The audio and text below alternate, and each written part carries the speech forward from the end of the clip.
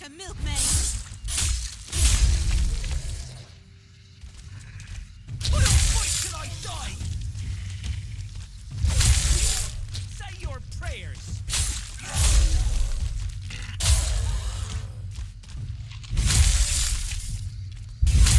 I'll have your head on a pike!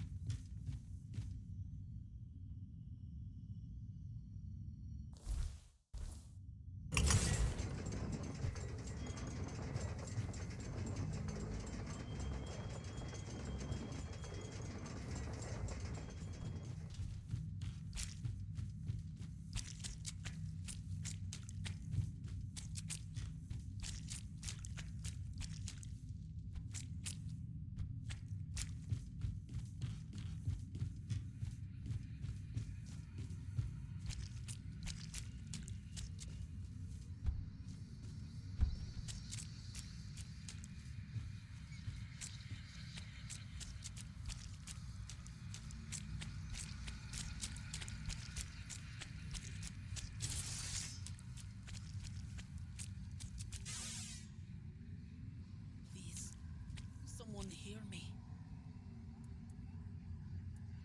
That's me, or it was. Soon I'll be one of them. I can't hold on any longer. Please help me. I don't know how much longer I can hold on. They don't want me to let go. Wait. They say you must leave, that I belong to them now. They're here, and they will stay. they really want me to join them. It might be too late already.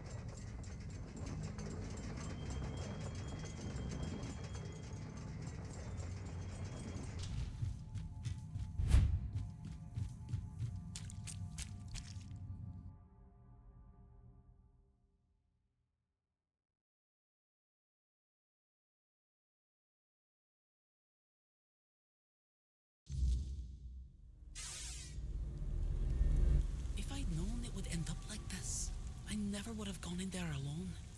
No, neither the Stone Wardens nor my own tribe will want me back. I think they were old miners. Maybe someone cursed them, or perhaps the weirdness got to them. I have no idea. I just hope to forget about them quickly. I don't want to remember. If it weren't for you, I'd be one of them by now. I owe you my useless life.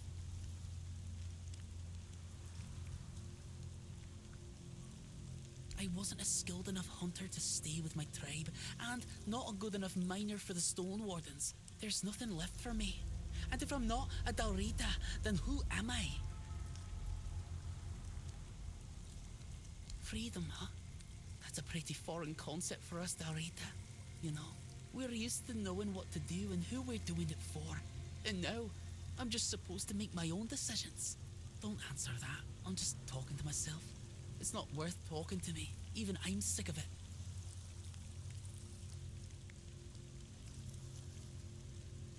Yeah, whatever.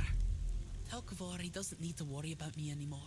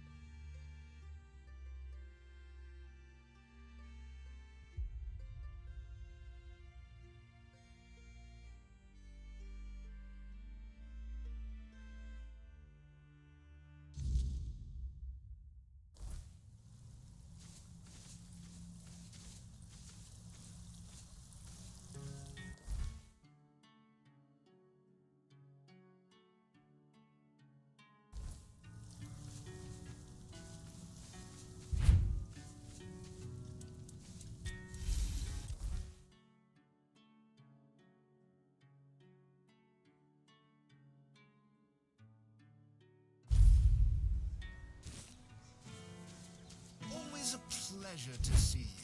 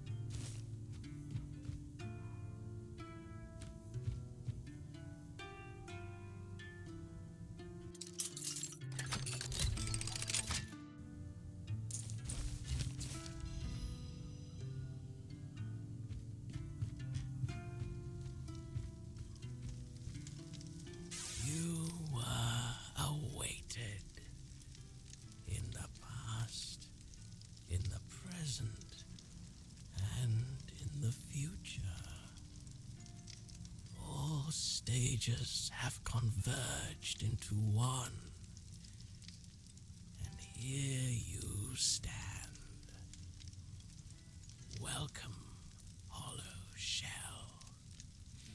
It is time to begin the next act of your journey.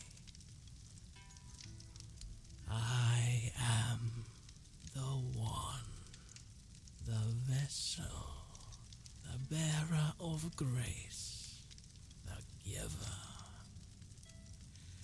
I have worn many names, but names matter little, except for the prophets. Kai, listener of the bleeding heart of the plague, the sanctified pilgrim.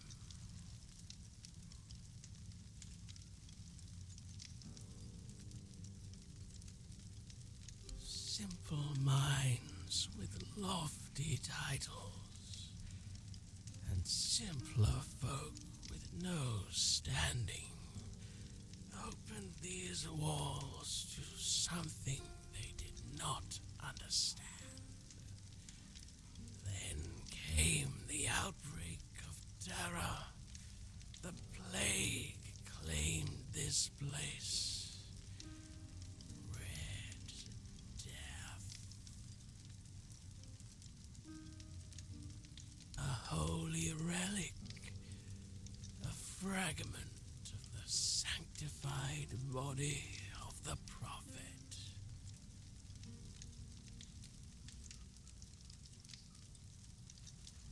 Ignatius is but a corpse now, walking his own path toward grace. But his journey nears an end. He survived because he was the only one prepared to become a hollow shell. I chose him to carry the gift forward, to pass it on to someone he deemed worthy. It seems that someone was you. A humble soul is awaited by the bleeding heart of the plague. Someone who evaded its grasp. Someone who defied the destiny laid before them. Her name is Una, an old widow in Kuna. But she is not alone. There is another, one whose choice led you here.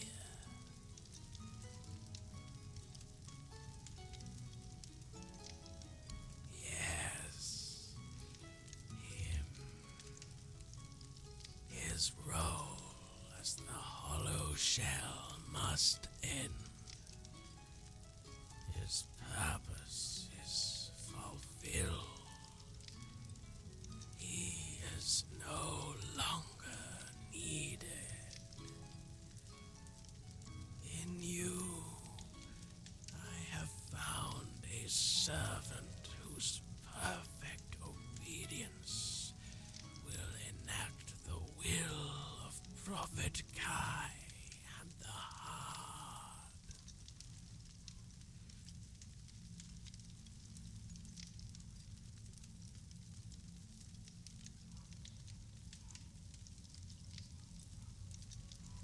She will die in her sleep, and she will find peace in death.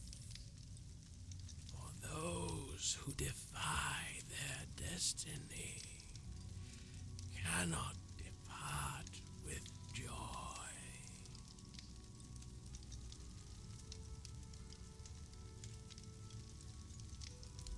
gift you carry is only the beginning. Much within you must be purged before you achieve perfect obedience, before you are ready for the final act. Now, receive the mark of the plague. Pass it on to those I have chosen. When their fates are sealed, return here for the next step to be revealed. I know. Return.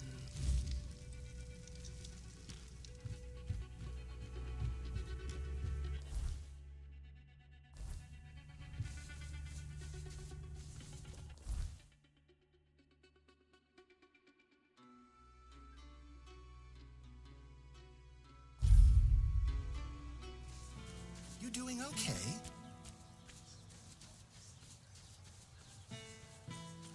You're back.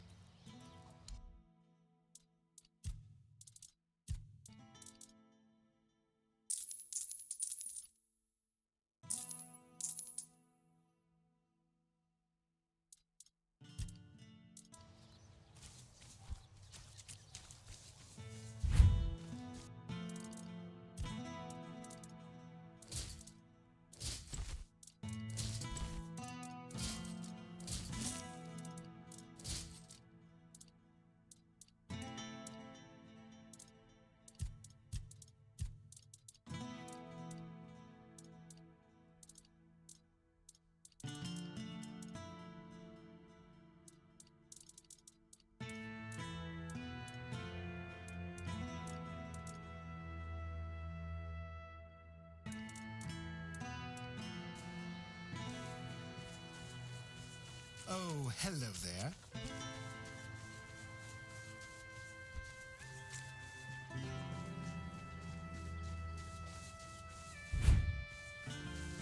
Have some spare food or coin?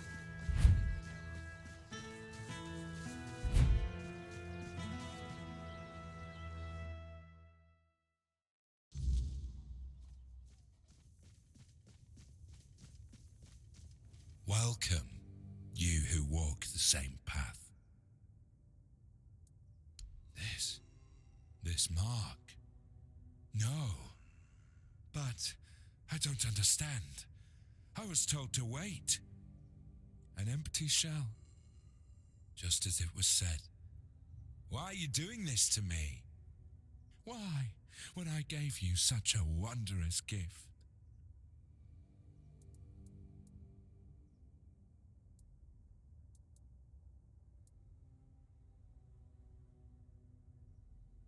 It's hard to hold faith in destiny when staring at the mark of the plague. But I must remain strong. I must remain the hollow shell, perfectly obedient. I am a corpse anyway. Go now.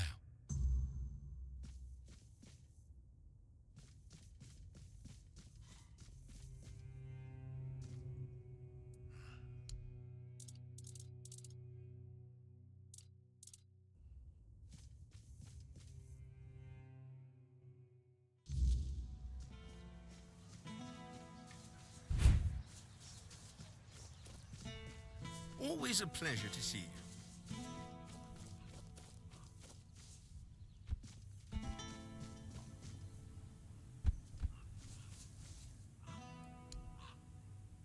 The plague's mark.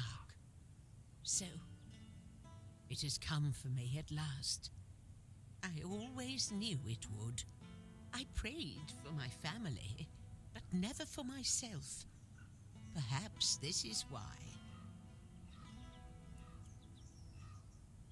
No, my prayers are said.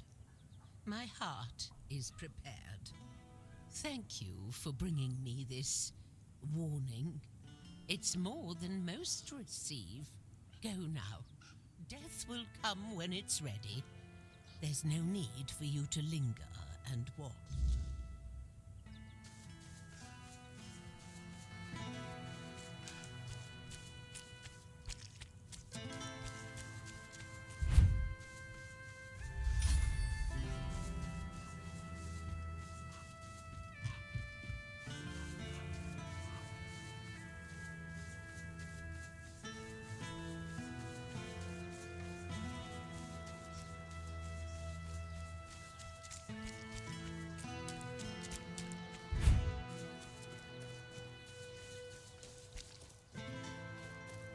spare food or coin? Anything else?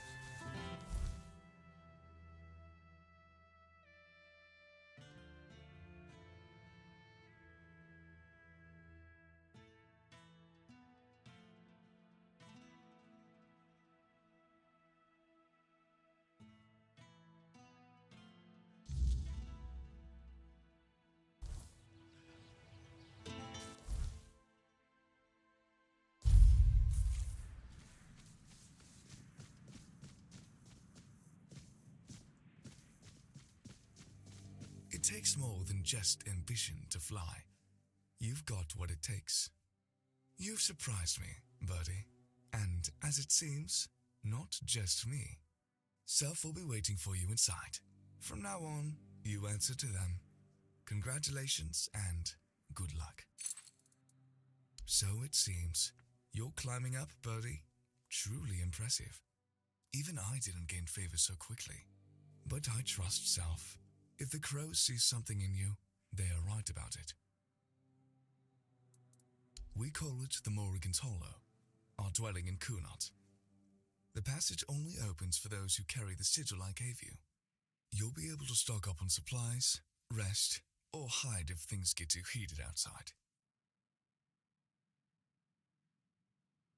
That doesn't happen. Crow sigils know their owner. If they end up in the wrong hands, they turn into worthless stone. Nothing that can help you. You managed well with me. Perhaps you'll manage just as well from here on. I have no tales to share, Birdie. I'm absolutely uninteresting. But alright, from what I hear, there are some plans for you. Break a wing and take care. I like...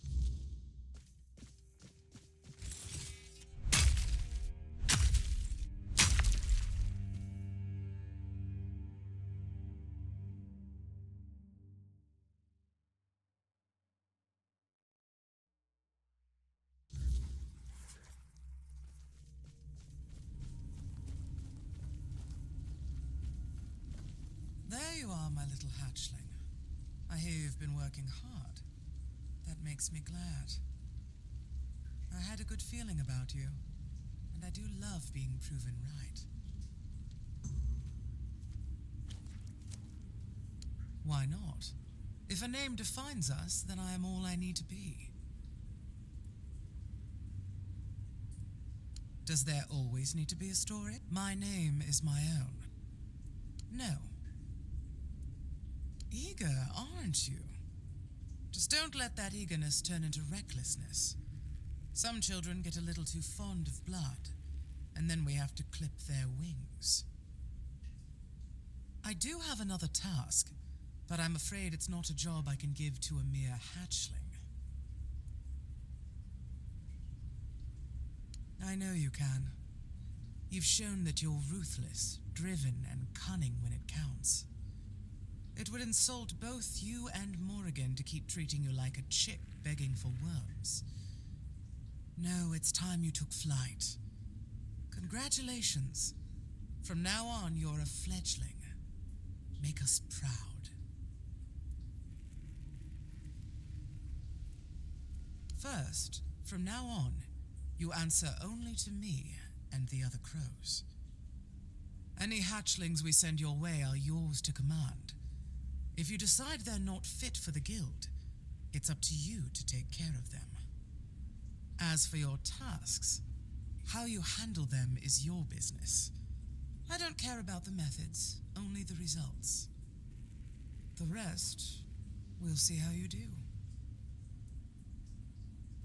It is. I'm glad you understand that. Most hatchlings don't live to see this day. Your next assignment is of utmost importance to all the children of Morrigan. That includes you now, so I trust you'll approach it with even greater diligence than any task you've been given so far. A while ago, we lost contact with one of the seers. What makes this even more troubling is that he was in possession of the head of Morrigan. I doubt he's still alive, so I need you to find his body and, most importantly, recover the head of Morrigan. And of course, eliminate anyone who dared to touch it. Because every seer tasked with guarding the head pledges an oath to protect it with their life. And death is the only acceptable reason to stop reporting its whereabouts. A severed head. Preserved, of course. It is hundreds of years old, after all.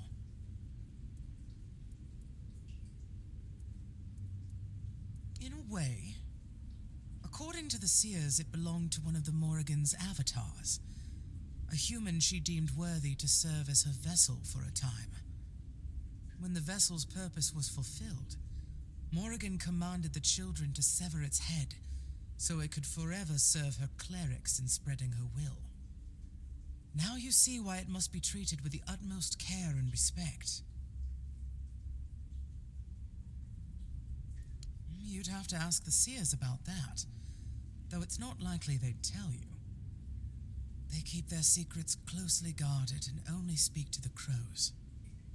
But who knows? Morrigan willing, you may one day have the chance to pester them with your questions. I, for one, am looking forward to it. See that you do. Oh, and if he really is dead, there's likely to be a complication. You see, the seers are very protective of their secrets, even after death. His corpse will probably be guarded by a banshee, and banshees don't distinguish between friend and foe. But I'm confident you'll manage. Now go. May The clerics of Morrigan. They are the most devoted among the children and the ones closest to her. Their role is to ensure that our actions align with Morrigan's will. Without the seers, we'd be nothing more than a band of murderers, killing indiscriminately for no purpose. That's not who the children are, and it's not who we can ever become.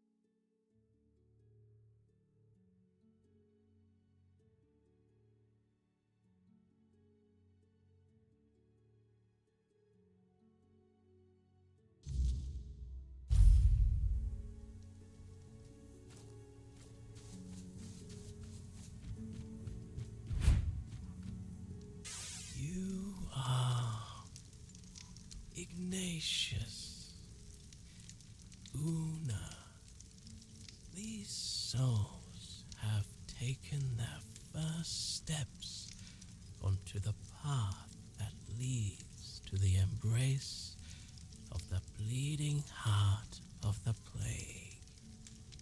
Soon they will begin their final act. Give it to me. Seal my fate as well.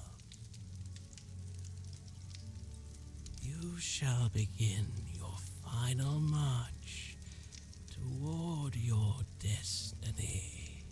You will witness what was ordained for you long ago.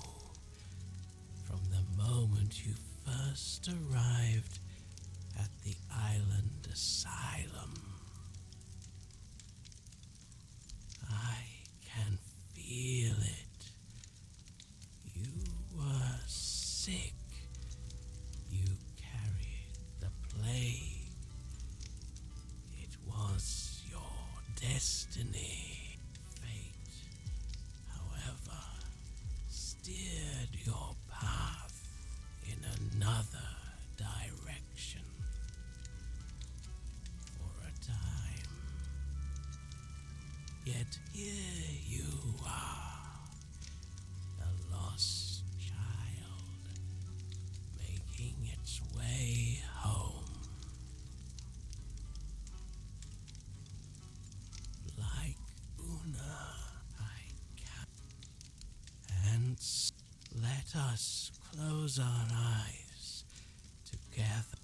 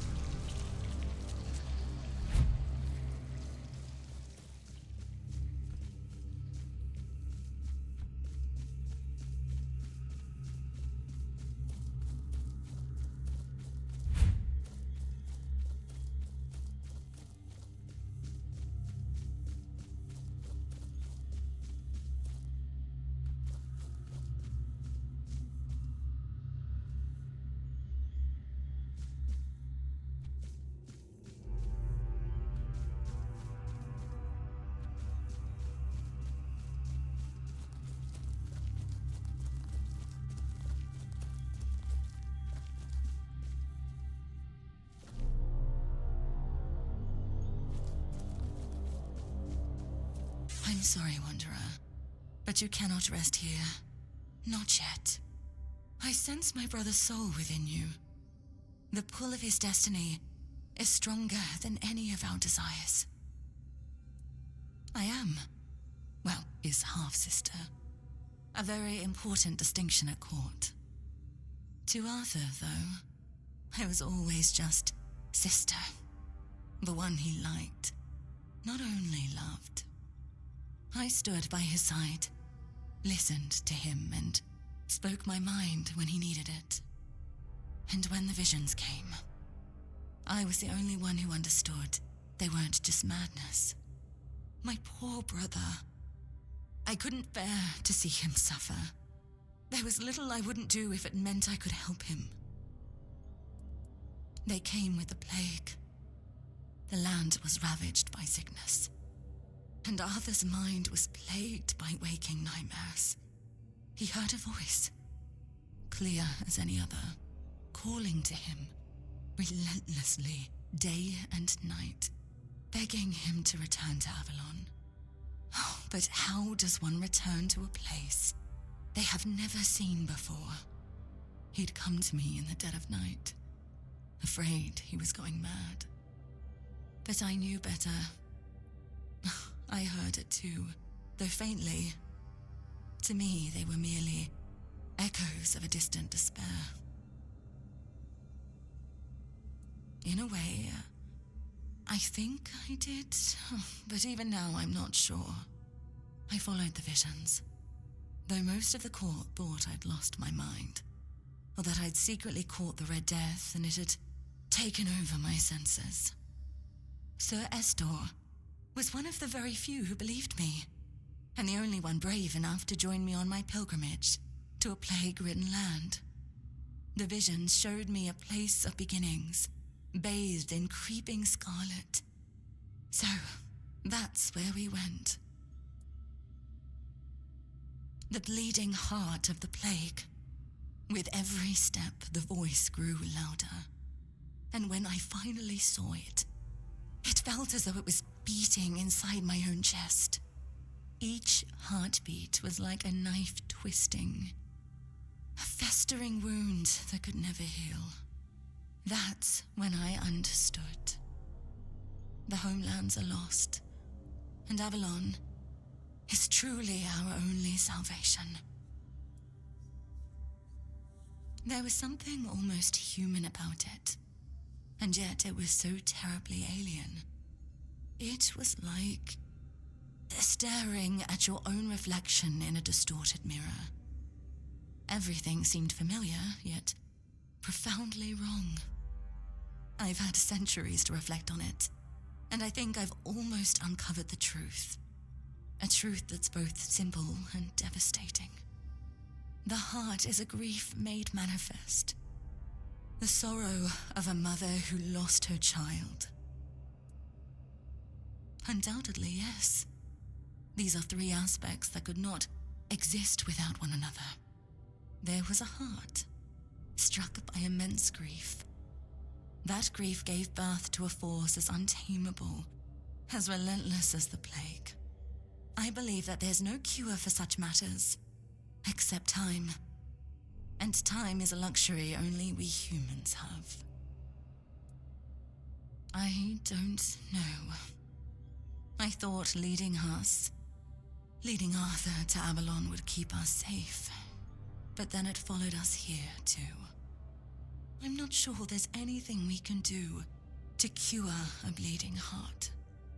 For a being that exists outside of time, with only a rudimentary grasp of mortality, there's no such thing as an end. I doubt she wants everyone else to suffer with her. She just doesn't know how to stop. I saw that staying meant death for all of us. Nothing in the homelands could stop the plague. And the voice, it kept calling night and day, promising safety on Avalon shores. Arthur once told me it sometimes felt familiar to him, though he could never say why. Even then, he wasn't sure if he could trust it. But after I returned with Estor, He didn't hesitate anymore. We sailed for Avalon, and the voice led us straight to its shores. You could say that. One way or another, every prophet becomes a captive to their followers. Some chains are just more visible than others. The Red Priests like to call me theirs. So, theirs I must remain. After we left the homelands, people started listening to me. Not just to my brother. It was terrifying, stepping out of his shadow. But I did my best to guide them. You see, no one becomes a prophet on their own. They're made by the people who need someone to follow. I became what they needed. Sometimes a guiding hand, other times a whip over their heads. Keep going. Take it from someone who has lived far too long. Some decisions are out of your hands. You just have to make the best of what's left. You'll do fine. You're in excellent company after all. And Arthur, I'm sorry I can't stand by your side this time. But know you're always in my heart, brother. This is for both of you. May we all find peace at the end of this path. Please, take care of my brother. Now go. There's nothing more for you here.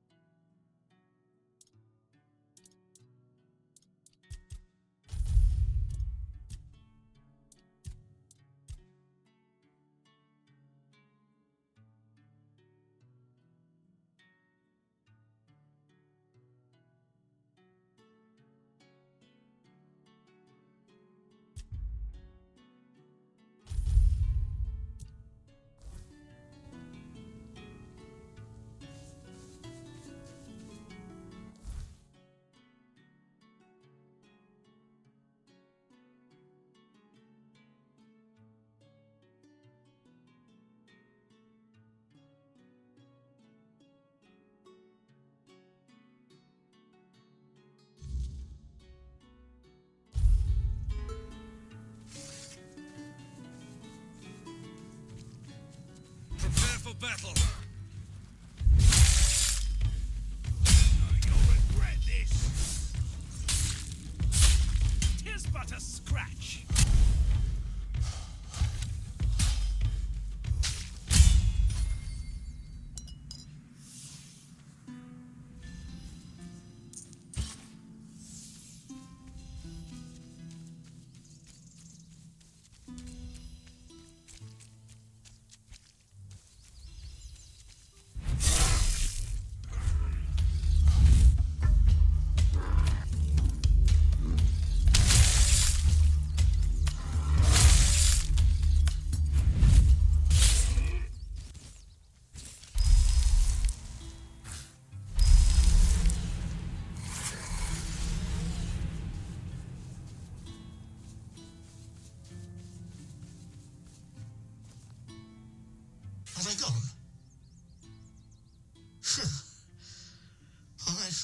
was done for. Thank you for stopping. My name is Lemuel. I'm but a humble servant on a pilgrimage for the glory of King Arthur. They might still come back. I'd rather stay here for a while. Yes, and if they do so, you'd better run as fast as you can. Otherwise, they'll cast the evil eye on you too. Damn witch. May the weirdness take her. Carla's lackeys are trackers, those lousy world wreckers. Well, perhaps they were once good people. Humble servants of the king. Just like me. But they abandoned their pilgrimage.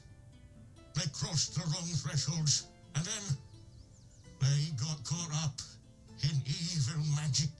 First, it wound around their hands. Then it travelled further and further, entering their bodies through their mouths, flooding their insides. She's trying to finish what she started. She wants me. Her goal is to turn a royal pilgrim into a corrupted heretic. Not enough about Carla, enough. Our conversation might attract the trackers. Unless you would be willing to confront her. The profession of a witch hunter is a noble one, and it offers generous rewards, particularly if you succeed in bringing in the head of a hag like Carla. Oh, well, decades ago I fled my village. The Red Death began to spread, and I started showing symptoms. I was terrified the Red Priest would take me to the Island Asylum. That's when I met that monster, Carla. She promised she could cure me. She was so beautiful. Then when we were getting, intimate with each other, I had a vision of King Arthur. He warned me that she was a witch. A terribly evil witch. That's when it all became clear. Carla must have put some kind of spell on me. I couldn't resist. I was bewitched. So I ran.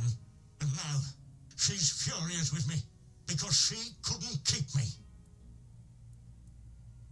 They seem human, but their eyes are completely empty.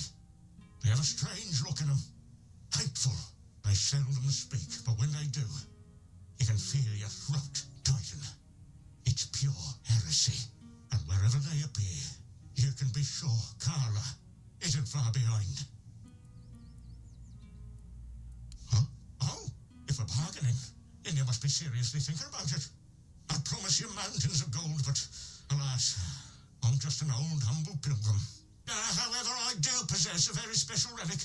Something perfect for a brave soul like you. That's what I can offer. I offer? Really? You do that for me? Oh, you're a true savior. Oh, this is incredible, unbelievable. I've been running my entire life. And now, I could finally be free. For now, I'll stay in my barrel, but please, return as soon as you can. Hurrah!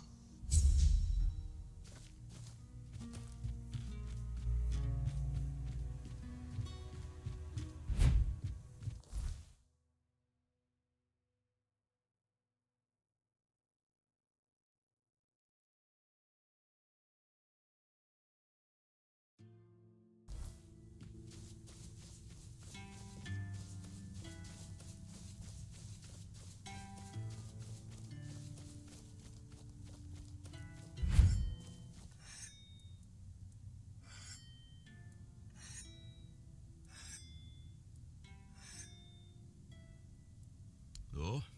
And where'd you hear a tale like that? I didn't know our stories had travelled so far. The Camelosians prefer to call us heartless beasts only capable of destruction.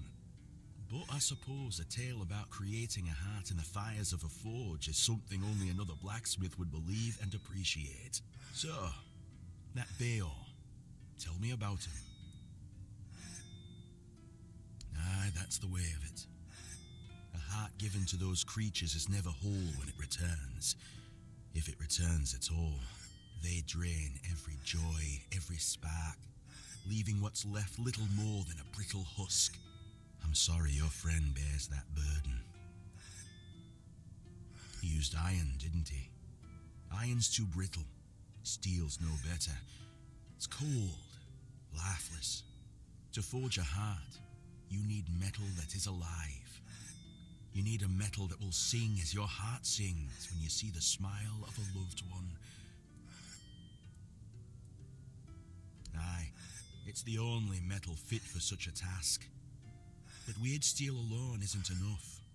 It must be woven with ethereal cobwebs, threads that will give the heart its strength. Bring me those and I'll forge the heart. After that, it will need to be filled. But that task will fall to you. Good. Give me a... I haven't lost my touch. Here, your friend will have a strong, beautiful heart. At least in terms of craftsmanship. The rest is up to you. The heart is just an empty vessel. It needs to be filled to start beating. Life, of course. A heart must be full of life to start beating. But we'll talk about that when you return. Well, there are two ways. Through death, or through sacrifice. No, of course not. You can fill it with the life of creatures you kill, but it will take some time. A life torn away is far less willing than a life freely given, and I can't say what effect it'll have on Bayor. It's not a method we use often. You can pour some of your own life into the art. It'll weaken you, sure, but I'd say some sacrifices are worth making. Besides, I believe it will give you another kind of strength, something far more valuable than what you've lost. Then he'll have a cold lump of steel in his chest. If you want to, it will collect life, and at some point, will give you a sign that it's beating it if you decide to fill it with your own energy. Either way, come back with either a full heart or when you make up your mind.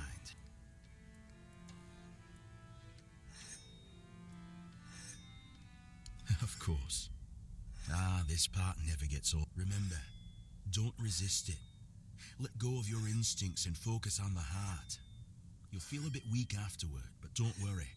Strength can always be rebuilt. Here, feel how warm it is. It will serve Bayor well.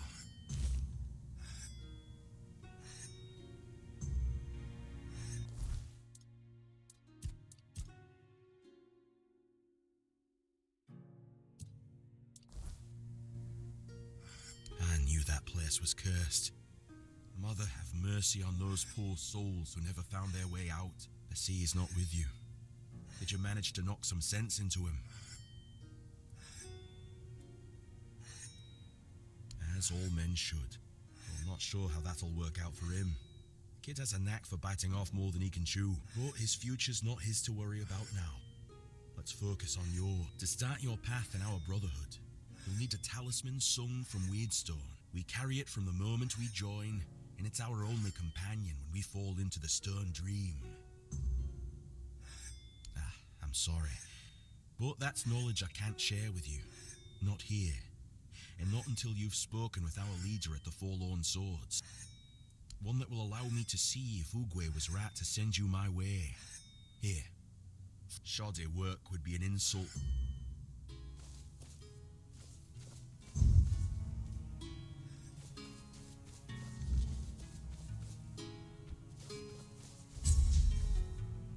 Good to see. Do you have them? Perfect. Now, this'll take a bit. I need to blend the ether bloom into the butter first. And done. They smell amazing. Let me know what you think. Until next time.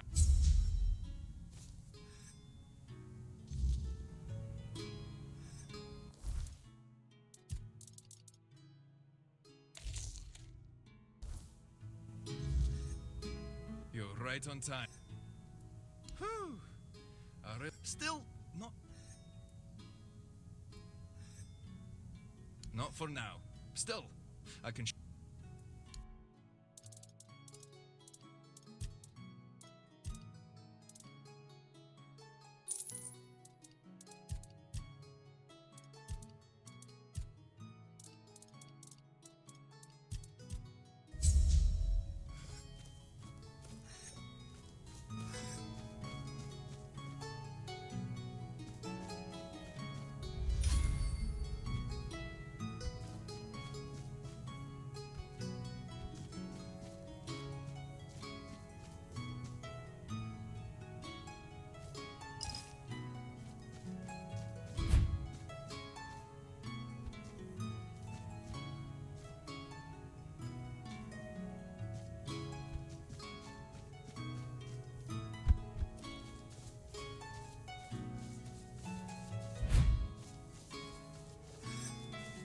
get me.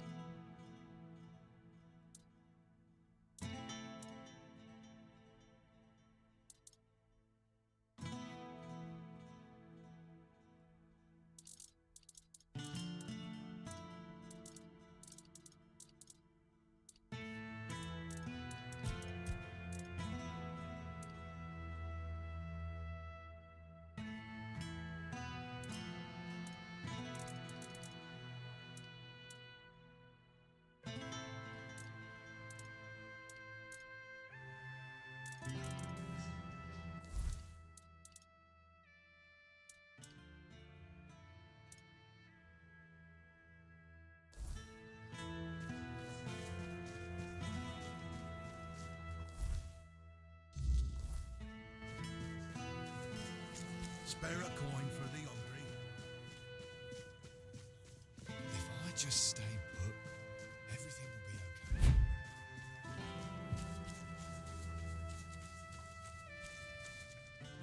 okay. Yes? Sir, don't get me. He must have. I'll await.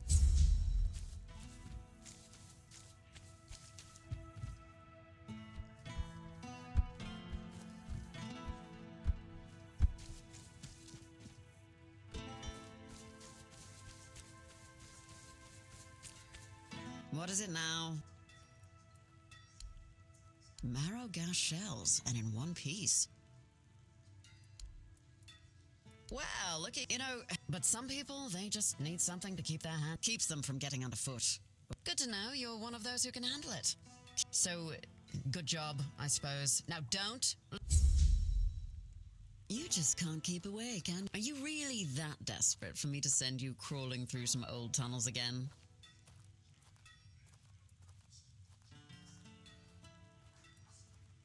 Well, you know me. I'm a reasonable woman. I'm sure we can figure something out. Why don't you meet me in my tent after I finish up here? We can both make sure we walk away satisfied. Now, is there something else?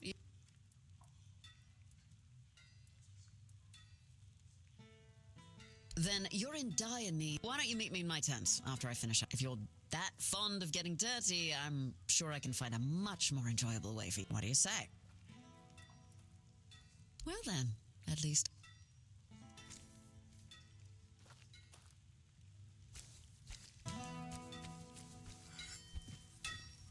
What do you need?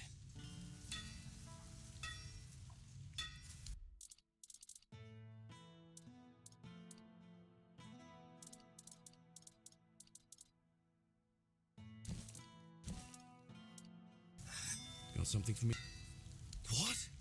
That's amazing. What materials did he use? What else was needed? Did he tell you how to make it? Oh my. I have so... For this, I will need your help, my friend.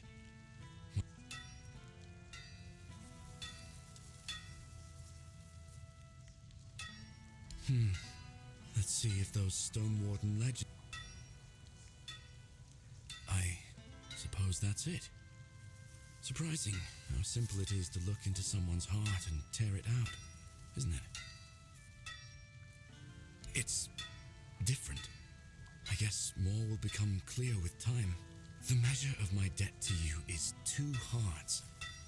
I don't know how a man could ever repay something like... I'll be going back to work.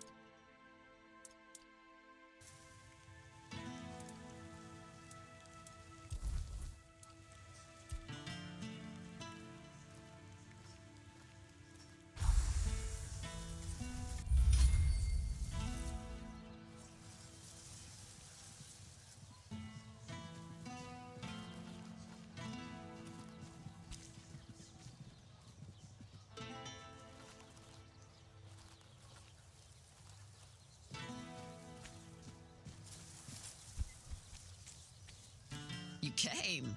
And now make yourself comfortable. It's not the peak of luxury.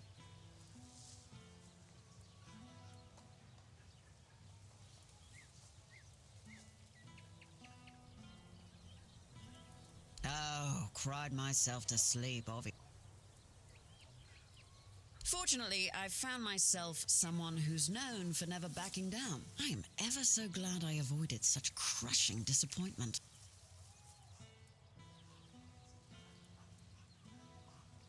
You don't beat around the bush, do you? Good.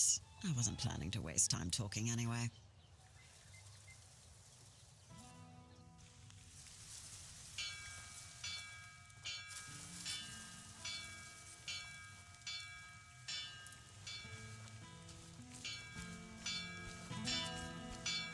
Hey, good to see you. Everything all right? Sorry for leaving like that, but you were out cold. Didn't have the heart to wake you. Didn't think I'd wear you out that much, honestly. Anyway, thanks. Had a good time. Yeah, I could tell. But I'm glad. I'd hate to disappoint.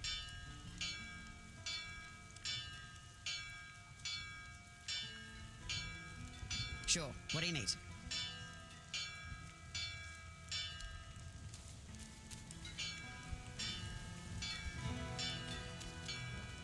You're just in time. The forge is ready.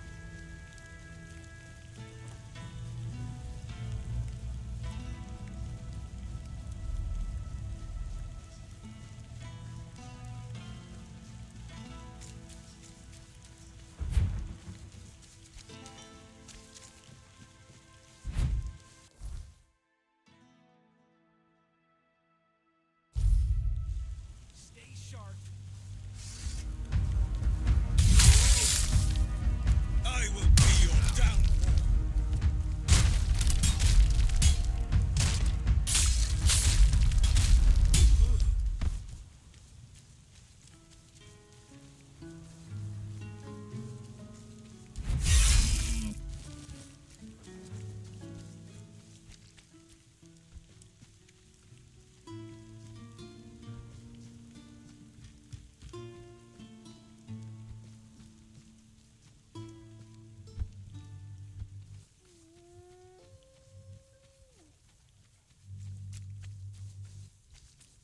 I see the burden you carry.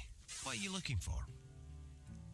I assume he fell victim to his own pride and tried to make himself immortal. Typical.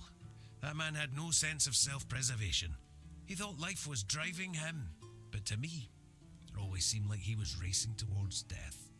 I'm glad the matter has been handled. I'll even give you something extra for your trouble. And what about his research? The Forebloom. That's incredible. I'd heard the legends, but this journal shows there's truth in them. And Calum, for all his madness, might have been right.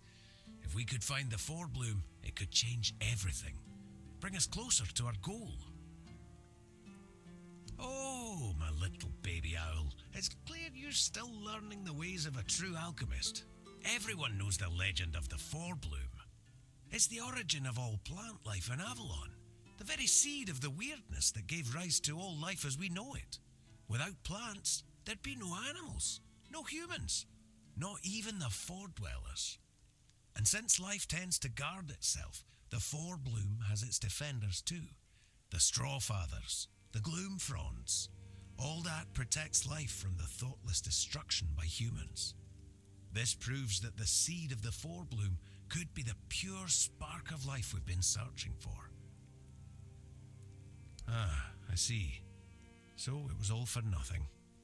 We need to keep searching. I won't lie, I was as excited for this as a keeper for venison. But after so many years in the guild, I should be used to the taste of failure.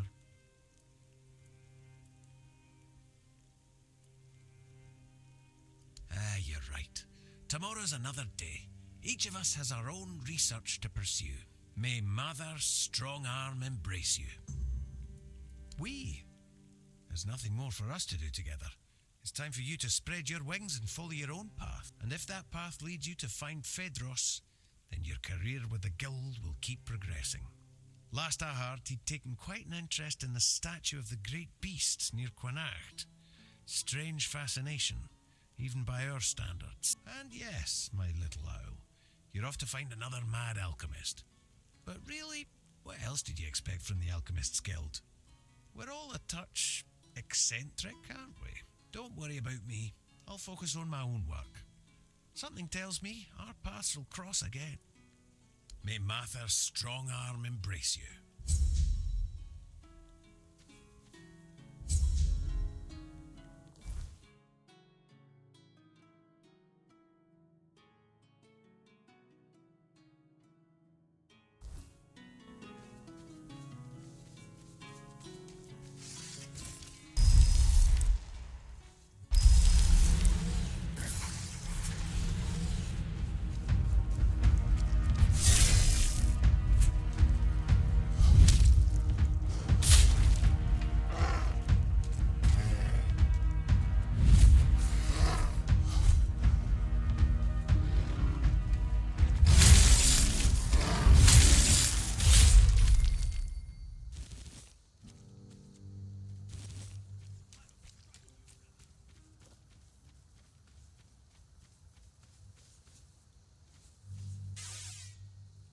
Oi, what do you think you're doing here?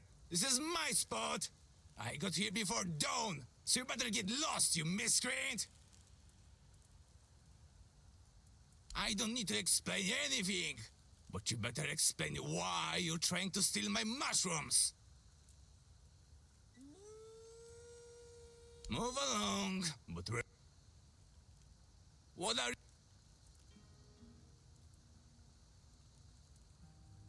Oh, so you're interested after all. You see, the most important thing is to tell the difference between an edible and a poisonous mushroom. I've got this friend, Old Mel they call him. He once decided to get some oyster mushrooms for his scrambled eggs. Now, Mel's been picking mushrooms since he was a wee lad, but his eyes are not what it used to be. So instead of oyster mushrooms, it turned out he caught himself some angel wings. He ended up spending an entire day in the privy, almost shot himself to death. Angel wings are a tad lighter in color, and their caps are thinner too. And do you know how to tell a penny bun from a devil's bullet? Devil's bullet has reddish deadening on the stern, And if you touch it with the tip of your tongue, you'll find it tastes bitter. If you're interested, I'll let you pick just one penny bun. Remember, only one. If I see you taking more, you better be ready to run. Take my knife and cut the stem right at the ground. Just don't twist it out like a numbskull. The mycelium needs to stay in the soil.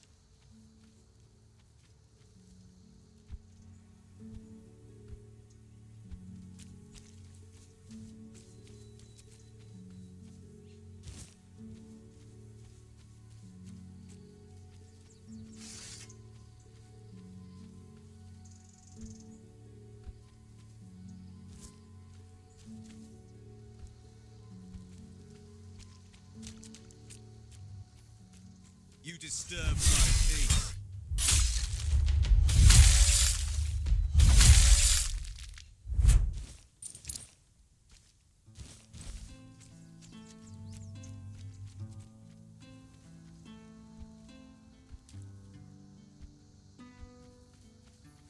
Someone's out there.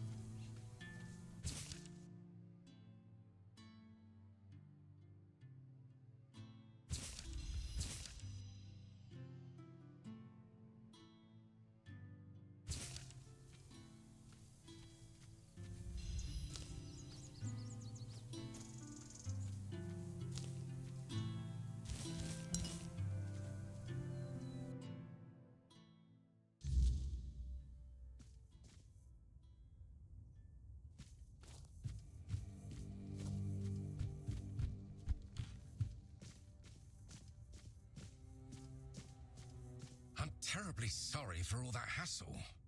I should have taken more precautions. Yes, thank you. Just a bit shaken. The beasts must have somehow escaped during the night. When I woke up, they were already prowling the territory. I bolted the door and sat inside, hoping they'd leave. But, well, it's a good thing you showed up. Otherwise, I'd have had to choose between starvation and being mauled. Their pen, of course. The beasts were my test subjects. I was sure they were significantly weakened and wouldn't pose much of a danger. I must have miscalculated. It's a bit of a shame they're all dead. I'll have to start everything from scratch. After the autopsies, of course. I lured them. They may be built differently and are quite tough, but most of them still need to eat, and they are susceptible to certain poisons. That's an interesting question. Perhaps they've been in captivity long enough to forget the concept of freedom. Or maybe they've claimed this place as their territory, and the only thing that changed was their living conditions. Or perhaps they were just dumb beasts waiting for the closest source of food to leave the house. I suppose we'll never know. The weirdness and life itself. I don't know if you've ever dissected a weird beast, but their bodies are quite fascinating. Nothing is in its rightful place, and, for all intents and purposes, they shouldn't even be alive. And yet, there they are, prowling and growling. It's a bit of a miracle, don't you think?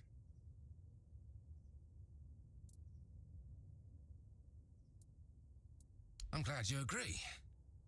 I know it's difficult to see my perspective when, time and time again, creatures like them try to kill you. I rather admire your open-mindedness. Nonsense. Where else would I conduct my experiments? I'd rather endanger just myself instead of, say, the entire population of Kunakt. Oh, did he? Well, if the guild is so impatient for results, they should have sent someone sooner. Now all my beasts are gone, and I'm still missing a crucial ingredient. Yes, I suppose you are. I'm sorry for my outbursts. It's been a stressful couple of days. You see, weird beasts are unique creatures. The spark of life they carry is as twisted as it is relentless. I believe it can be extracted and transferred, creating a being capable of living in the weirdness without succumbing to its corruption. With everything that's been happening on Avalon, I believe this is the only way we can survive. The pigs can already do that. Well, yes, but they hardly escape disfigurement and corruption, do they? Besides, they only skirt the edges of the weirdness. They don't dwell deep within the fog. If I succeed, humans will be able to live in the weirdness freely, no matter how dense it becomes. The heart of a Fae, well, the Fae, to be precise. I'm not interested in the heart of some half-feral beast from the host. I need something far more powerful. I've heard of a Fae that calls itself Foxglove. It dwells in the roots of an ancient tree, lurking for unsuspecting travelers. Supposedly, it's cunning and quite vicious. If you bring me its heart, you won't just be doing me a favor. You'll be aiding all of Avalon. Me? Of course not. I'm just a scientist. I doubt I'd have survived such an encounter. I've only heard rumors. They might be exaggerated, of course, but I wasn't going to risk my life just to satisfy my curiosity. They are powerful beings that seem to only half belong to Avalon. They have their own realm and don't appear to care much about the weirdness. They are a missing piece of the puzzle, I think. I may be wrong, but every theory must be tested, shouldn't it? Splendid. I assure you, if...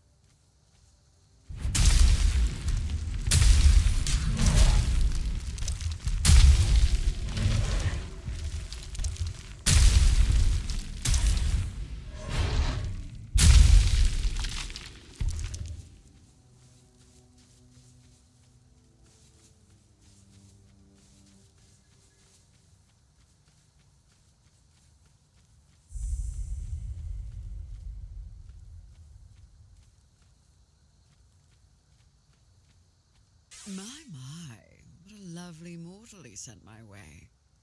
Such a silly man, that Phaedros. Does he truly think I can't tell one of you from another? I can smell him on you.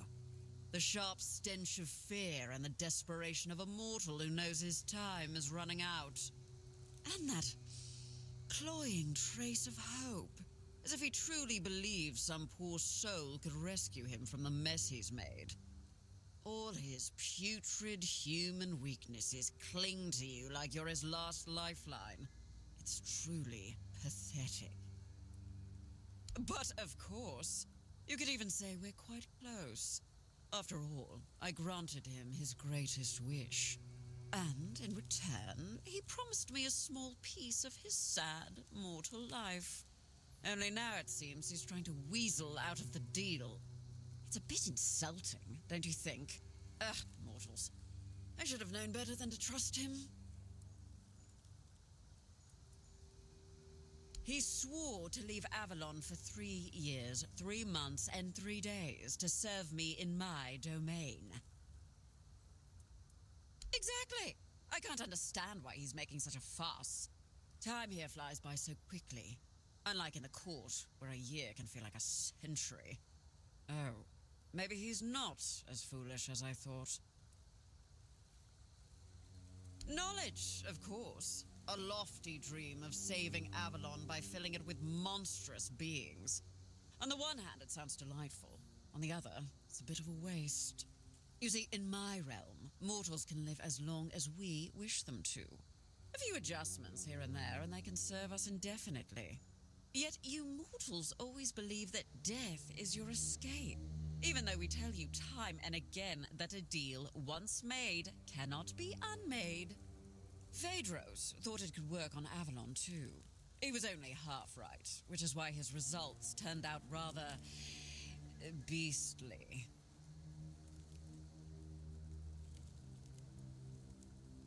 Oh, my poor sweet thing. That's just how mortals are. They use, they lie, and they'll do anything to save their own skin. Now, don't fret. I don't blame you for falling for Phaedros' little ruse. In fact, how about we make a deal? How about I give you a little something, and you take it straight to his hidey hole? Then he can bear the consequences for trying to fool us both. What do you say? Well, for starters, you get to leave here with all your limbs just as they are. But I can sweeten the deal. What do you mortals crave? Gold, isn't it? Well, actually, I don't have any of that. How about a lovely trinket? I'll even enchant it to protect that thin, fragile skin of yours. Ugh, honestly, I can almost see your blood pulsing through. Ugh, it's disgusting.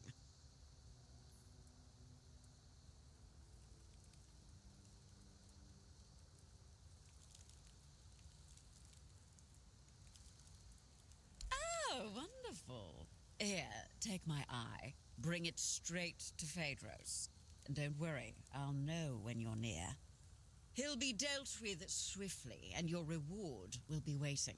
Now, run along, little mortal.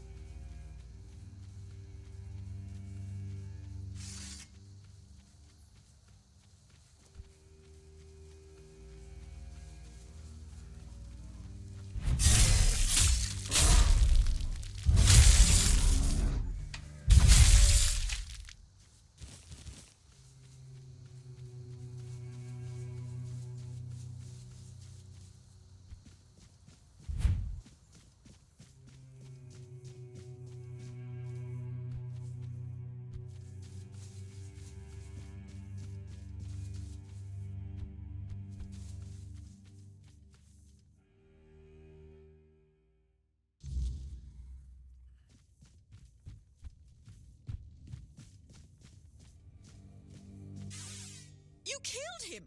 How could you? He was mine to punish, mine to torment. We had a deal. I'm sorry, but Phaedros misled you. He belonged to the guild, which means his life and his services weren't his to give away. What? That can't be true. I never saw any of his supposed masters with him. That's because he escaped our supervision and has been hiding from us ever since. Any deals he made in that time are void, and the punishment for disobedience is death. I see. You mortals are crueler than I thought. You. Did you know about this? Of course not. Just once I'd like to meet a mortal who's not completely useless. Reward? What reward? Phaedros is dead. The deal is off. I'm done dealing with mortals. With any luck, you'll all be dead in a century or so. So, you're the one Phaedros dragged into his madness. Apologies for the mess. I'm in the middle of cleaning up. I'm Alma, the alchemist. Pleased to meet you. I won't deny I'd have preferred to meet under much more favorable circumstances. I feel a bit like I've been caught at the scene of a crime, which, in a sense, I have. Although, in my defense, if we're speaking of crimes, this one is twofold. Phaedros's reckless experiments had to be stopped. The guild warned him repeatedly that he was crossing the line. Unfortunately, yes, the rules of our guild are clear. Crossing the established boundaries results in consequences, and those consequences grow more severe with greater transgressions. It's not like he wasn't warned. He knew exactly what he was doing and the risks involved. Believe me, taking measures like this brings me no joy. But we can't keep constant control over everyone. There are certain acts that simply cannot be forgiven. Phaedros was a threat, not just to himself and the guild, but to others as well. I'm sorry it had to come to this. First, I need to finish cleaning up here and prepare Phaedros for a proper burial. I'll also secure the rest of his research and materials to ensure they don't fall into the wrong hands. And then I'll have to write a report. Ugh, I hate paperwork. There are so many better ways to spend my time. And then we'll talk about your next assignment.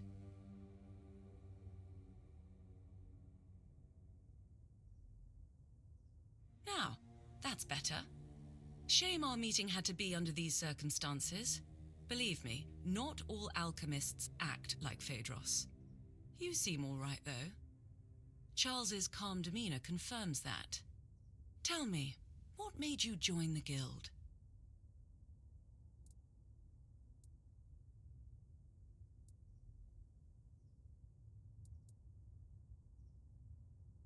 A noble goal, right? I feel the same way. And I'd like to believe that everyone in the guild thinks the same, but people can be, well, unpredictable. But anyway, what do you need? Lately, situations like this have been happening far too often. Some alchemists within our ranks are starting to rebel. Or they're coming up with utterly ridiculous ideas. I really hope this doesn't become a recurring pattern. To answer your question, unfortunately, yes, it was necessary. The rules of our guild set clear boundaries. Crossing them results in a response from us, one that becomes more severe the greater the transgression. That's my role. Let's just say I'm a sort of guardian of alchemical ethics. But more seriously, I was assigned to this task. Apparently, I'm the best at playing nanny to misfits like us. Charles is my Croakmore, though he's far from a typical specimen of his kind. He won't bite your hand off, unless, of course, he senses ill intent. At the moment, he trusts you, which is rather uncommon. I wouldn't call the process taming. It was something different. Let's say it involved a more invasive intervention. I found Charles just after he was born, abandoned by his mother, so I took him in. It was the perfect chance to examine his brain. While working on his exposed skull, I had to disrupt the areas responsible for his sense of belonging and aggression. If this were a question, I would say it's a valid one. To be honest, I don't know the exact answer. I assume it all depends on perspective. If we accept that the brains of living beings are a kind of biological mechanism, then perhaps I managed to redirect the function of that mechanism so that it operates based on different needs and perceives its place in the world differently. Yes, that seems likely. All I understand is that it's a form of ancient magic, supposedly discovered by Merlin, who used it to repel the weirdness.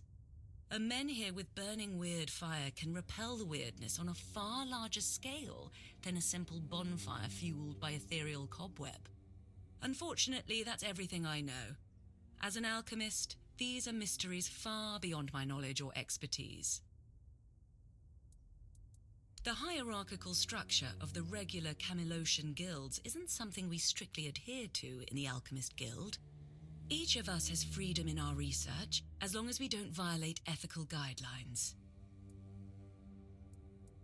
It's hard to say.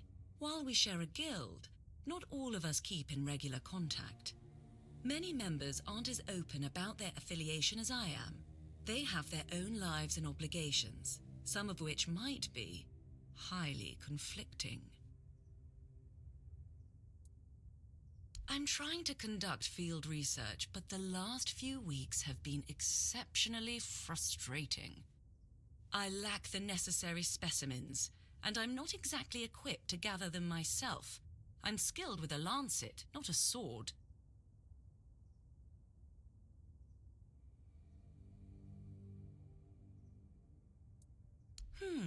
I heard you're trustworthy.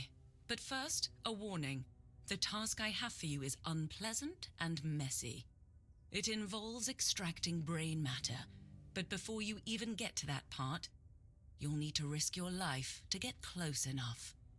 I need brain centers from 3 creatures. A Nookalivi, a human infected with the Red Death, and a villager touched by the weirdness. I've heard stories about peasants on farmlands near Kunacht. They were unlucky that the Menhir stopped protecting the place where they lived. I'll reward you for each of the 3 brains, as long as they're intact. A bloody pulp is better suited as a snack for Charles. Each one ties into my field of study and interests. The Nookalivi is the result of the Red Priest's experiments, likely involving the weirdness. As for the afflicted humans, I suspect significant brain alterations occur during contact with the weirdness, as well as in the final stages of the Red Death. The Red Priests have written studies, but I'd like to see for myself. Until next.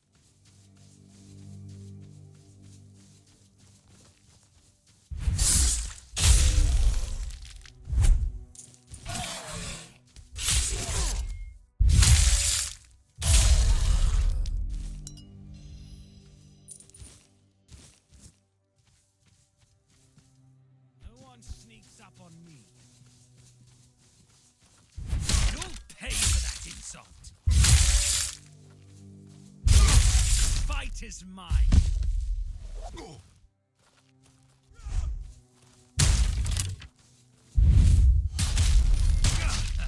I've had worse.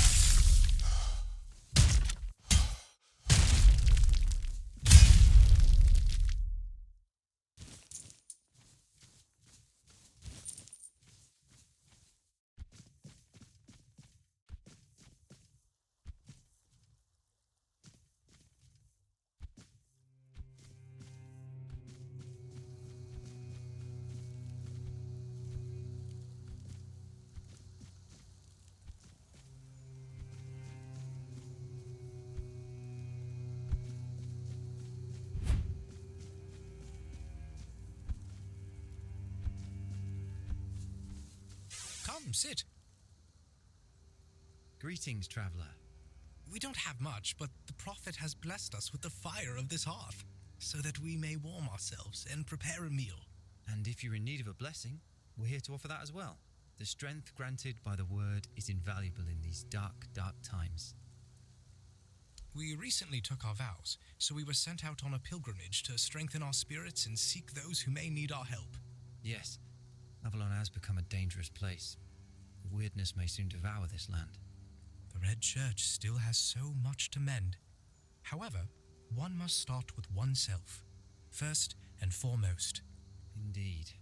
Only a priest fortified by the purity of his own heart will be able to fight back the darkness.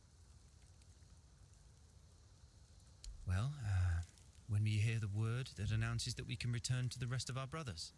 Or when we find something that must immediately be entrusted to the care of more experienced and noble priests. This land has been heavily affected by the wordness.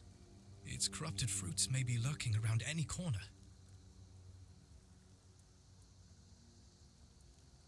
May the grace of the word fall upon you, for the word is the path. If your path leads through thorns, listen to the word, for it will give you strength. And may those thorns guide you to the stars. Beautifully said, brother.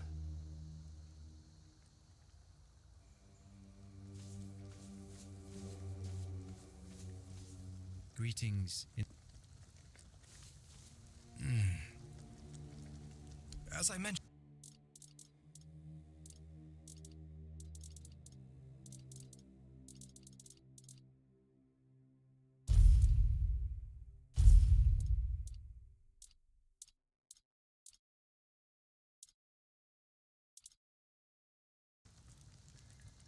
even blessing, come back. Be blessed.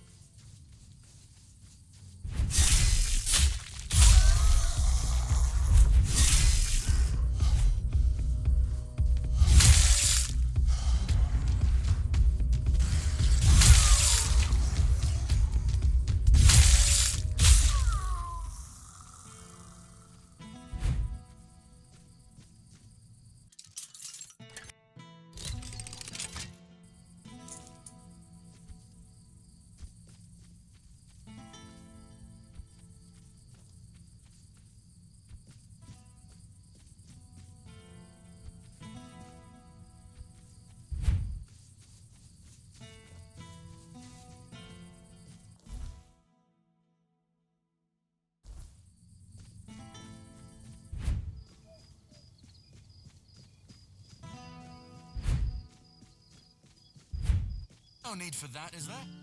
Good to see you. Life's too... Hello again. I am. What brings you this? Well...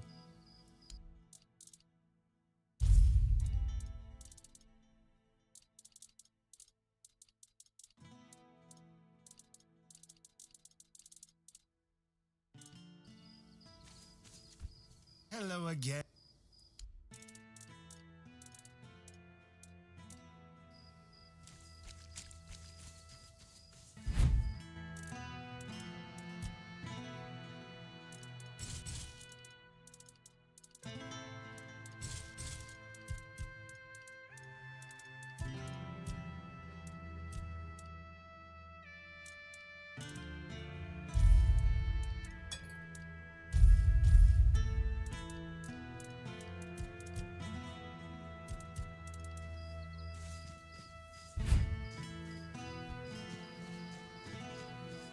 Spare a coin for the hungry.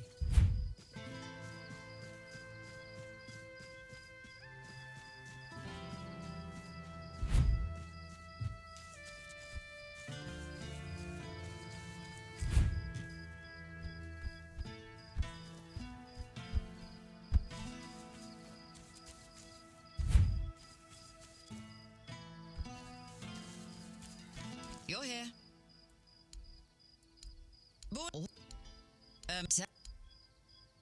The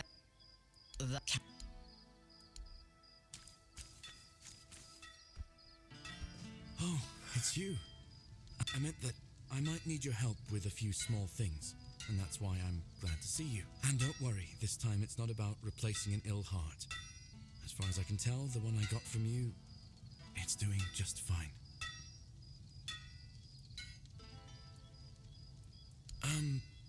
I want to make something for a person dear to my heart. A battle hammer. Proper blacksmith's craftsmanship. Urfir will appreciate such work, no doubt.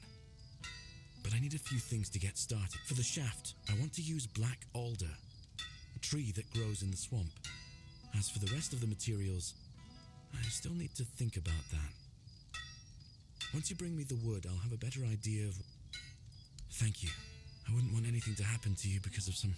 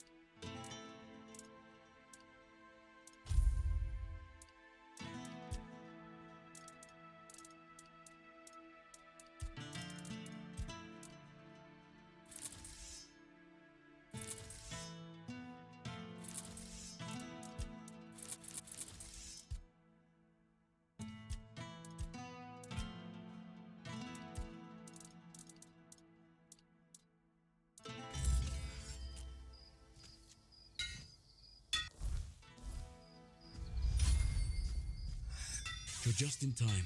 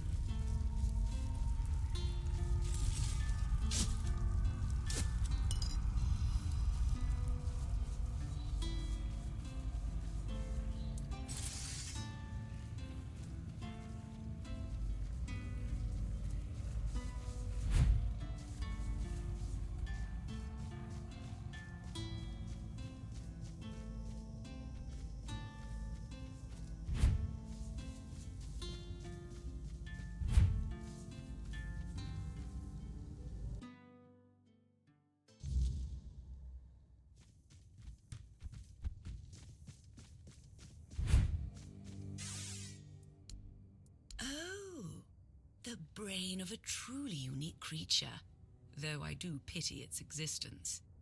The conflict between such opposing instincts must be such a torment.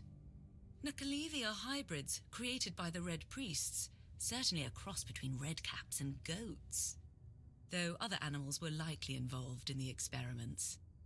Regardless, thank you. I'm glad you came out unscathed. Here's your payment.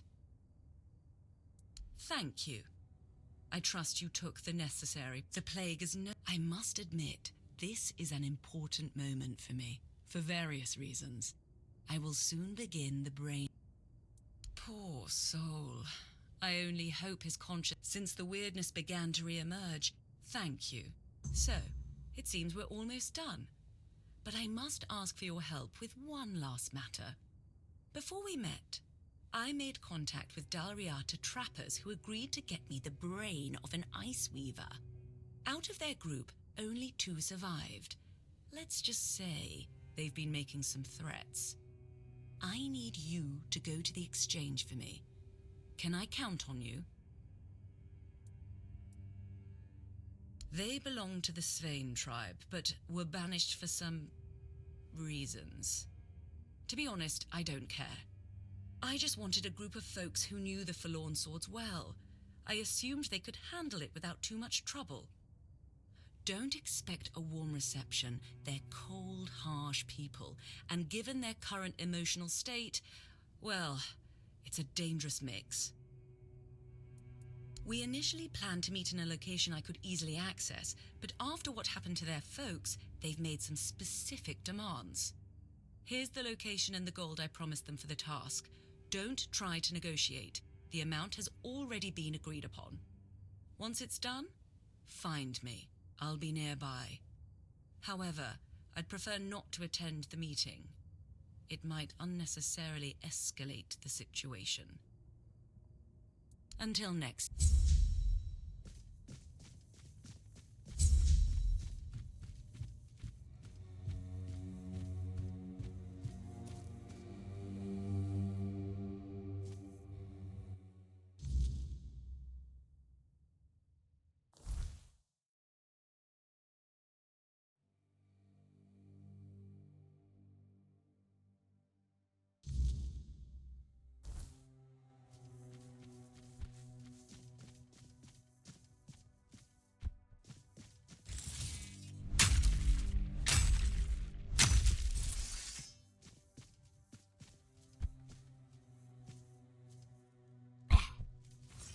Face every threat. You're nothing but a peasant! My shield is a fortress! You're no match for me! Such a cheap shot! I will be your downfall!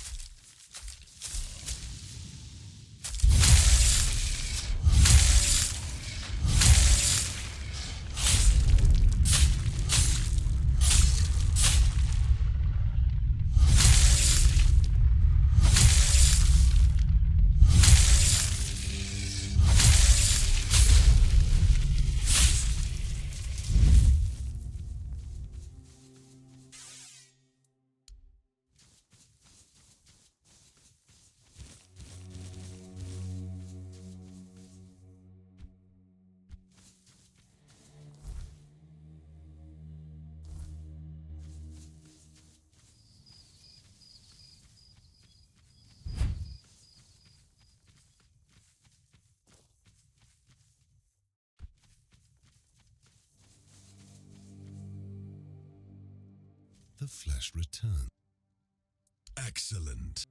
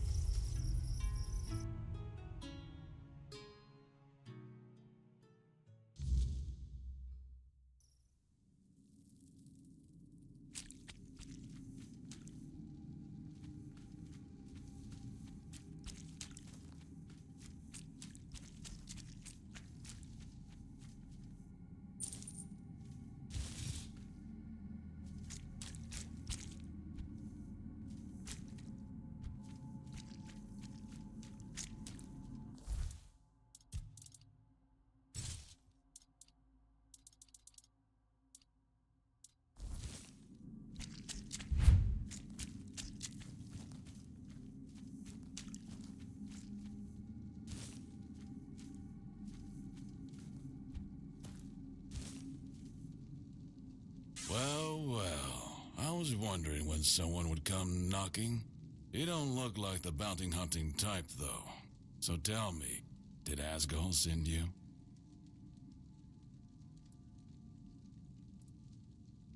Should have known. That old fool always did have a soft spot for lost causes. So, what now?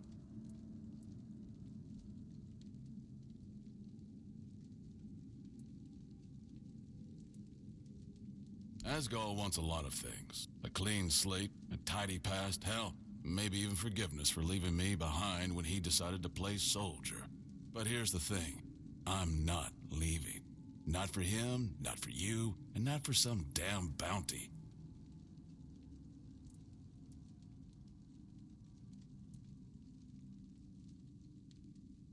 Let them come.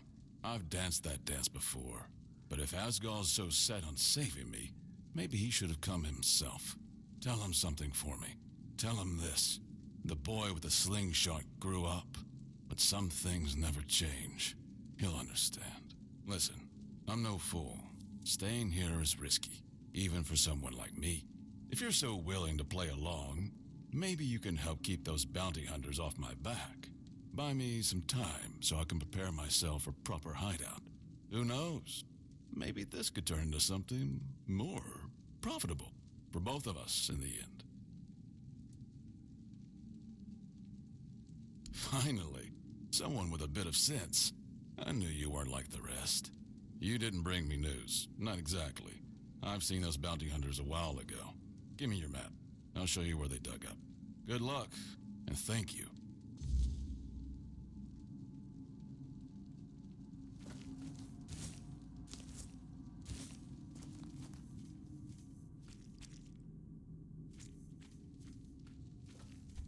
Still here?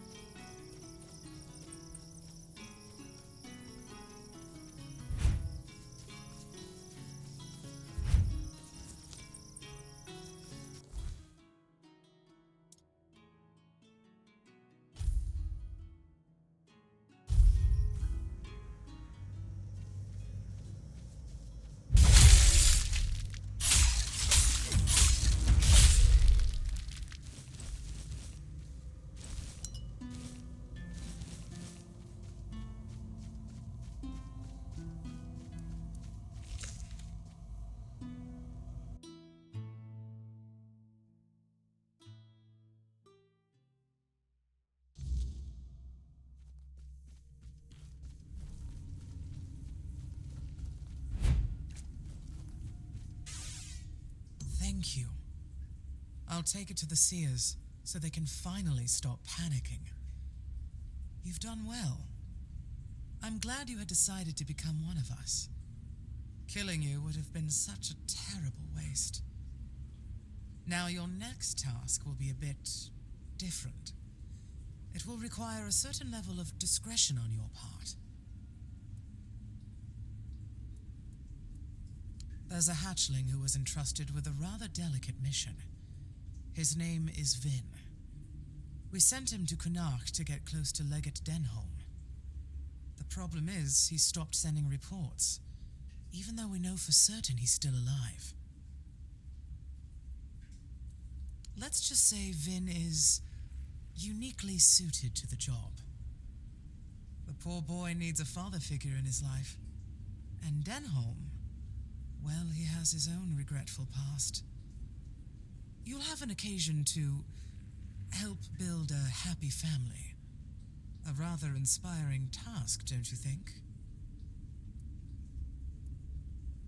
No.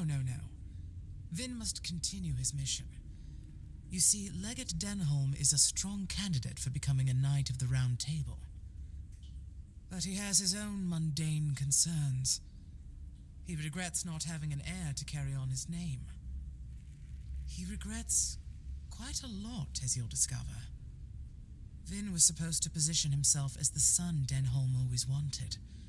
The son he could still have, provided he formally adopts one. We want this to happen, and it is your responsibility to ensure that it does.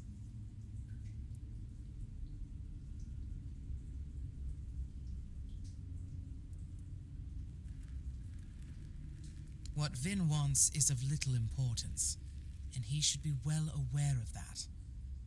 Besides, he'll be spending the rest of his life in luxury. I really don't see what the problem might be. See that it is. I'm counting on you.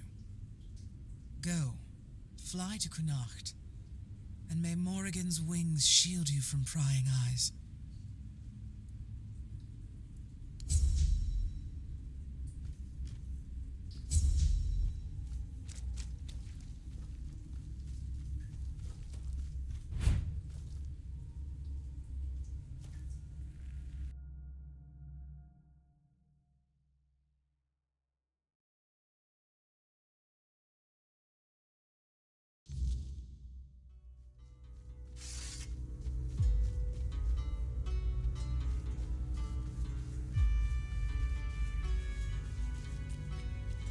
No one sneaks up on me.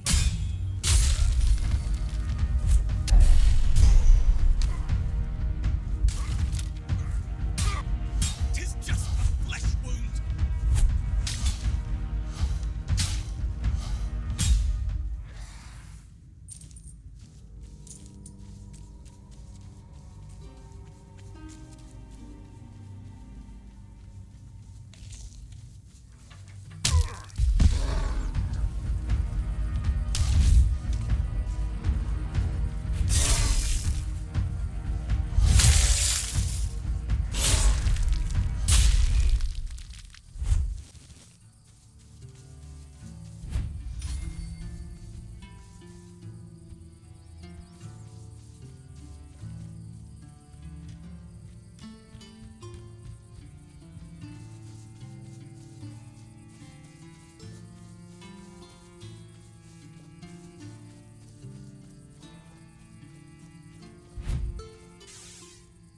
I'll be damned.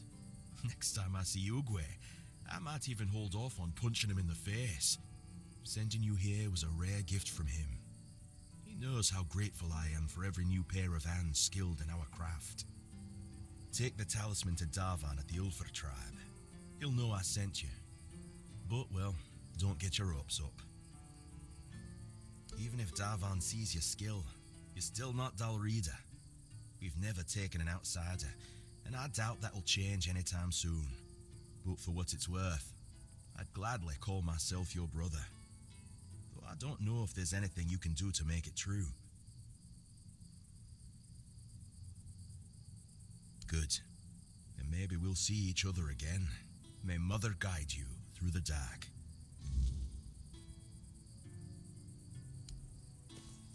if you're here to...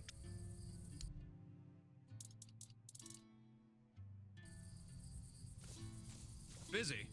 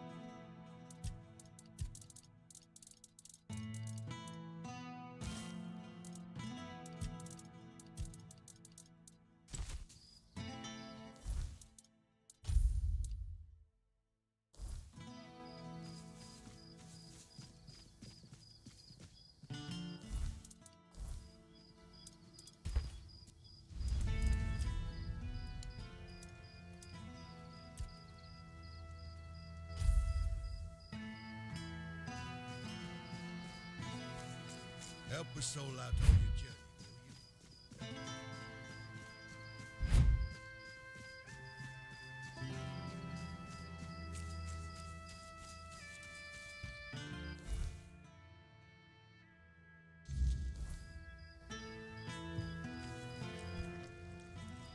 Any news about... Staying? Are you out of your mind? Tom's never been good at keeping a low profile. It's only a matter of time before someone spots him, and then we're both dead. You've put me in an impossible position. If Denham catches wind of this... Damn it all! Fine! I'll deal with the mess if it all comes crashing down. That damn slingshot. He's not wrong. Some things never change. Not for him, not for me. You did what I couldn't. Whatever happens now, that's on me.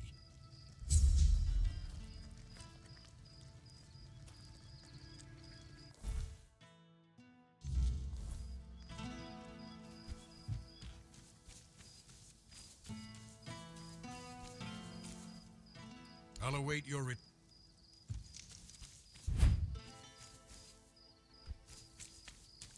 Sorry, I've got no time for chatting.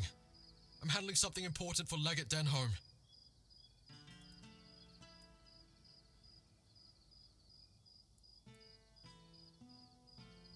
You're with the children. Shit! Fuck! Listen, please don't kill me. I can explain. I've been working on it, I swear. Things were going smoothly, but there's a problem. I think Legate Denholm might actually be my father. I caught him giving me this strange look once, so I asked if something was wrong. He said he used to have a son but lost him young. Said the kid would be at my age now. So I asked how it happened, and Denholm told me. The weirdness got them. Swallowed their entire village. I wasn't with them. And that's exactly what happened to me. Except I survived because my mum told me to run before the weirdness came. I was 6. I don't remember much.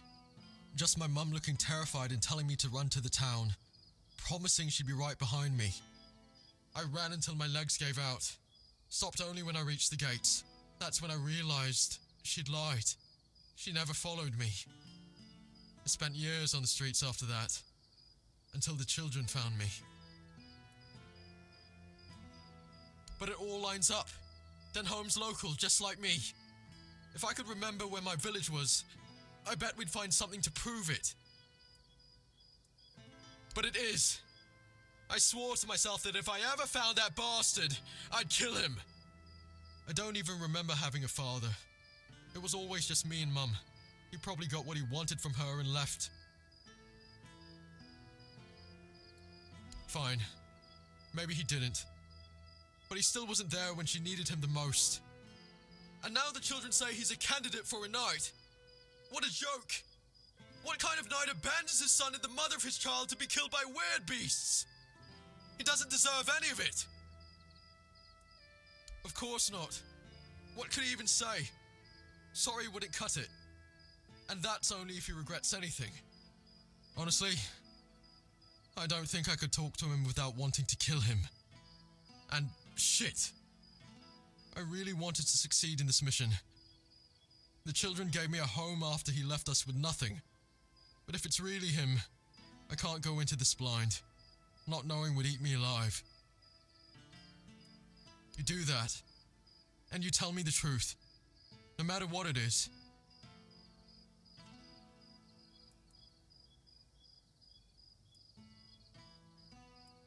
Thanks. That means a lot to me. And I know you could have just killed me, so I'm grateful you didn't.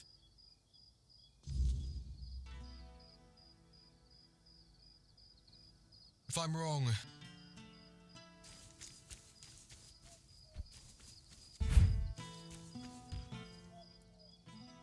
They thought it might be easier for me to connect with the locals, since, technically, I'm one of them. I used to live in a village nearby, but the weirdness swallowed it up, along with my wife and son.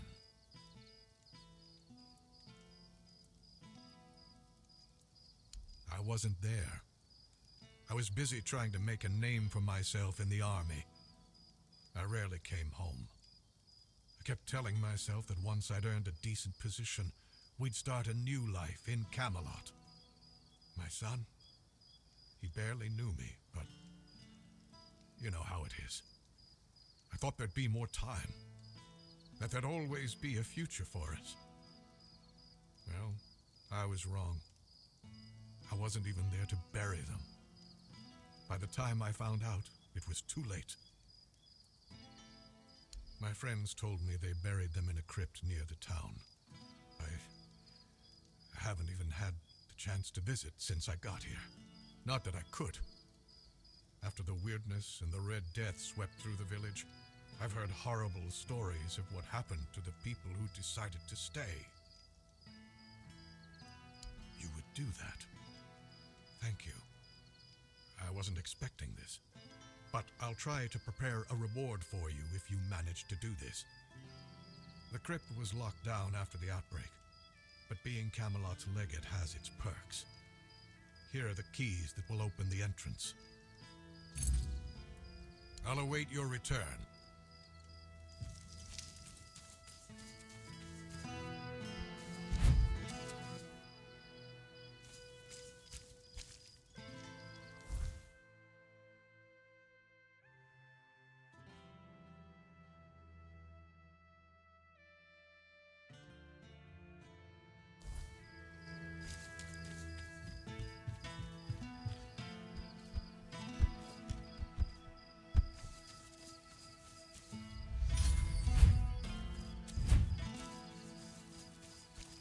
You're here.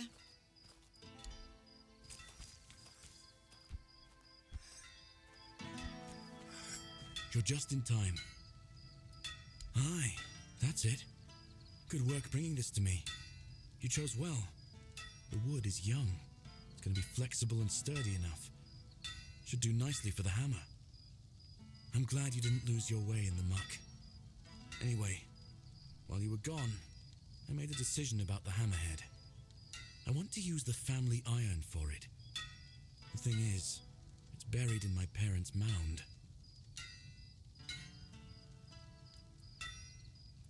I know it sounds like I'm asking you to desecrate a grave, but trust me, you won't find corpses there. It's a memory mound. In the past, when someone in Kunacht lost a loved one to the weirdness, their body was offered to the fire. It wasn't right to bury someone so horribly changed. Instead, the family would bury something that belonged to the deceased. I lost my father when I was 6. Mother worked herself to the bone, keeping me fed, and it wasn't always enough.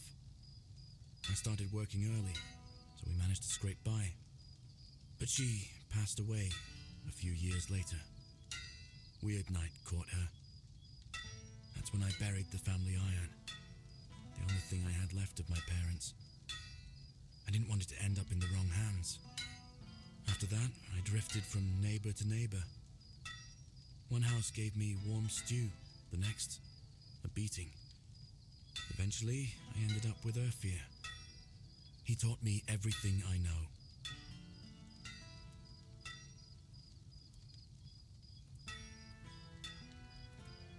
No, that was a long time ago. A lot has changed since then. I lost my heart. And then you showed up and helped me get it back. And now we've replaced that ill heart with a new one forged by a stone warden. Incredible, isn't it? Sounds like some stupid tale. But it's all thanks to you.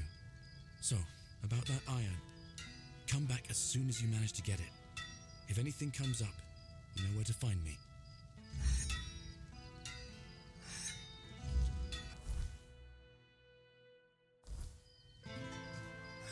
What do you need?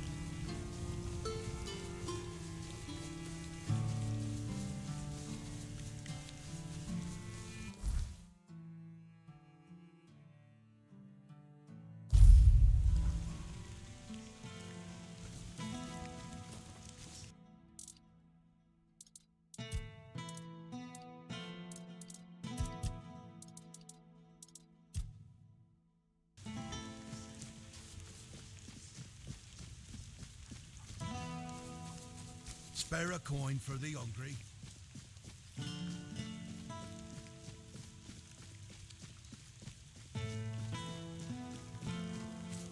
Watch yourself.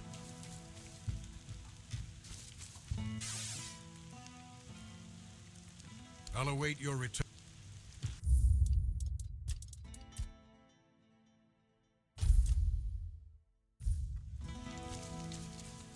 You're back. I bloody knew it! That bastard! He's going to pay for what he's done, thank you.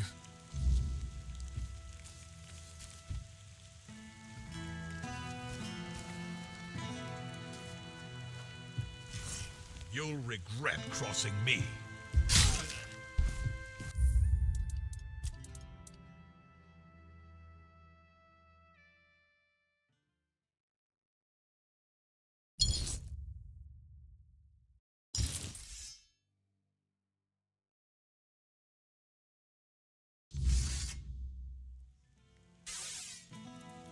You... What? Why? And you think... What? That my son might still be alive? I don't know whether to thank you or run you through for meddling with my family's grave. But if what you're saying is true, then there might still be hope. And maybe you're not wrong. You've given me a lot to think about. I'll await your return. You're back. I bloody knew it! That thank you. I fought tougher than you.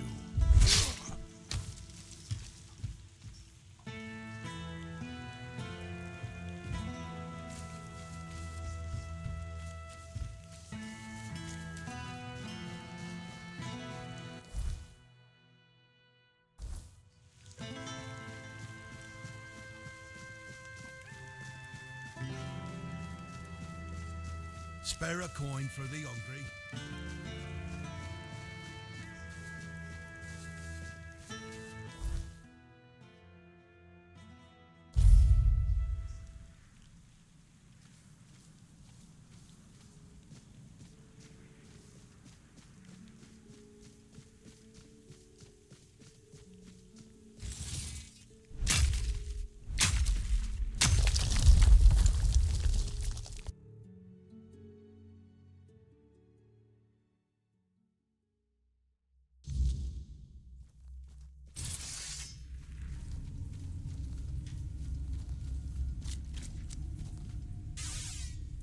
So he is. When you join the Children of Morrigan, we become your only family. The only grudges worth pursuing are ours. Vin forgot that. It's a bit of a setback, but perhaps it's for the best. We can't afford to have such forgetful people in our ranks. What's done is done. I won't hold it against you. Much. But enough of this. I must say, my fledgling, you've surpassed my expectations. So much so that I believe it's time for the next step of your fledging. I want you to make your way to the Forlorn Swords. High in the mountains there, you'll find a very particular nest. All you need to do is fall asleep. Well, that's for you to find out, isn't it? I can't tell you more than that. Yes. Don't worry. We will see each other again. Now fly, my fledgling. Sweet dreams.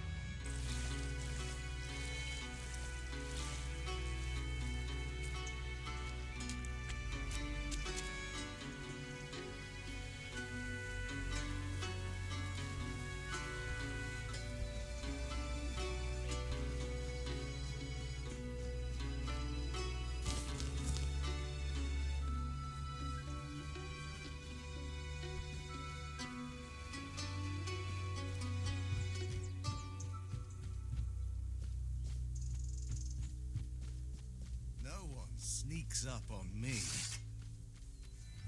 Prepare for battle! You'll fall to my sword! I will be your downfall! This fight is mine! Strength of 100 men!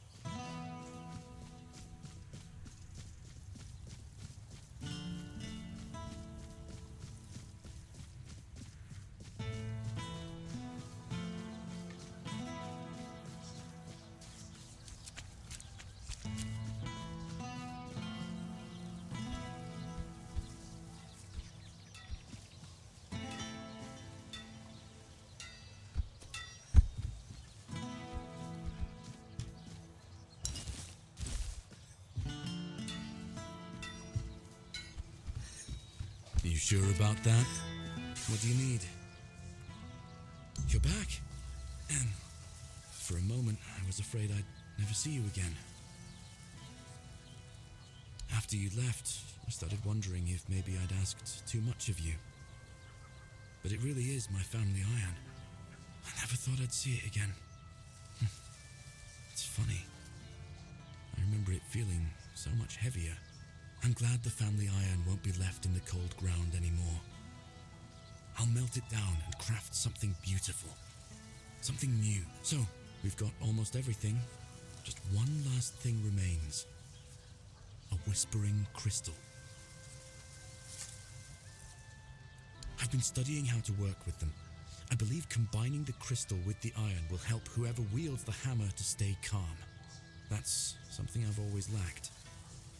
My life's been a pile of foolish decisions. I want to ensure that someone dear to me doesn't have to face the same, especially during combat. I've heard that Camelot was mining those crystals. That might be worth looking into. How you get one is up to you, but don't do anything foolish that'll land you in a cell, friend.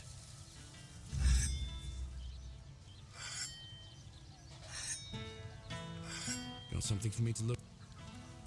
I guess I shouldn't care how you got it. What matters is that you're well. Looks like I've got everything I need now. I've already prepared a few pieces. Please, stay and rest. So, truth be told, I'm not sure how to say this. I've never been good with words. Since I got this heart forged by the Stone Warden, something's changed. I don't fully understand it, but I can't stop thinking about you. By the All-Mother, it's so strange. And though I don't understand it, I know what I feel. I worry about you. I want to care for you. I want to give you warmth. The hammer I've been working on, it's for you. I hope you'll accept it, along with me, whole.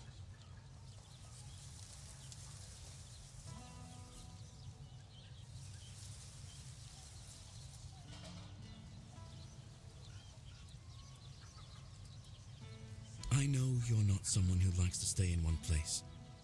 I'm not even sure if that's possible for you. Just know this. Whenever you need my embrace, I'll be here, waiting for you.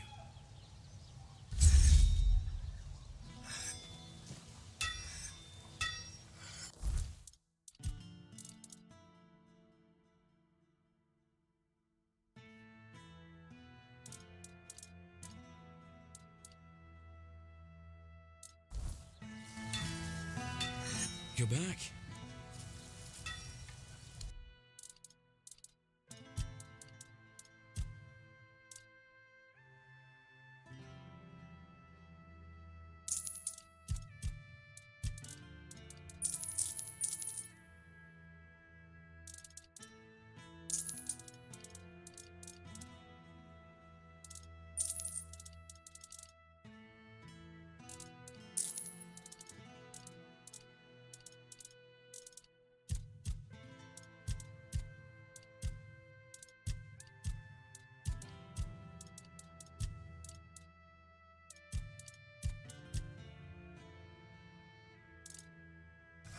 Long day. Of course. You found them? Grand Hall. I don't know what they paid. Brave and good. I think this... Keep your wits...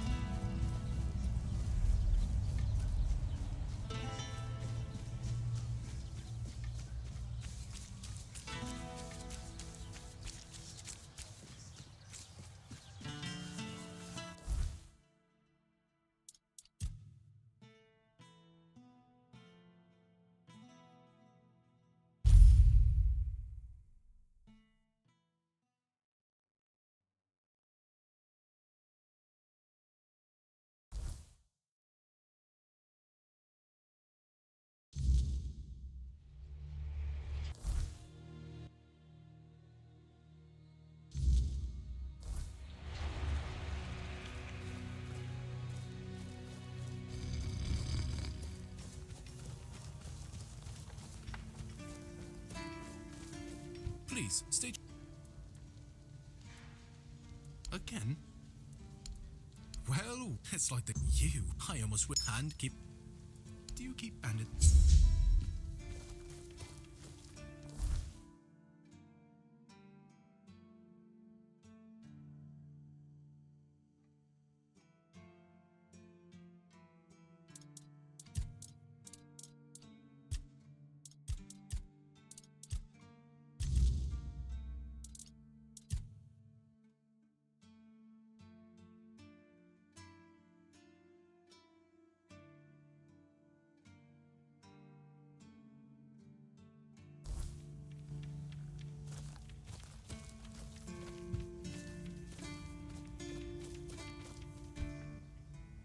Luck's a fickle thing.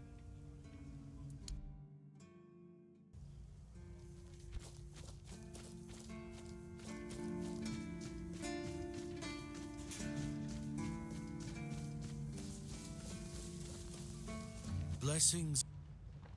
Certainly. May Kai.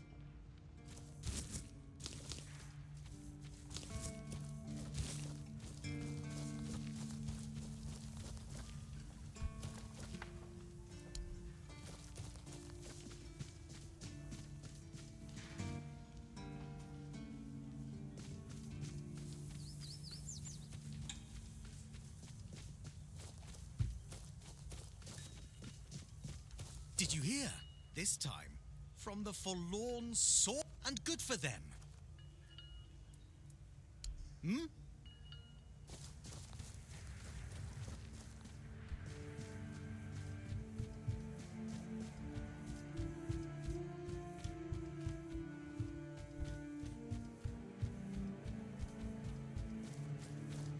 Less attention, the better. Brendan's back, and the Del.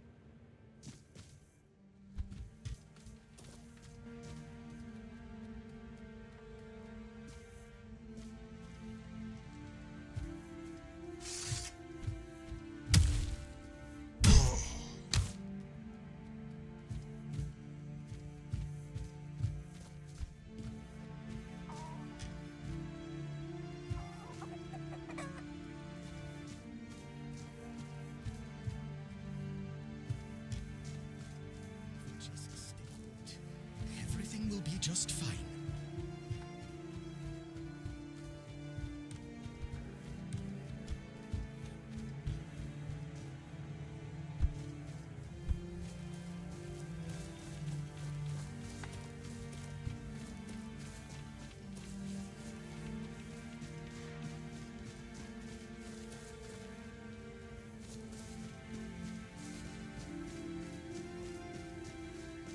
It's nice to have a break.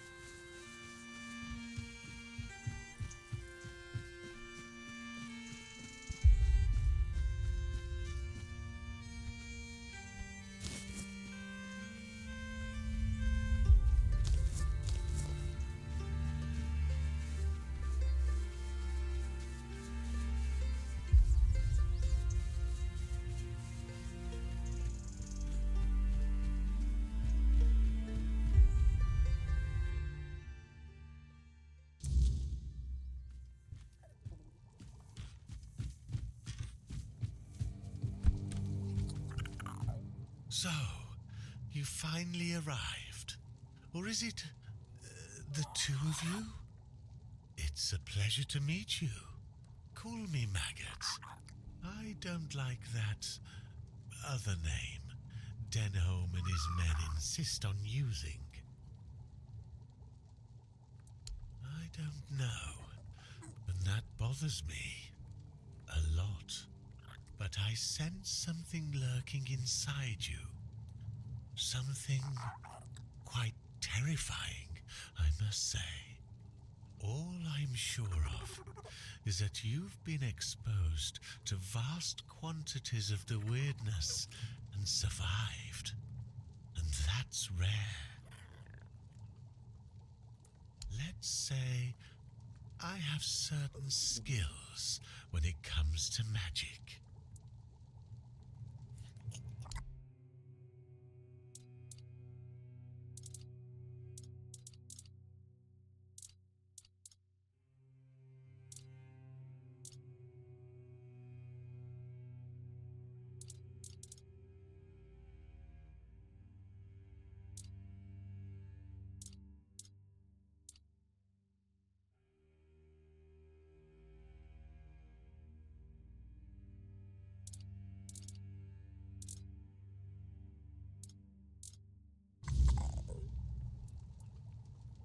Weird lanterns? Oh, sure, I know about them. They're everywhere these days. Simple tools to keep the weirdness at bay. But, how to make them? That's where things get tricky. I used to know. I had the recipe from my old master back when I was a proper druid. But it's been years, and my memory's not what it used to be. Sold the recipe, too.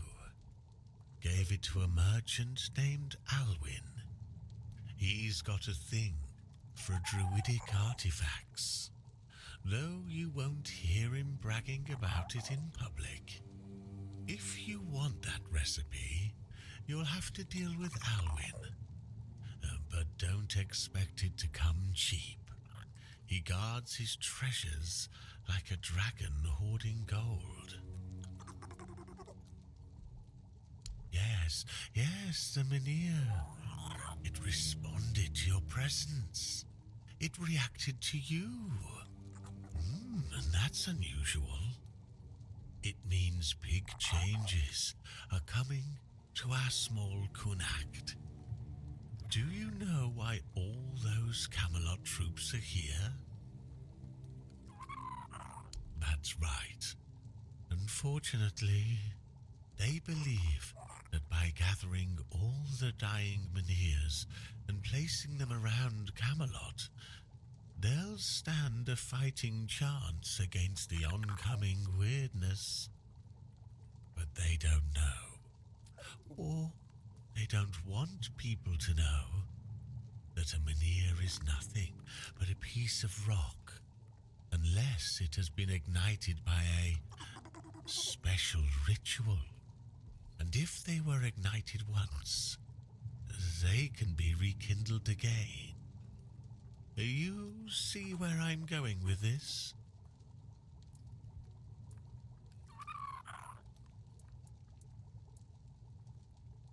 No, I want you to prevent Camelot from taking the Menhir.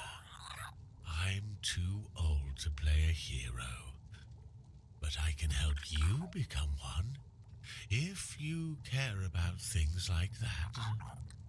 And I, for once, would like to stand on the right side of history.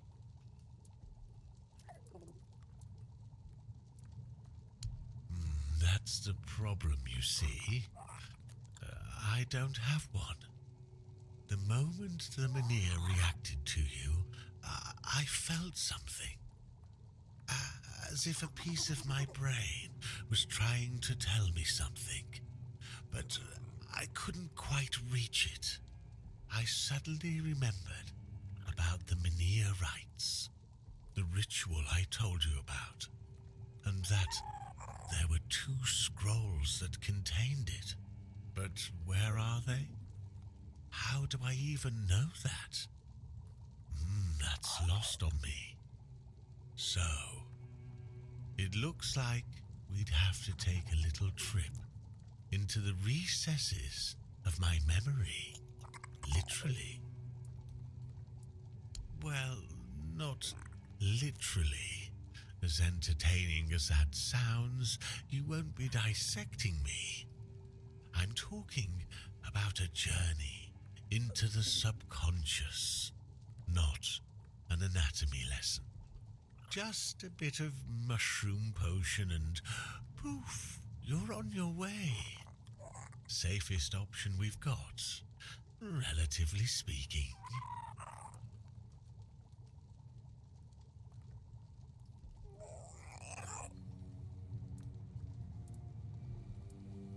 I like your eagerness, but I don't exactly have the materials required for this particular kind of potion on me. It's not like I'm letting people inside my mind every day, you know. Here's what we'll need in order to make this thing work. Just grab these and bring them back and we'll see what happens.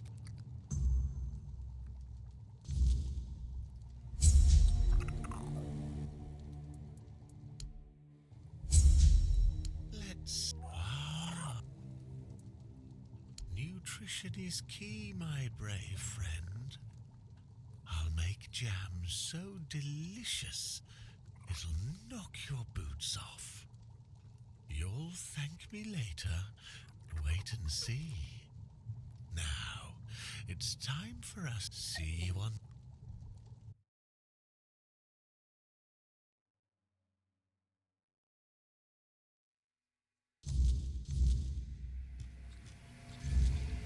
Silly mushrooms. They whisper behind your back again.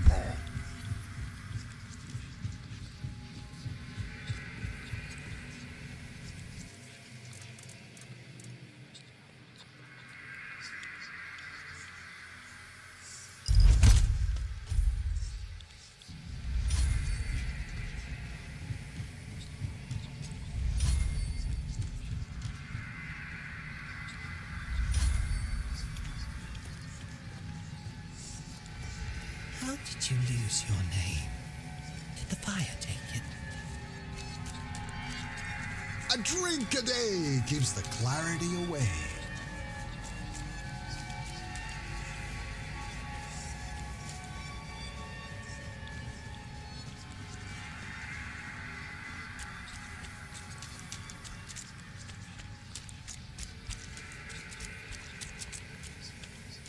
If it weren't you, someone else would have pointed them to the hiding place.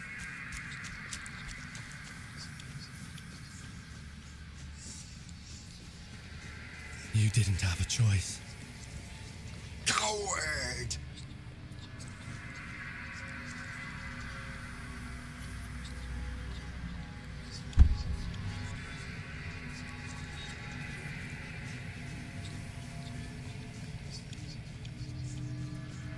Wait! Just wait! There must be another way! Take me! Wait! Just wait!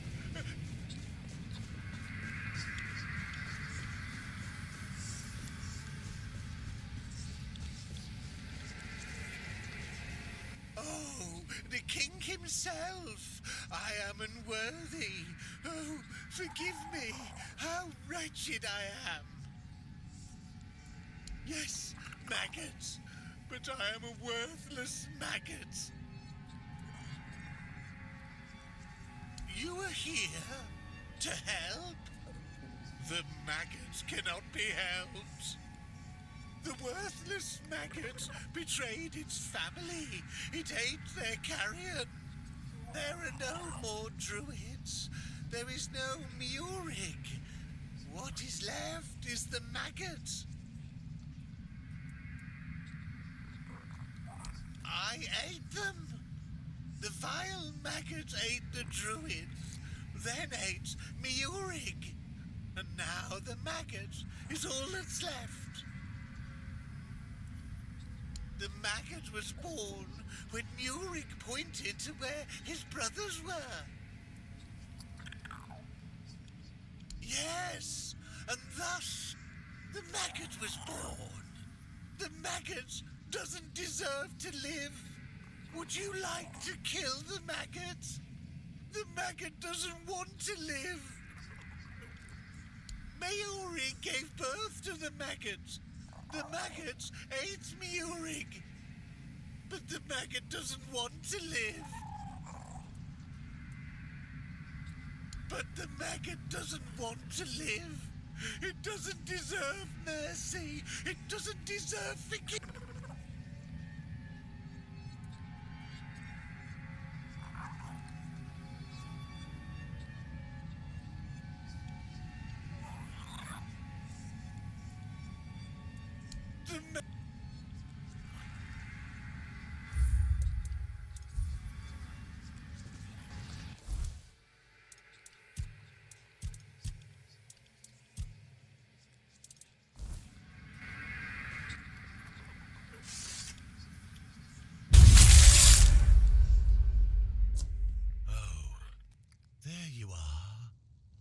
It was an interesting journey. Well, we have managed to embark on a journey together. Mine was rather still. I sat unmoving in the middle of something I like to call the Chamber of Memory. Then I saw you, except it wasn't you, but the power you carry within you. That power had a face, one that no one remembers, and yet I knew who it was. That was you? I was sure I was getting killed by King Arthur himself.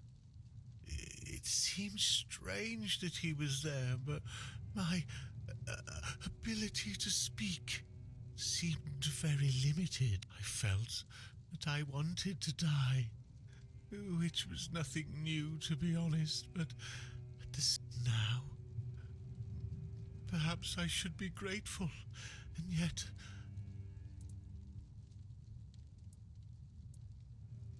I am Maggot.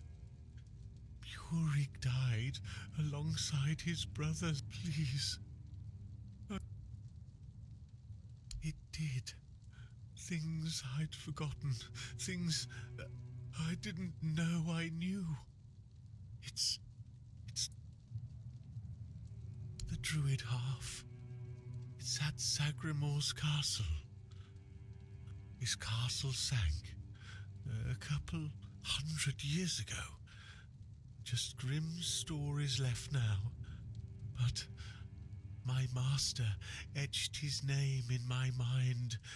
It has to be there. He wanted to be like Arthur. Made deals with witches. Druids too, maybe. They promised him eternal life. Then his kingdom vanished. Poof, gone. Adventurers still look for it. They never find it. Maybe you will.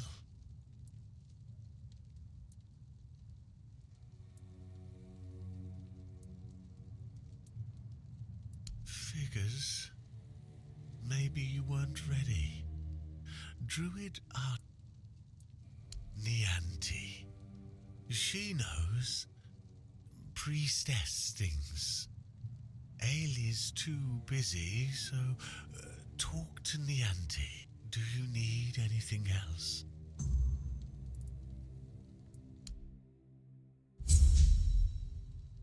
They say he dreamed of becoming the next King Arthur and did everything he could to live up to the name. Along the way, he encountered 3 witches posing as druids who promised him eternal life. It's likely they were quite powerful, and Sagramor struck a deal with them because, as I mentioned, one day his kingdom simply vanished from the surface of Avalon.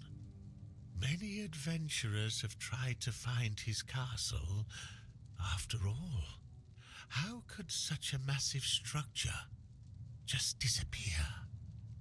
But, as you can imagine, none ever succeeded. I can only hope you will.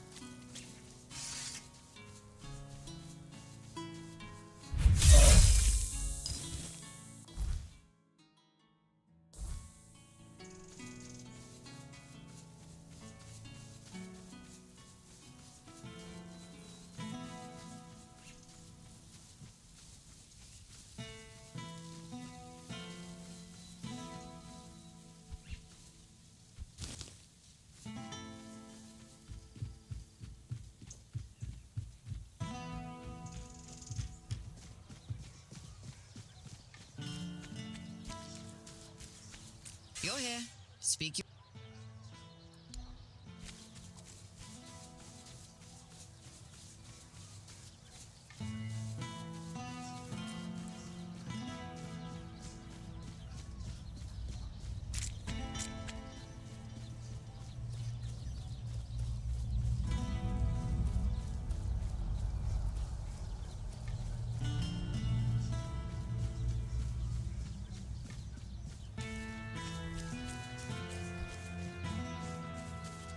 Spare a coin for the hungry.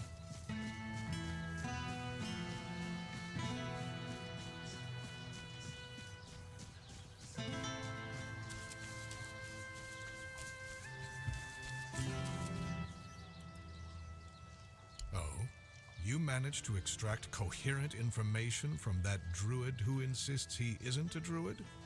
Remarkable. In any case, this truly is good news, especially for us.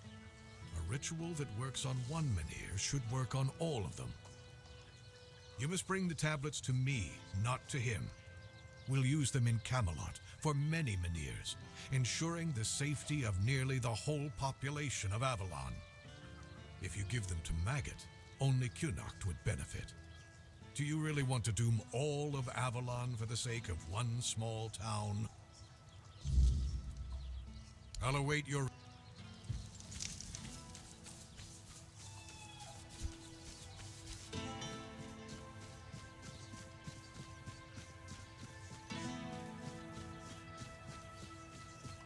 Have some spare food or coin? Anything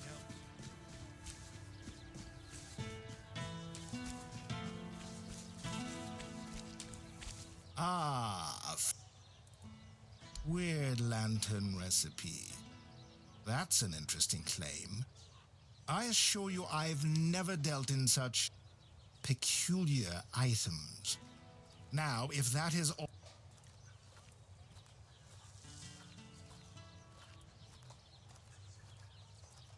I see we've abandoned civility.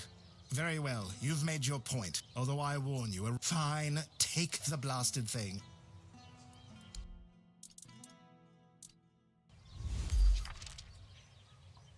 I wasn't expecting got money.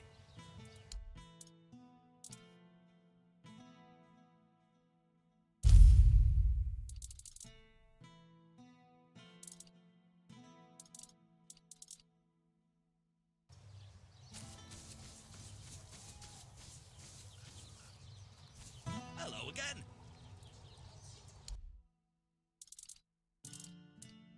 Leave it already.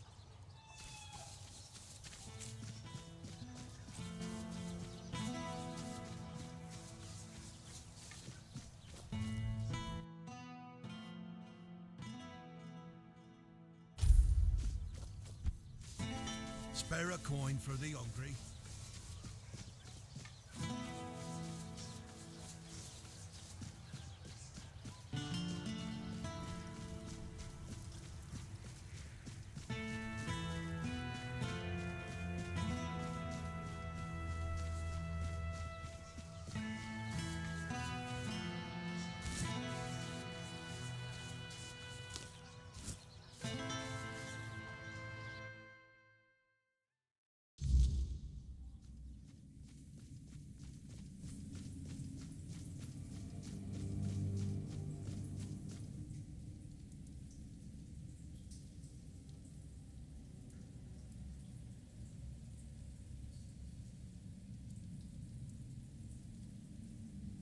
You shouldn't listen to that lunatic.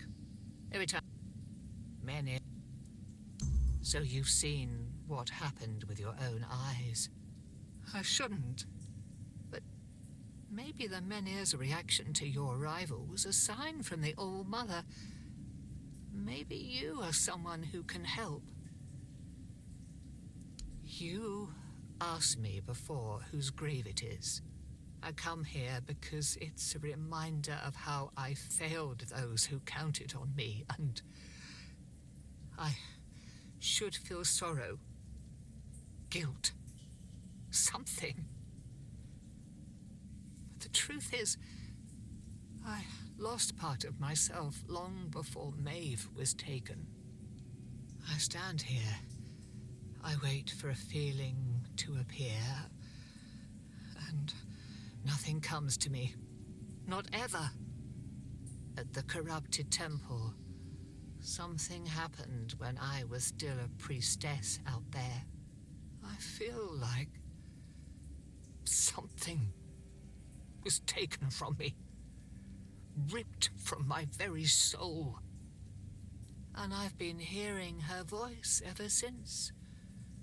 Lorelia.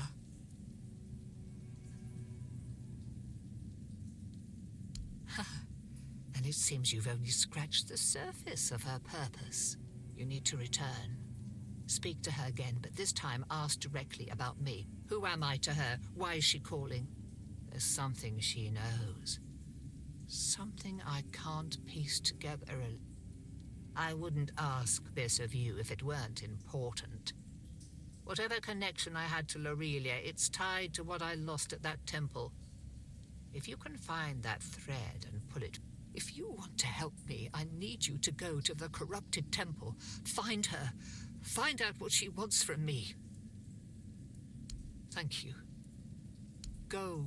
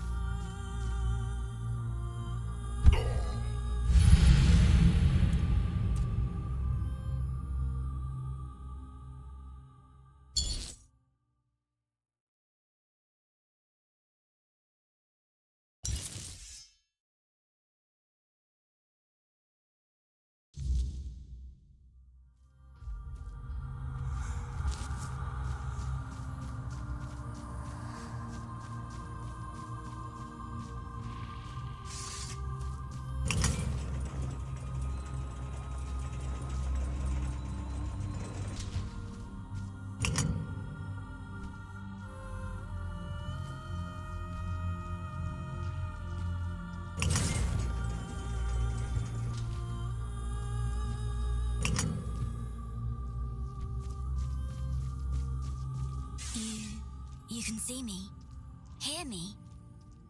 How strange. That's not how it's meant to be. I decide who sees, who hears, yet here you are, unbidden. Why? Ah, Niante, the fractured one. Yes, she feels the void, doesn't she? The emptiness, where her compassion once dwelled. What she cast away? A fragment, a spark. Hers, yet no longer hers. It clings to me now, bound in service to the All-Mother.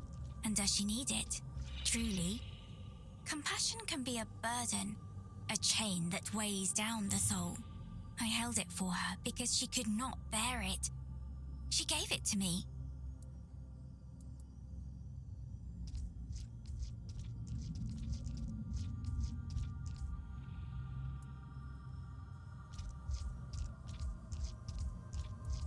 Because the All-Mother does not abandon her children. Niante's compassion is a spark, a light meant to guide her. Without it, she stumbles in darkness. But to reclaim it, she must prove herself. It is not a gift freely given. It must be earned. Is that what she told you? That I stole it like a thief in the night? No. It was her despair, her doubt, that cast it away. I merely caught it. Then she must prove herself worthy. That fragment is steeped in corruption. To return it as it is would destroy her. Take this. It holds what she has lost. Bring it to the All-Mother's altar and cleanse it in her light. Only then will it be safe to return. Go, and tell Niante this. The fire she extinguished still burns, but only she can decide whether to let it consume her or warm her soul. The All-Mother holds all wisdom. In her womb, the threads of destiny intertwine. The tides flow to the rhythm of her heartbeat. In prayer, you will find greater wisdom than in all the scrolls and books of the world.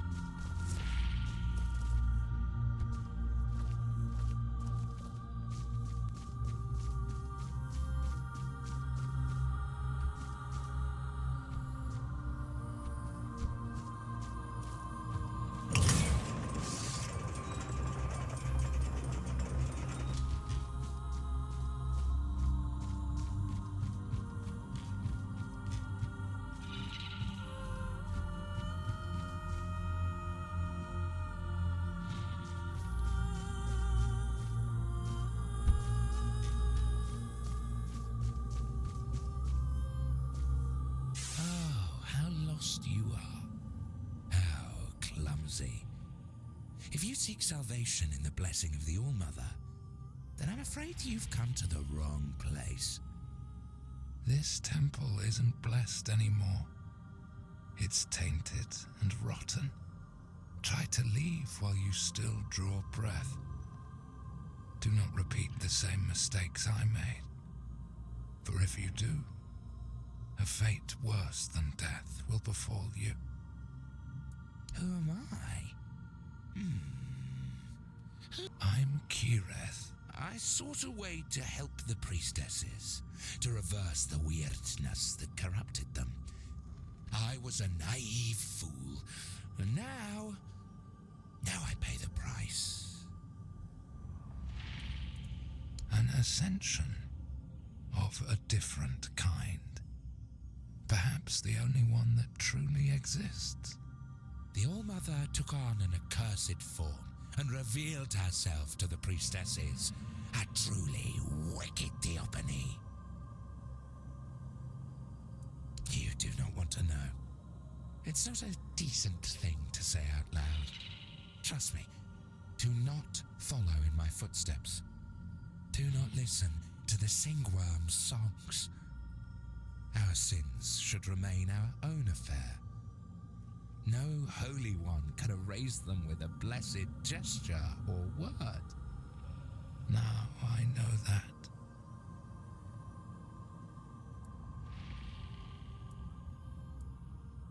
I believed that faith is nothing more than magic. So if someone's flame of faith was strong enough to care for others, perhaps the fire could be kindled once more to free them from corruption, but I failed.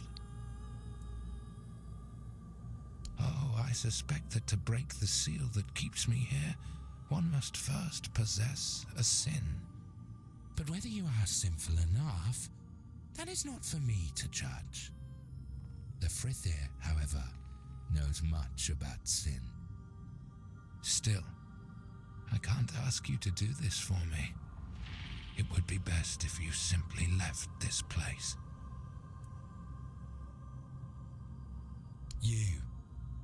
You survived the confession, and you carry the essence of sin. That means you can break the spell that locks me in this cell. Please do it, and set me free from this accursed place.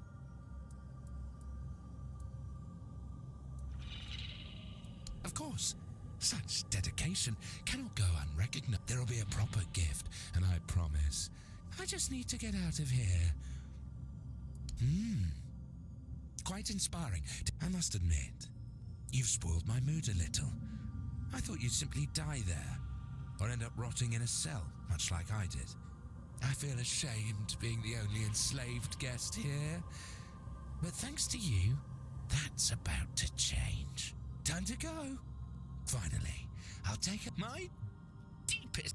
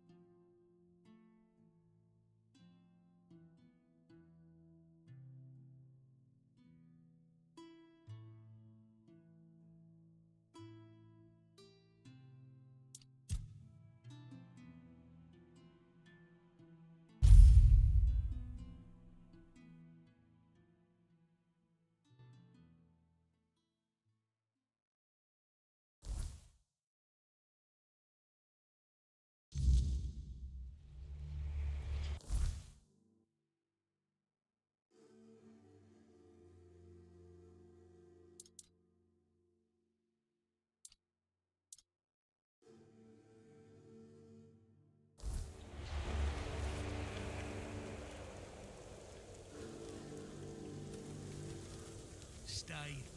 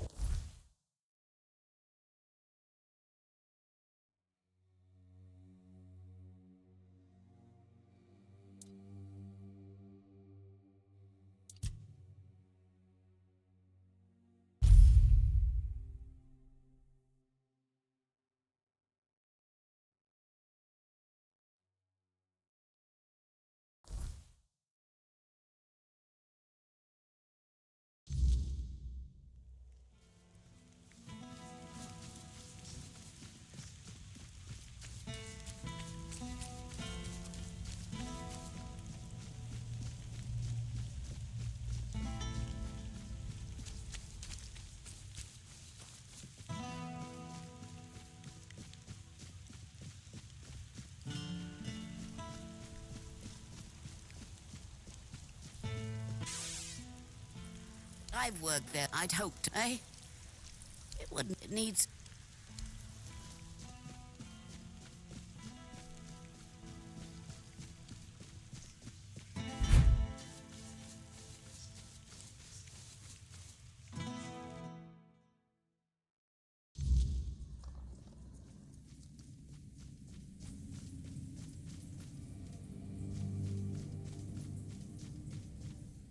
Aurelia's voice. It's different now. I take it you're the reason for that. So, this is it. The piece of myself I've been missing all this time.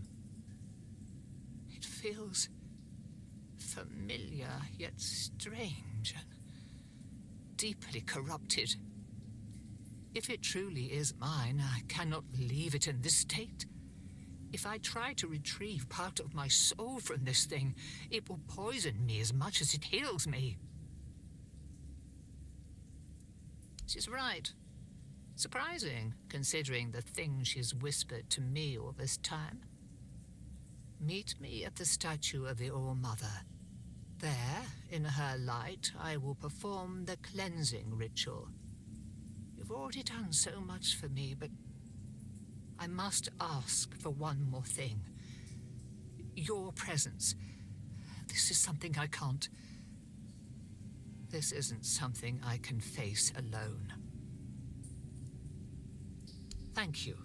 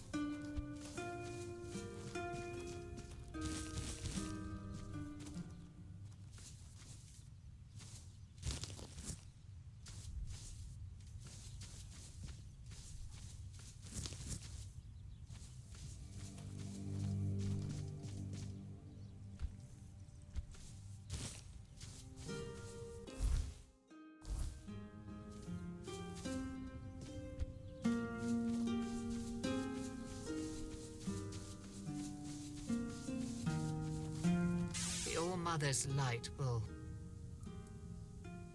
Then let...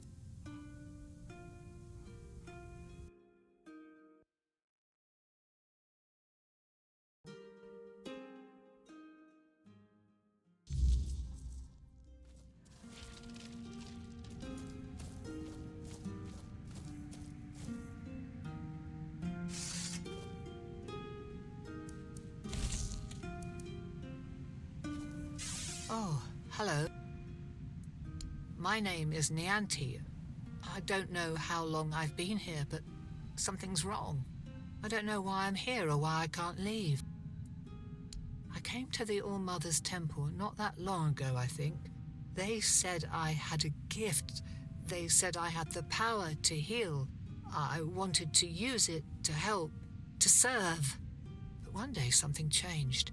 Corruption seeped into the temple, into me. I tried to fight it, to cleanse myself in her light, but I failed. I tried to escape, but I couldn't. And now I'm here. But that can't be the whole story, can it? What? That can't be true. How could I serve when I'm trapped here?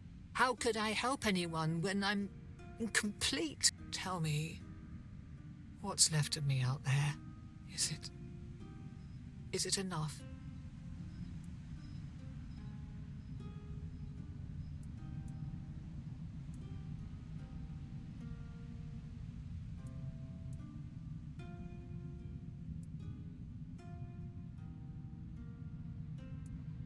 Needed? Maybe. Thank you. You've...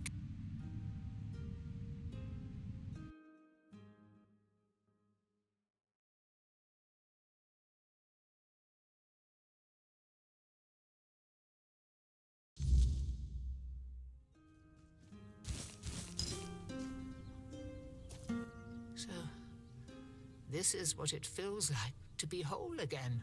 It's strange. Like I've been walking in a fog all these years, blind to what I'd lost.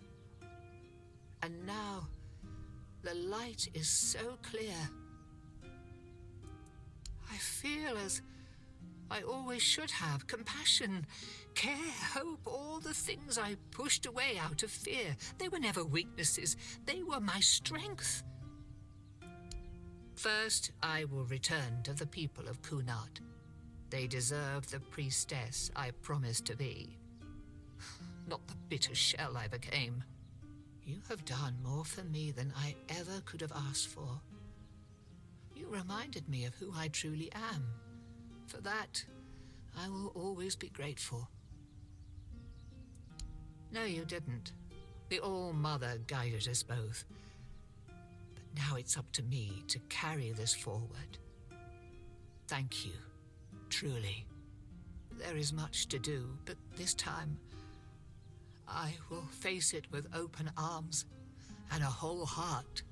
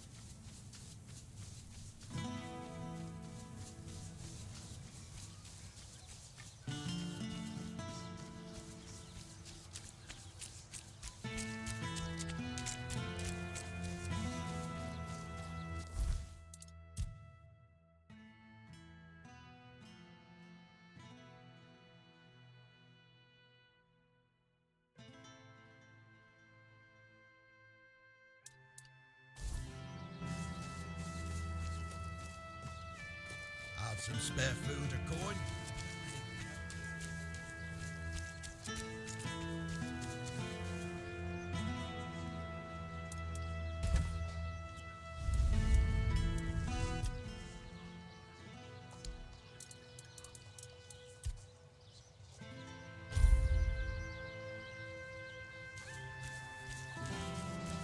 Nice to see you.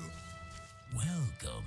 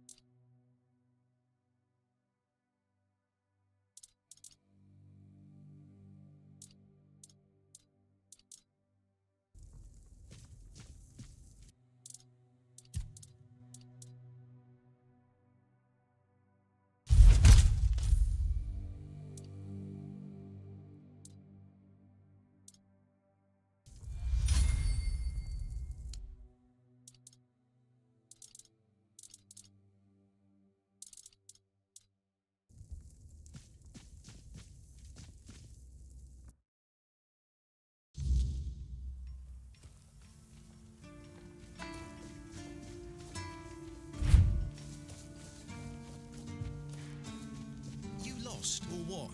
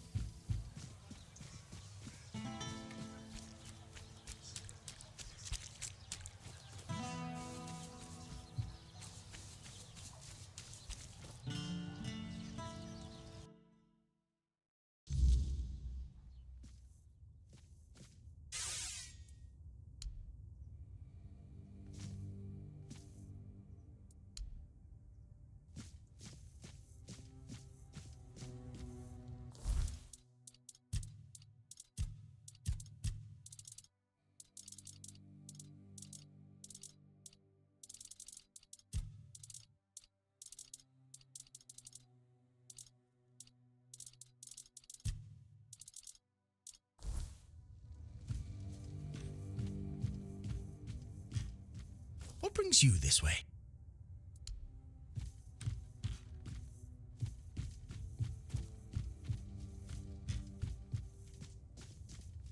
Oh, it's... I always knew you had to have survived. There simply wasn't any other possibility. Ah, no. Sadly not. I apologize for my forwardness. It's just, I've read so much about you. I feel as though we've known each other for ages. I've spent hours poring over the drawings of your vascular system. Enough that I'm fairly certain I could recreate them from memory. I'm so glad you're here now. If there's anything you need, please let me know. Oh, no. That honor fell to others. I was merely a silent admirer. Though I have to say, I do think they were rather heavy-handed with you. I've heard no one had much faith in you, but that doesn't excuse carelessness, don't you think?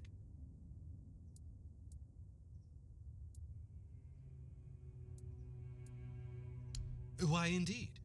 I have my suspicions, but nothing I can say for certain. Not yet, at least. You left so suddenly. Your case was in chaos. Incomplete notes, no one willing to talk.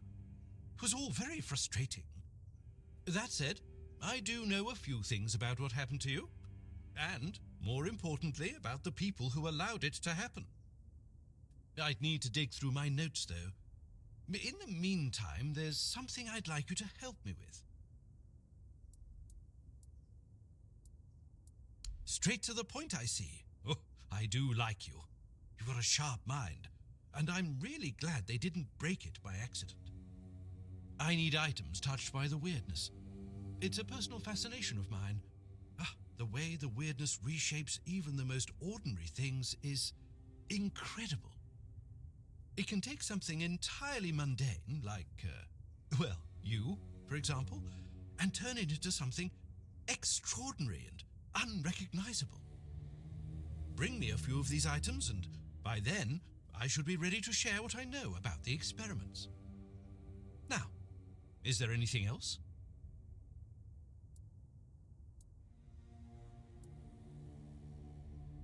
Those who arranged your escape from the island asylum were also the ones responsible for your capture.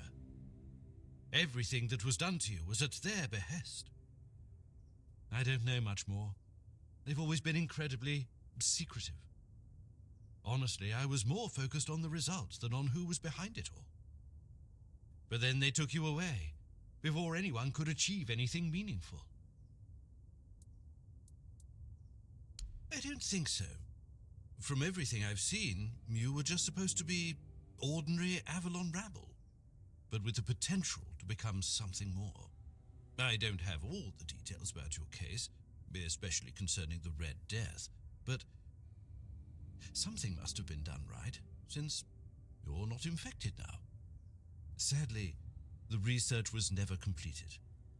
Now, I know we've never had that kind of relationship, but would you perhaps be willing to lie down and let me rummage a bit? Well, you can't begrudge. From what I understand, your natural affinity for the weirdness was enhanced.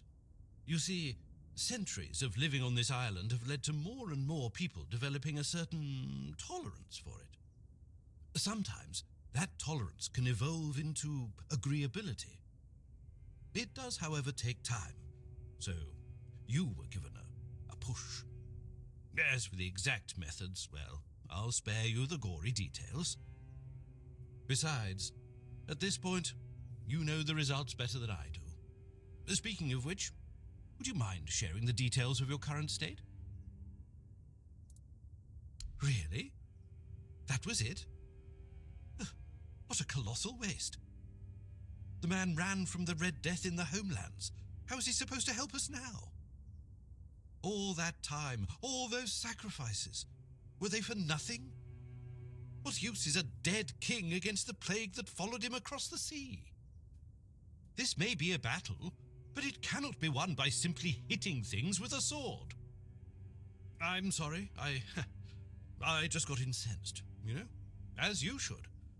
Because it means all your suffering was for nothing.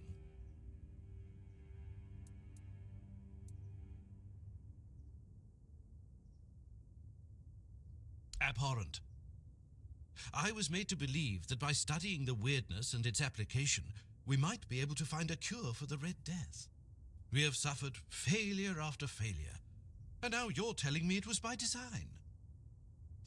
That curing the plague was never the goal. I am not sure where to go from here. You have indeed given me a lot to think about. You've given me much to ponder. Let's hope...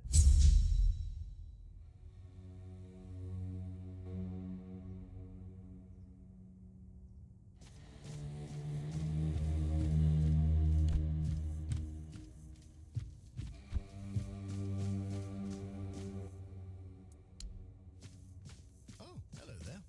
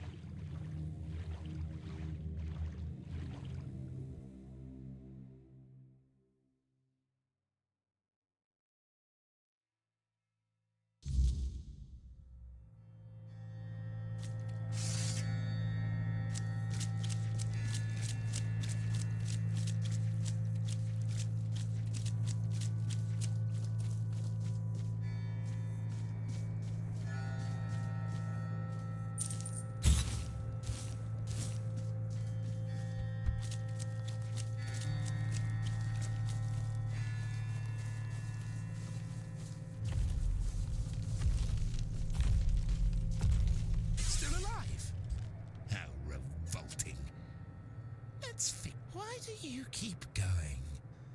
Surely you must see how pointless it all is.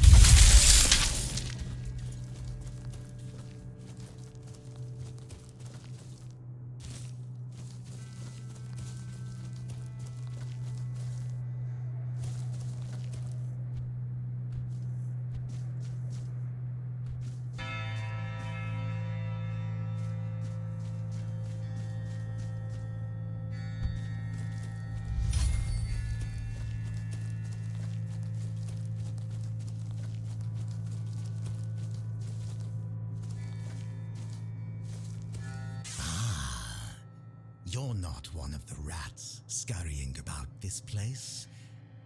Truth be told, you don't seem to belong here at all. Perhaps you shouldn't be here, eh? But in the grand scheme of things, it's none of my concern. Do you need something?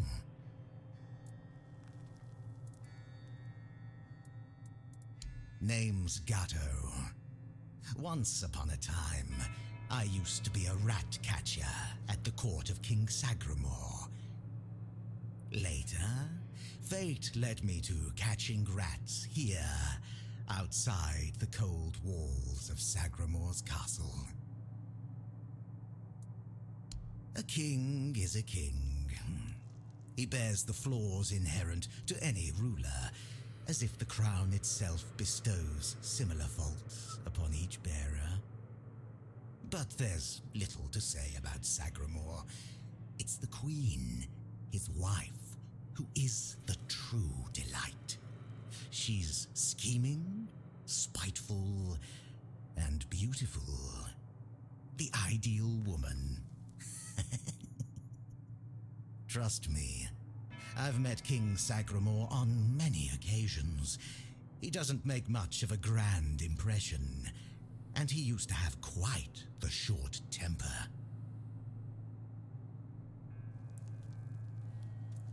There's not much around here.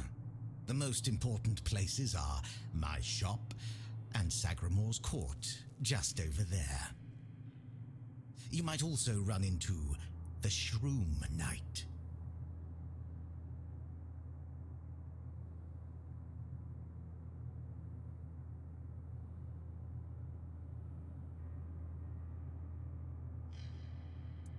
Queen's personal lapdog. Though he's a knight, he's a rat of the lowest order. I can't make heads or tails of him. No idea what he needs. If you want, go ahead and talk to him.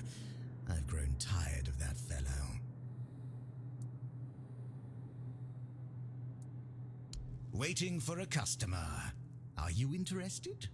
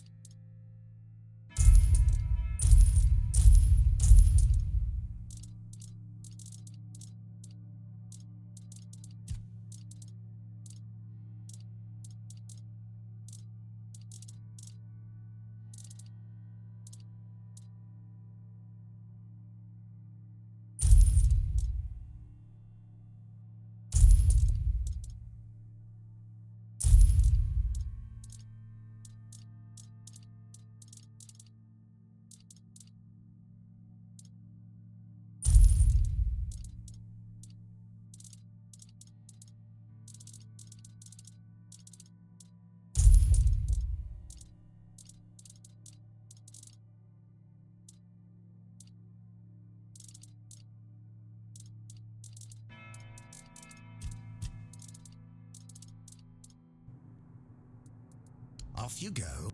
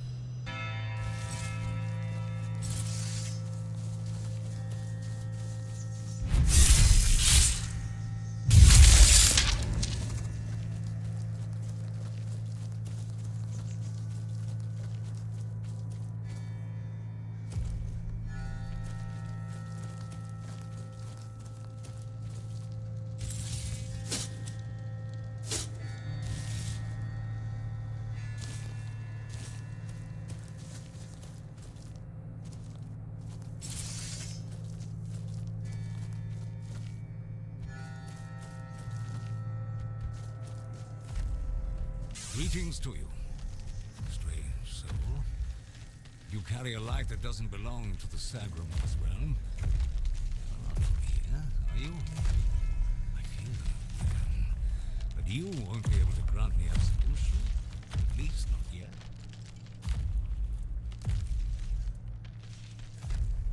Only a pure soul can bear the sins of another. My soul was once like that. I thought it would be enough to I don't know what I thought. I've been here for so long.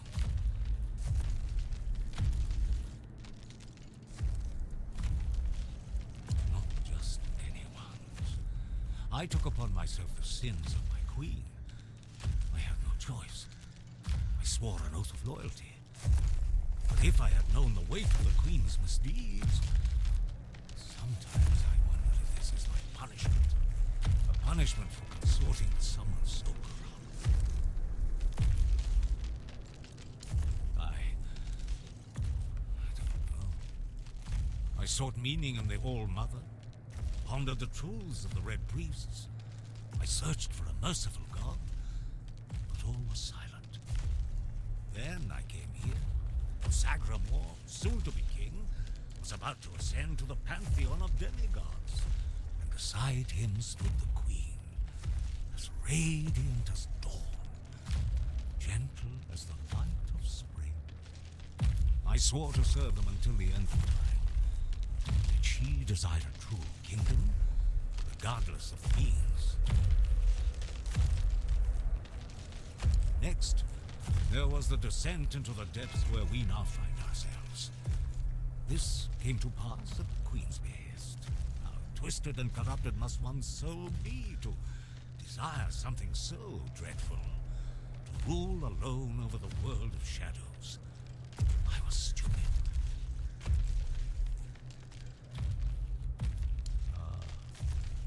That.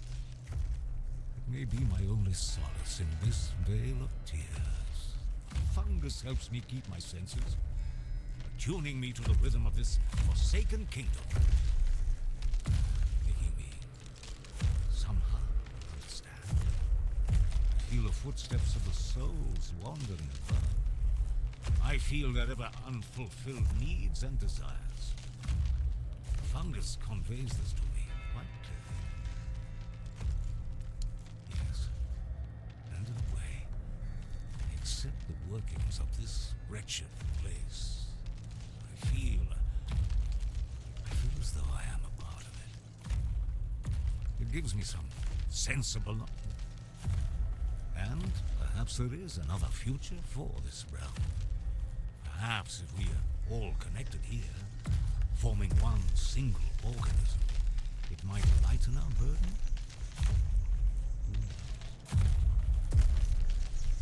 Apparently, this is what the world looks like without gods.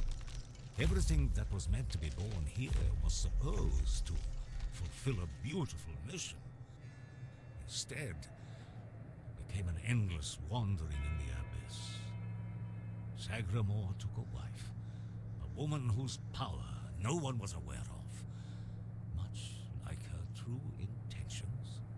And here it is, the kingdom deep in the abyss, with its abysmal king and queen. Scroll. Indeed, I recall seeing druidic sages arriving at the court long ago. I also witnessed powerful acts of magic. Surely the court custodian might know more, but you must forgive me. I cannot provide you with a more specific answer. May good...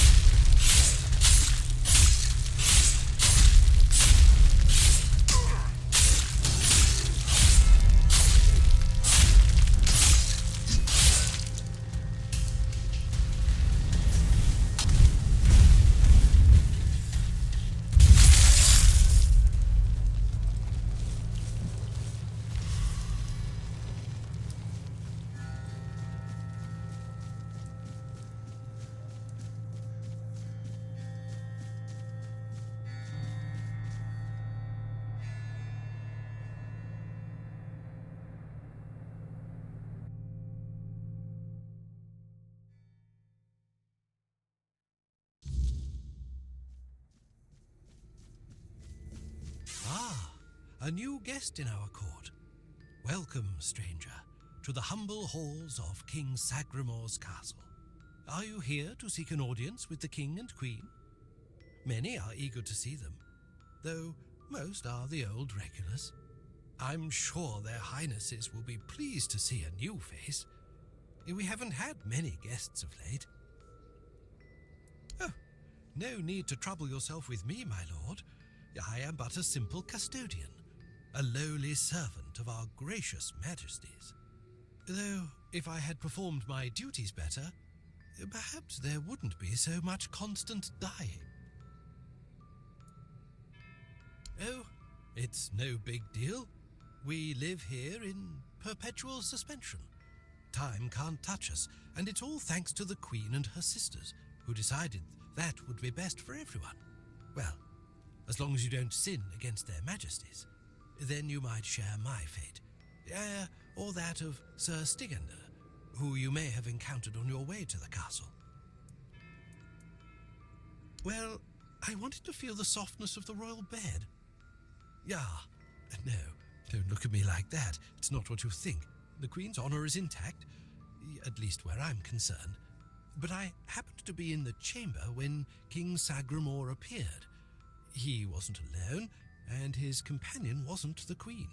It was one of the harpist sisters. But shush. The king didn't notice me, but the Queen caught on to my unease. She tried to force me to confess what I had seen. I think she suspected it involved one of the king's indiscretions. In the end, I was the one who paid for his sin. Oh well, it's the lot of servants to bear the burden of their lord's transgressions. Loyalty, of course. Sir Stigender swore to our queen that he would remain faithfully by her side, and that he would take every sin of hers upon his shoulders. That was a very unfortunate pledge, as it later turned out. Now our brave and loyal Sir Stigender is atoning for sins that aren't his.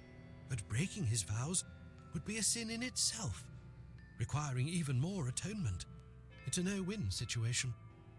But such is our fate. Oh, I'm sure they will. But you might have to wait a bit. The king's schedule is completely full for the foreseeable future. And, before you ask, no, there's no way to speed it up. King Sagremore is very particular about treating all his subjects equally. Unless you're aiming to become the court jester, there's not much I can do to help. Though, now that I think about it, perhaps if the Queen's sisters put in a good word for you, you might just get to the front of the line. Oh, that would be Miss Clare and the midwife. Should I elaborate about the royal family in any particular order? She's the youngest of the sisters. She used to be so sweet and innocent. But now, well, I shouldn't gossip. I'm already trying to make up for that. Just know that Miss Clare isn't a bad person. She became envious of the Queen's love for the king and ended up chasing after boars who never really returned her feelings. I don't know much more than that. Talking to Miss Clare is rather, difficult. You'll see what I mean.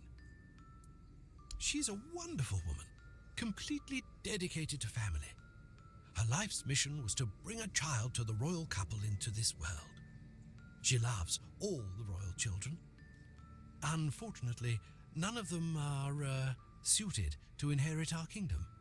You'll be fine, as long as you don't insult her family. I'm glad you asked, my lord. All you need to do is kill me, and the keys to the sisters' chambers will reveal themselves to you. Exactly. For a brave adventure. Go ahead.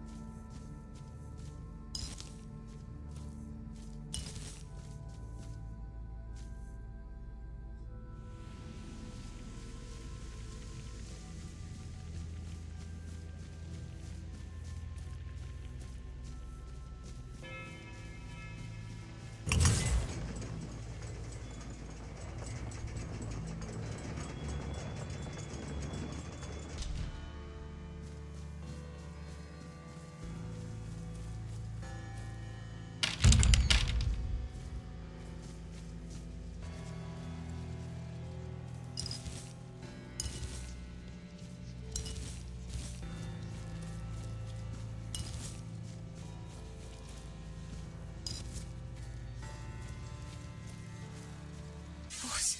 No, not Bors. Bors in the letters. The letters to Bors, to beloved. These, all of them, I write. Letters to beloved Bors, I write. I write only letters to Bors, to beloved. Yours, Claire. Sister has a tablet. Once she had it. Once, sister. In Sagramor's arms. Once, me in Bors' arms. Forever. Yours, Claire. My beloved. My dearest.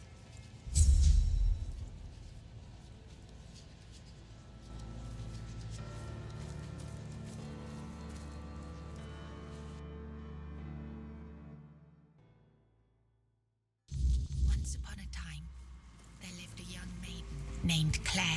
She had 2 sisters, and together they resided in a resplendent castle within a land untouched by the cruelty of time. In this unchanging realm, there was neither the sorrow of endings nor the joy of beginnings. No sunrises, no sunsets, and no seasons to mark the days. Such was the design of the eldest sister, whose insatiable hunger for control bound the kingdom in eternal stillness. She hoarded love and devotion as a dragon hoards treasure. Yet for all her power, her heart remained empty, cursed to feel nothing for eternity. Claire, the youngest and gentlest of the sisters, moved quietly through the cold, unchanging halls. Her beauty was, too, untouched by age or hardship. Yet unlike her sisters, Claire possessed a secret, a flicker of defiance against the curse that gripped their land. Her heart. It was the height of summer when young Bors first laid eyes on the maiden of his heart, working in the fields, his skin bronzed by the sun. He paused as the sound of hooves drew near. A lone maiden approached, her hair shimmering like spun gold, her cheeks rosy and her waist snugly drawn into a spring green corset. While the other peasants bowed their heads, Bors stared unabashedly. Sensing his gaze, the maiden turned sharply, startling her steed. The horse reared and she tumbled from the saddle, straight into Bors's waiting arms. Their eyes met, and in that instant, the maiden felt herself lost. A warmth bloomed upon her cheeks, but a deep foreboding stirred in her stomach, for she knew there would never be another man who could claim her heart so completely. From that day forward, she rode past the fields daily, offering Bors water and sharing quiet moments beneath the shade of a willow tree. Days stretched into nights, and the two surrendered. Long ago, there lived a maiden named Claire, fair of face and gentle of heart, cursed by her cruel sister to remain imprisoned in a high tower. Forbidden to step beyond its walls or look out of the window, she spent her days weaving a tapestry of the outside world, a world she could glimpse only through the reflection in an enchanted mirror. Yet Claire dared not lift her eyes from the loom, for the curse was absolute. If she ever stopped her weaving to gaze out the window herself, the fragile in the days of King Sagramor, there lived Bors, a wandering minstrel whose songs were famed for their beauty and sorrow. Among his melodies was one that bore the weight of his heart, the ballad of a lady named Claire. Claire, a noblewoman of unmatched grace, had been betrayed by her jealous sister, who sold her to a rival lord for power. Locked in a distant tower, her pleas for rescue went unheard. But Bors, who had once sung for her in her father's court and fallen deeply in love, learned of her plight and vowed to save her. He journeyed to the castle where she was held and sang beneath its mist-shrouded walls.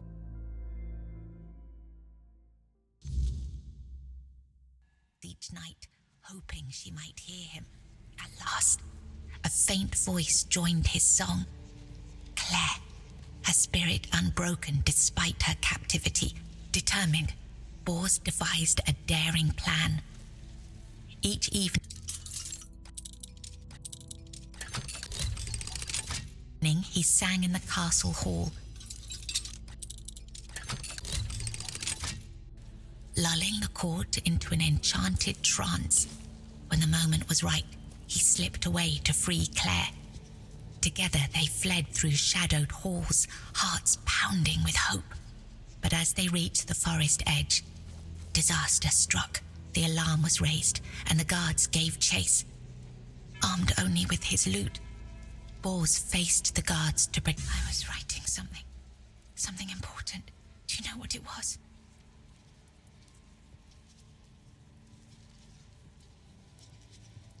Yes, Bors, my former lover. I have fond memories of him. Really? Perhaps that was true once. I longed for my own Sagramore.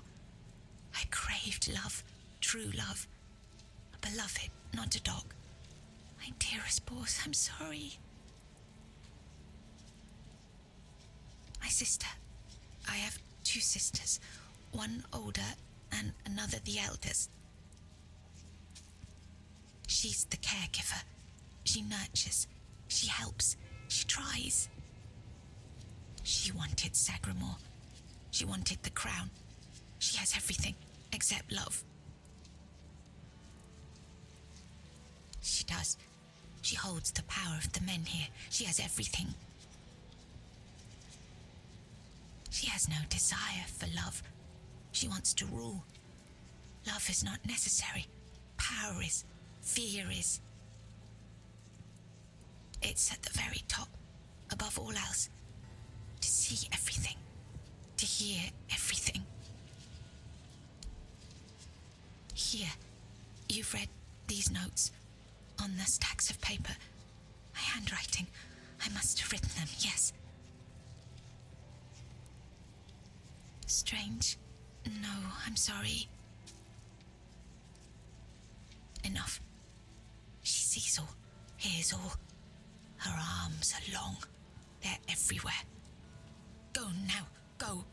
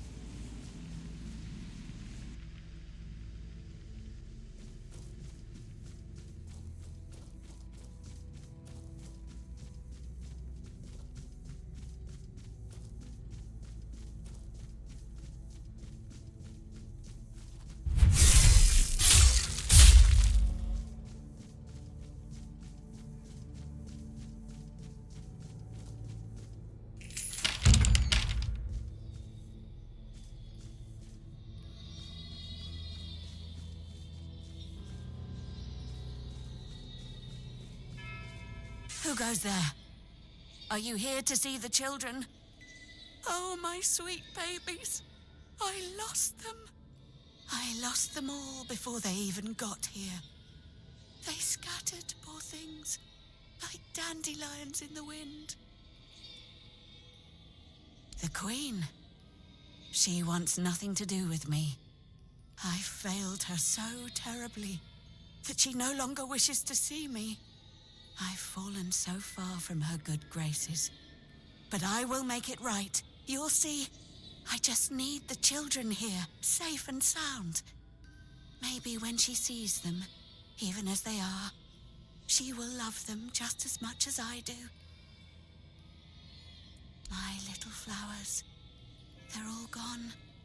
Met their grim fates within these castle walls. They die and die at the hands of those who should have loved them, or through their neglect. Poor little things. They deserved so much better. After all, they were barely more than blood on our sister's white sheets.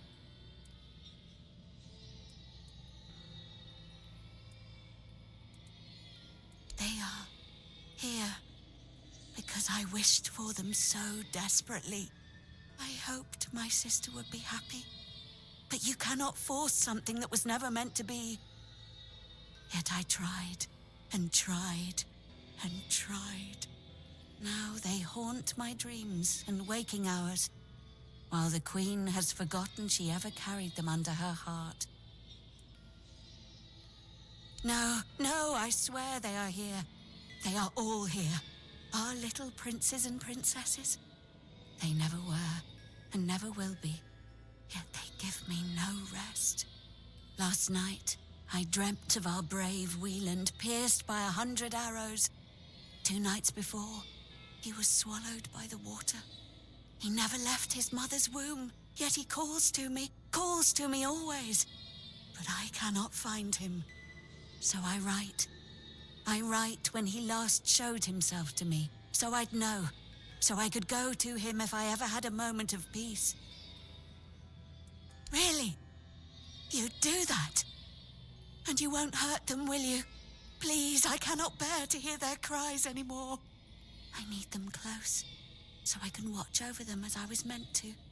If I could keep that one promise I made to my sister, perhaps then I could finally know peace. Let me think.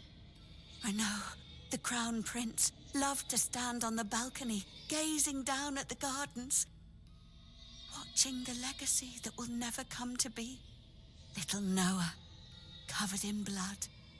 His mother would wash him again and again, scrubbing endlessly. It feels like he rarely leaves the bathtub. Oh, and Hugo, such a sweet child, sleeping soundly in his cot, sleeping and sleeping, always and forever. He has his favorite lullaby.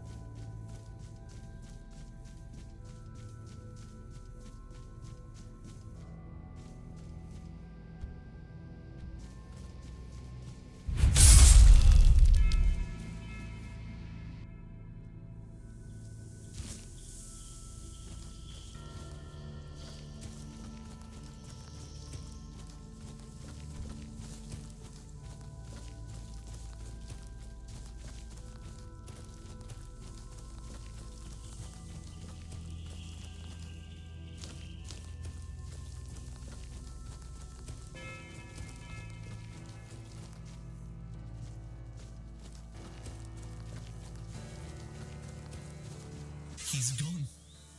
Young Prince Renaud. Oh, by the gods, lost for good this time.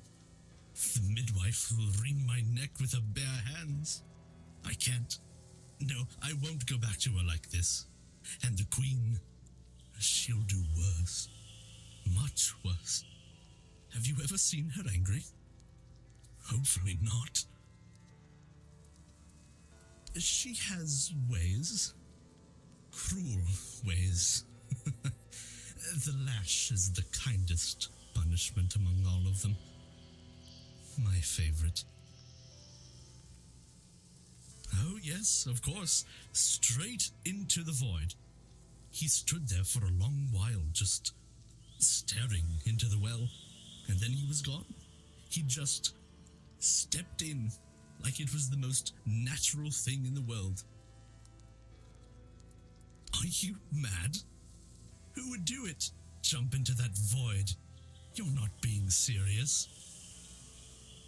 Surely you don't mean to. Oh, may the gods watch over you. Or, no, wait. Better they don't look upon someone heading into a place like that. They might feel disgusted. But I wish you luck. Remember, everything you do is...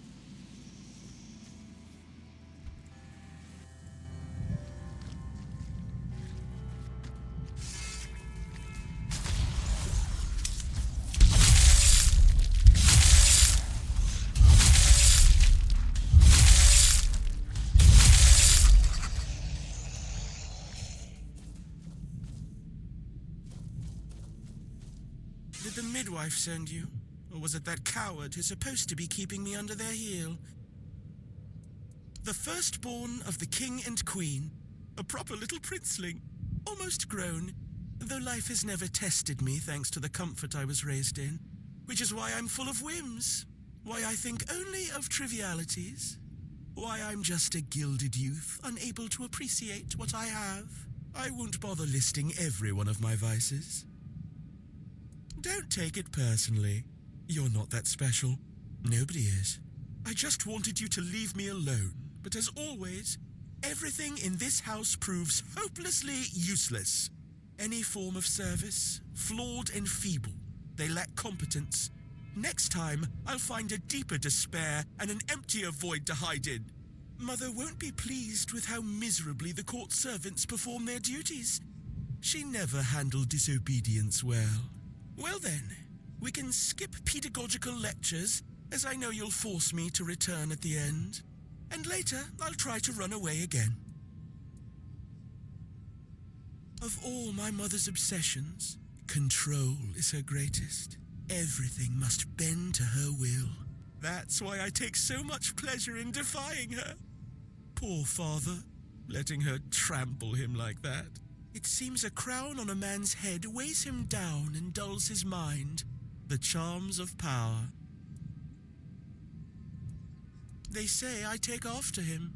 Look closely, and you'll see all you need to know. How pitiful I must be then. Above? What above? There's nothing there either. Here, emptiness turns into more emptiness. Nothing begins, nothing ends. The same, over and over again. I'll tell you something. This place, all this darkness and silence, is no different from what awaits us in the gardens, the halls, or the chambers. Spare yourself the trouble. You don't have to drag me by the hand. I know the way back. The Queen's little lapdog. Phew. You found the young master. Here, take...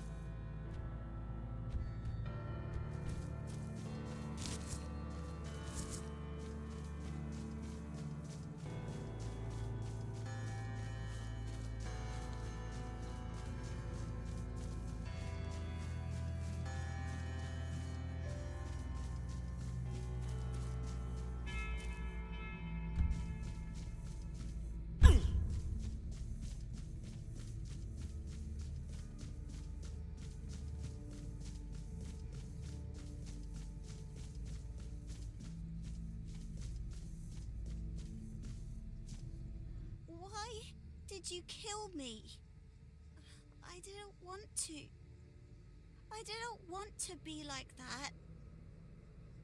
Mum, she used to call me Little Fish, sometimes. When she was in a good mood. But when she wasn't, she'd call me bastard, misfortune, or mistake. Once, during a bath, I cried that the water was too hot. So she pushed me fully underwater and held me there until I learned. After that, the water was always cold. Mama is the most important one. She controls everything. Everything rests on her shoulders. I can't disturb her. Father is the king, and usually just sits on the throne. Mama always said he was busy, but he just sits there. Then I was here, sitting in the water, and I never cried again.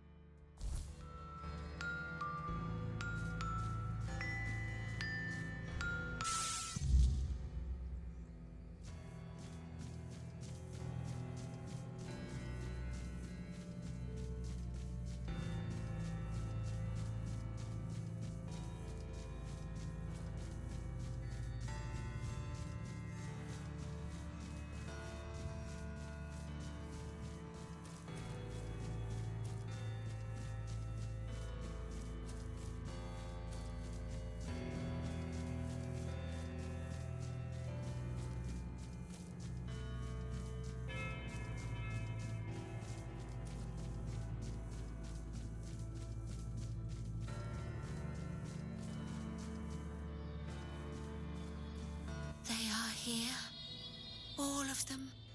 My sweet little petals. I'm so sorry. I should have tried so hard to bring you into this world. But maybe now we can set you free. You will help us, won't you, stranger? Fate has made a mockery of us all. Our deepest desires have been laid bare, twisted into instruments of our torment. Take these poor little creatures. They have no place in this world, yet they are forced into it and out of it, again and again. But our sister wished for them, and here, her word is the only law. My sister's reign must end. It's brought us horror upon horror, all because of her fear and obsession. She thought she could forge fate with power, but she was wrong. Fate is inevitable, and the one she claimed was never hers to begin with. Yet we are the ones who suffer the most.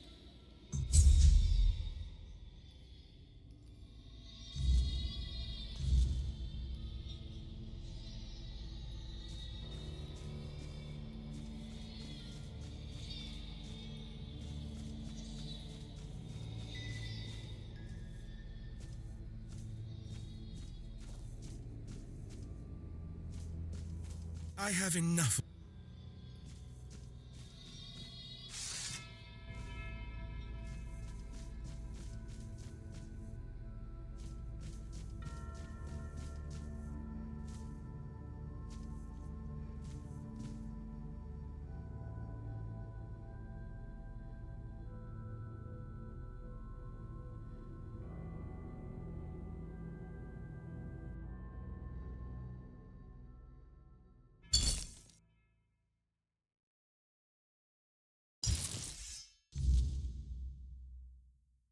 Hello again, my lord. Are you ready for your audience with the... As you wish. It will open the doors leading to the throne room. Please.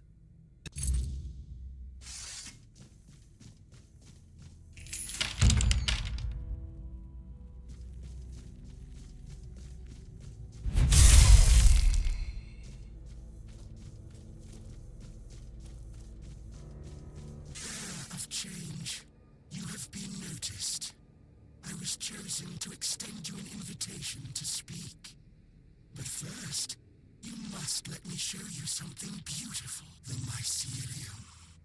Do you agree?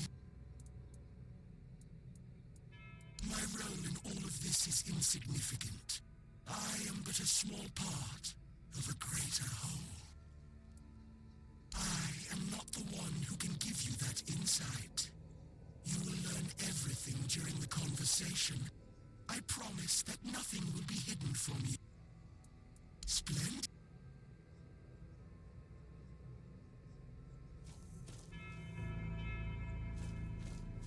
Your arrival brings me joy. It means this place might have a better future. Welcome. The true natural order, balance, death and life. We have lived together since the dawn of time. Regardless of the decision you make, I will still be, in one form or another. Your arrival has sparked real change in this place. For the first time in centuries, I have no doubt this change will only deepen. But I want you to understand what you will bring about. The curse of this place will be lifted. However, with its disappearance, all the inhabitants of this place will die. Against their will. There is, however, an alternative. You will go to my home, the place that is my core, and you will take a part of me. When the time is right, you will place me within the body of the unfulfilled King Sagramor. I will take control of this place through the bodies of the royal couple. This is the only way it can be done. The king and queen are inextricably linked to the origin, the present, and the potential future of this place. They must have a part in this. My growth will be slow, but eventually, I will encompass everyone. The new kingdom will be a common good. I cannot force this decision upon you. I am not able to threaten you, nor do I wish to. But after you complete your task, this place will die with all its inhabitants. That is all. No more, no less. So then, what is your choice? There will be no other opportunity for this conversation. I don't want to strain Sir Stegander's body for too long. Ah, the faithful penitent. We were fortunate to cross paths.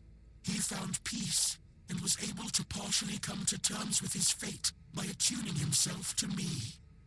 As for me, I gained this vessel through which we can converse.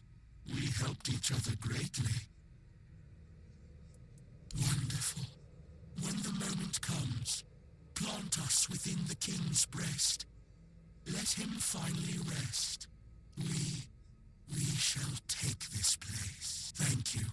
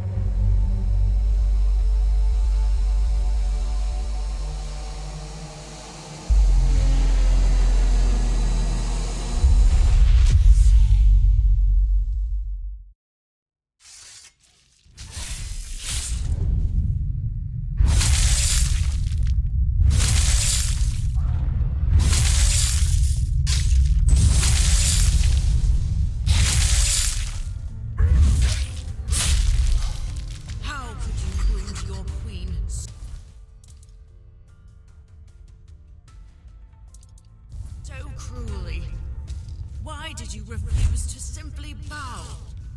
You could have served me for eternity. Wouldn't that have been beautiful?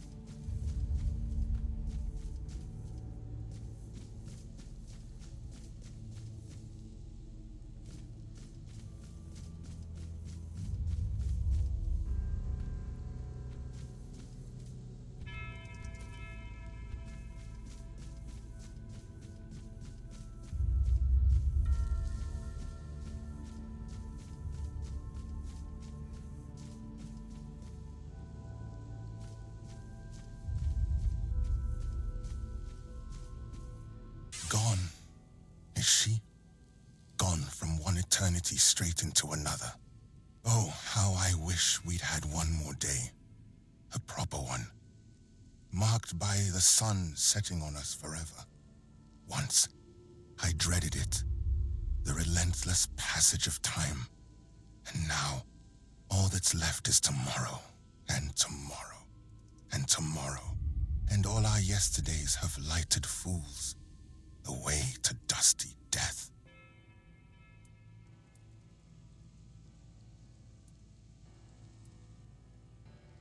Fear not, till mushrooms take the place of your heart. And now mushrooms grow in my chest. The king is dead. Long live the king. Now it all ends. The lofty dream, the endless torment, and the fruits of our vanity. What we leave behind is a monument to our own foolishness. There will be no legends told of this place, for it is a tale told by an idiot, full of sound and fury, signifying nothing. And this is for you, the reason for your visit to this cursed court. You may leave now. Your audience is over.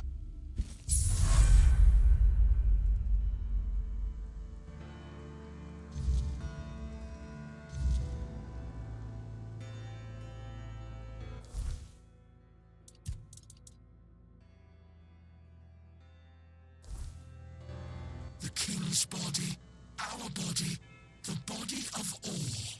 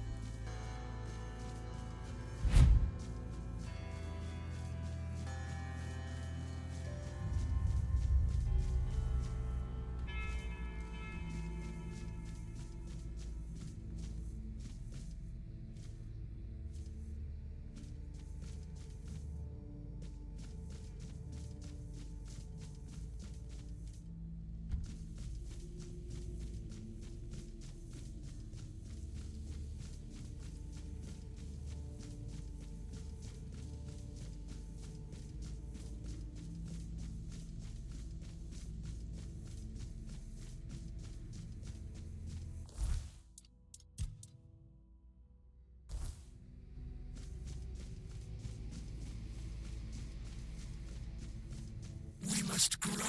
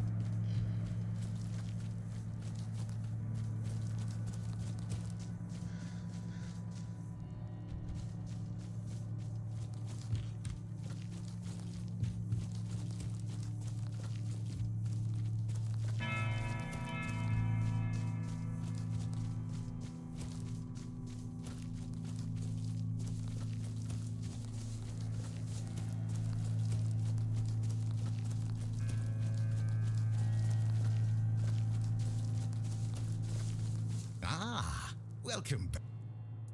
Let's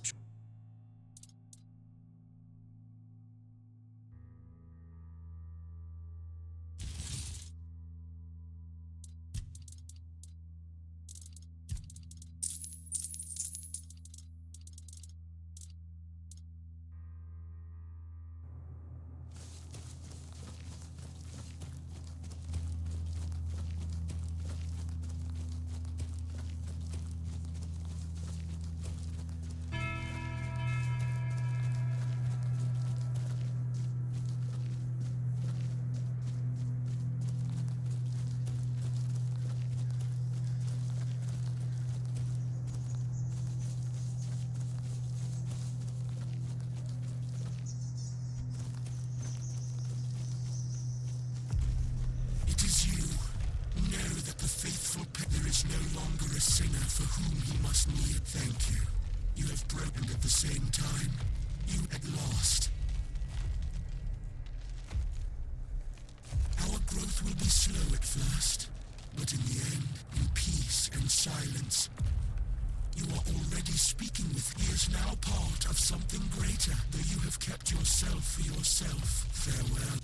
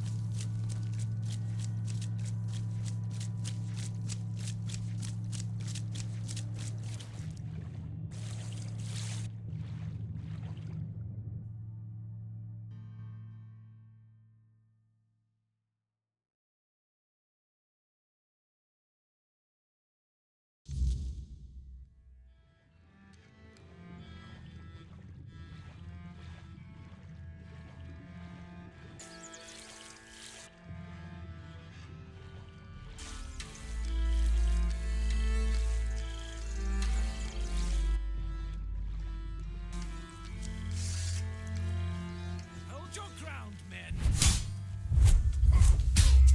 I'll get you.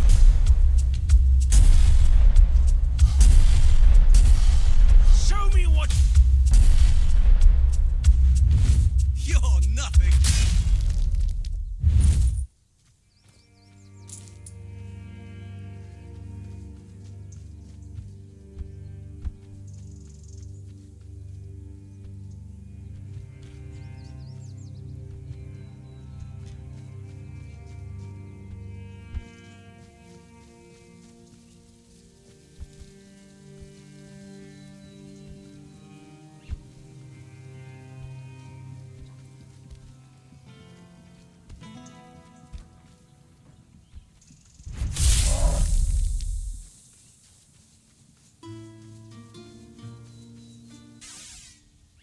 Be careful. Have a nice day.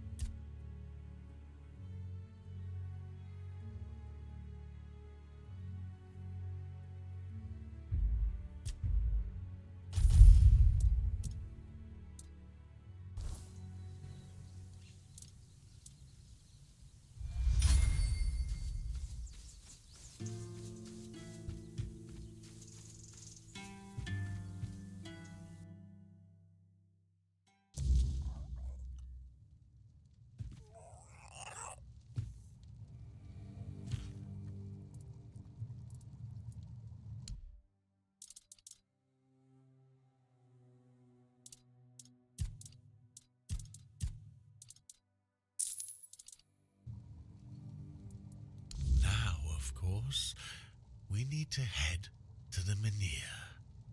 If I've read the notes correctly, the ritual has the best chance of success if we perform it after nightfall. No time to lose. The sooner we start, the sooner we'll rid our lands of this Camelot scum. Now I need to prepare myself, but I'll be waiting for you by the Menhir after nightfall.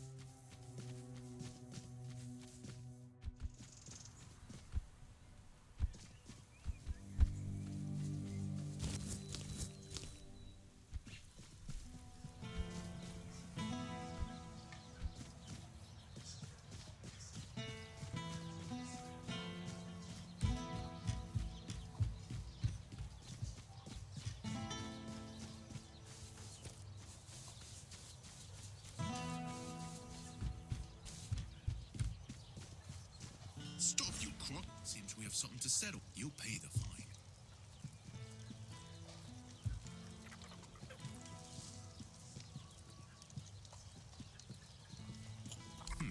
Usually you go to the cells, serve some time, and then be out. You hope that rats won't bite your ass. And we hope that imprisonment will knock some sense into you. Believe me, so. You bought this one.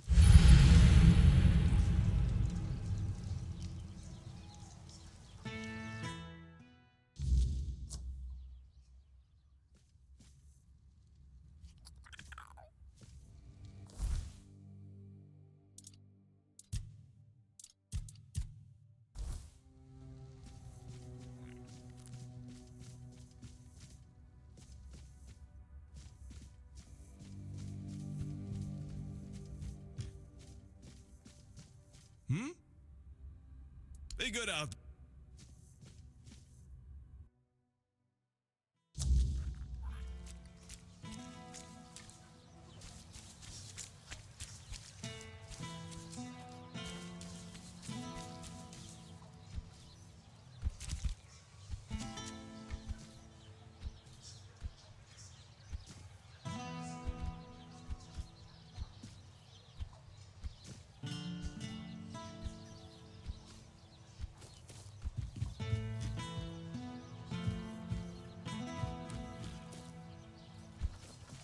Have some spare food.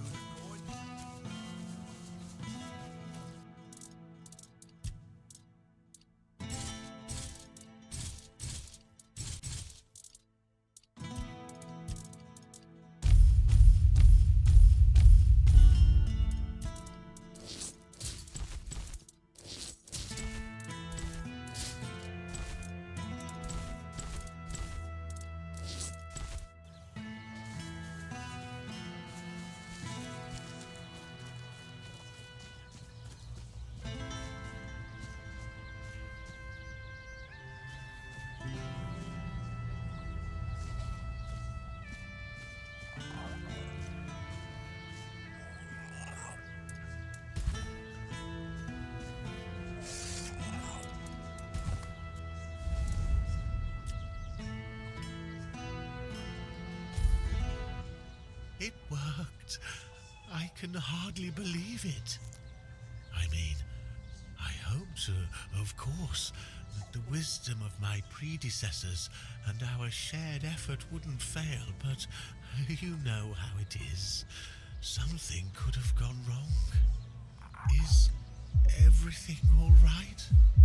You don't look too well, Hey?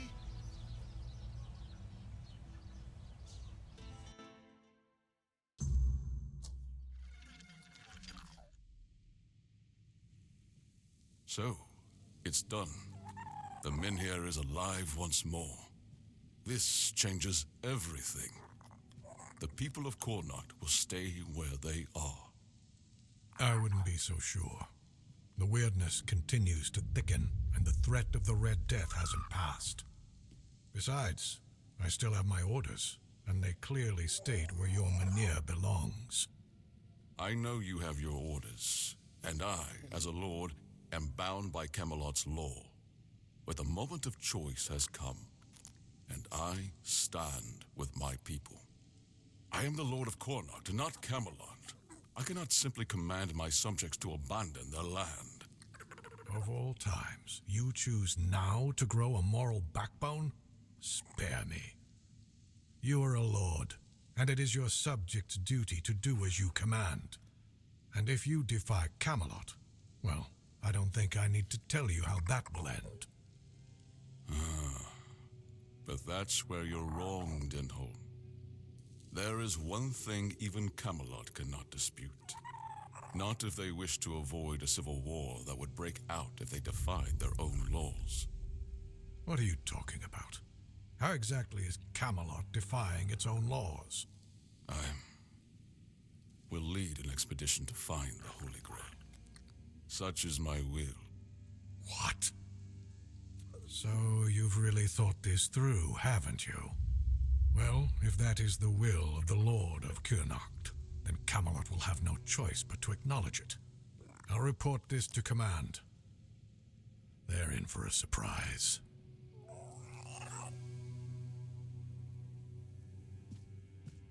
You heard what Denholm said. Camelot won't dare touch the Mynheer as long as I lead the expedition for the Holy Grail. Once again, I need your help, and I'm prepared to grant whatever you ask in return. People I can trust, those prepared to share the burden of this quest for the Grail. I can't command anyone to join me. They must come of their own free will. Otherwise, the expedition is doomed to fail before it even begins. You see, here's where it gets interesting. I've turned Camelot's own ancient laws against them. No one can dissuade the Seekers of the Holy Grail from their sacred mission. That means all orders are effectively halted until I return, with my shield or on it. It also ensures the people of Cornacht have the right to remain on their land until I'm back, which of course means I don't have to return at all. I don't, but perhaps I should. A lord's worth is measured by the respect of his people. It is time I follow in the footsteps of my noble ancestors and do what must be done. If this holy mission can secure peace for my people, then I shall see it through. And if by some miracle we return with the legendary Grail, all the better. My word would become law, and the Mynheer would remain untouched. By Camelot's own laws, I could even lay claim to the crown should I wish it, but I don't. My Cornacht is enough for me. I would start by looking among the most trusted and eldest members of our community. Our priestess, Niante, possesses unparalleled talent in healing. Her presence would certainly be invaluable on such a journey. Then there's Urfa, a skilled blacksmith who was once a formidable warrior. If not for the strength of his muscles, the strength of his mind could prove useful. You might also speak with Maggot. Since the two of you have been through so much together, he may not be thrilled by the idea, but I believe his heart is still in the right place. A sense of purpose in what we're about to undertake. Now that the Mynheer is reignited, it no longer matters whether we return with the Grail or not. The people will be safe and retain the right to stay on their land. Each of them must understand that this is about the fate of all Cornacht. For some, it might even serve as a chance for a change in scenery. Approach them with kindness. They all have their demons, and I doubt they'll agree to join if they are still tethered by unresolved matters. Thank you. And whether they agree or not,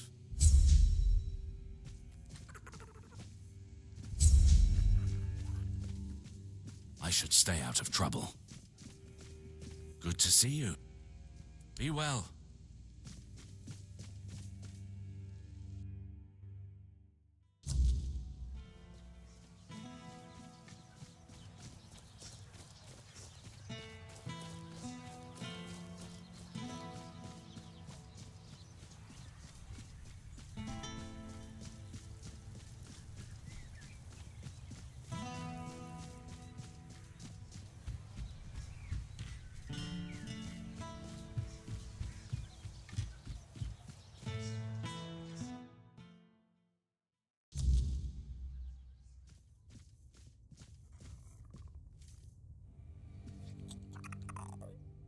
I know.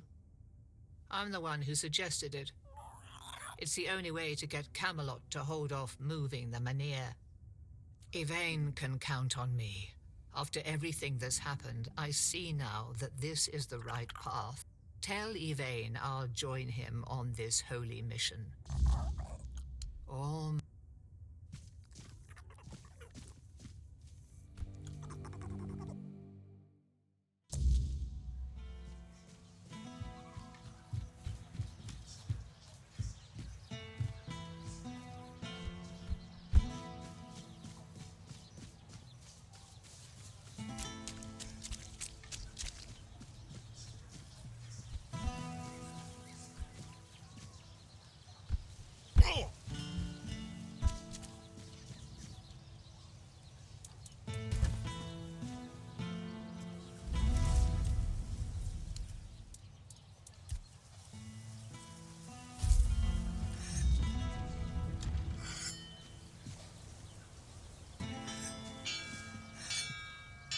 Beor's fully recovered. He's doing well and making his own decisions. He doesn't need an old man hovering over him anymore. And, well, to be honest, I've been waiting for this moment. I'm proud of him. But you didn't hear that from me. You've done right by me. So I'll give you some advice. This whole expedition is madness. But as they say, sometimes there's method in madness. And I'll admit, I might not think much. Tell Yvain he can... Your face tells... Go on then.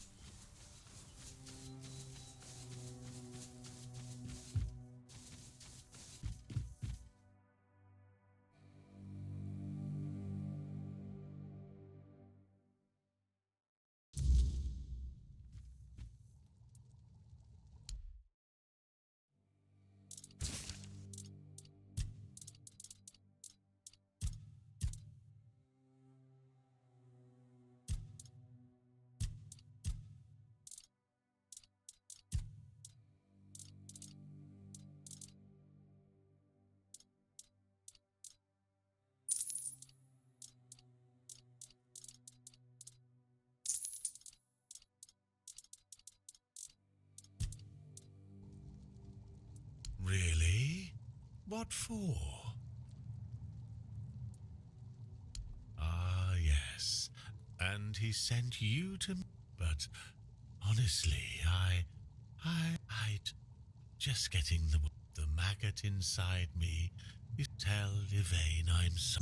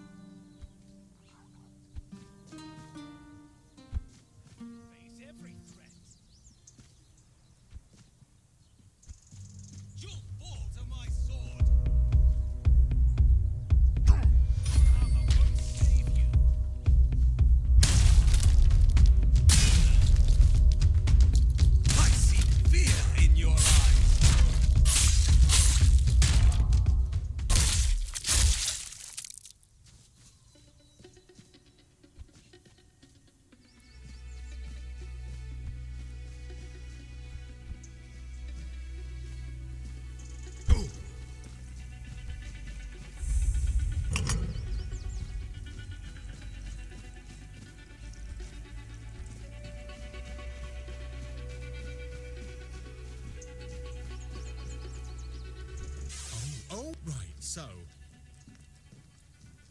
Right, of course. Silly.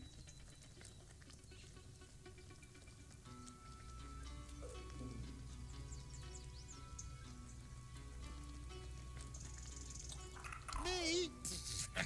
Of course I'm human. I was born in a human village, and my mother was a human. We lived in a house. It had a room and holes in the walls. I'm not sure what the... Anyway,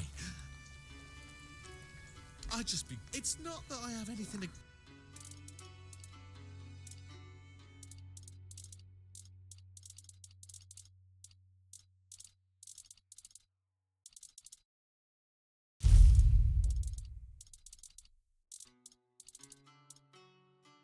I hope you've... I'm most people, and then I'm Phil. Good, and I... Well, and me... Yeah, I... or... Done or...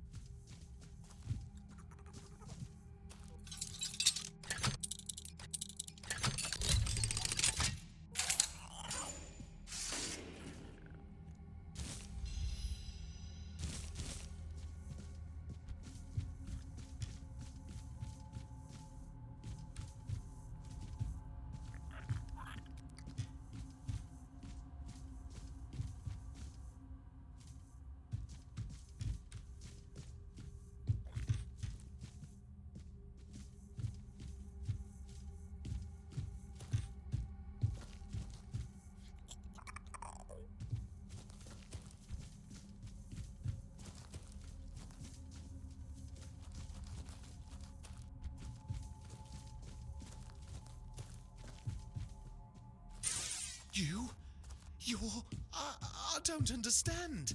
Is this because you have no money?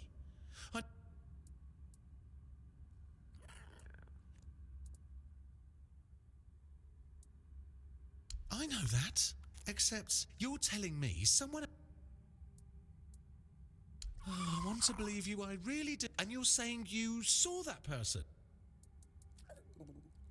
Oh, that little... Oh, when I catch that little sprite... Oh, when I catch that little... It's always like this. Give them... Oh, well... Now, if you... Honestly, you can't trust...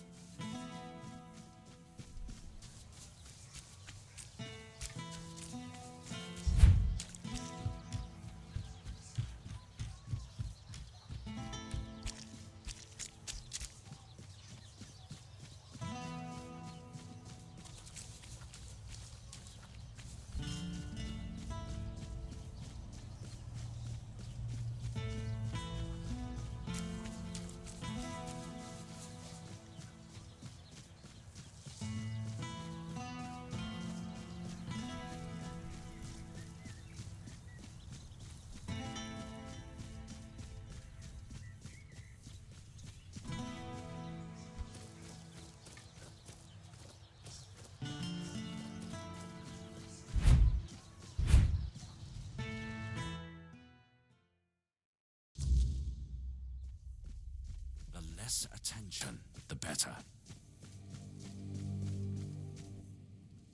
What news? The people are...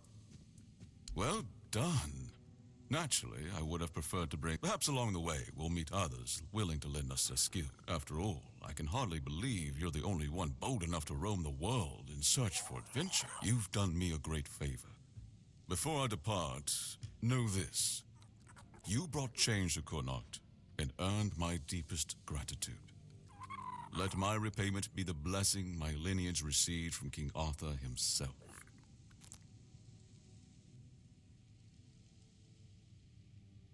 Be the shield that watches over Connacht, as House Terion has done for generations.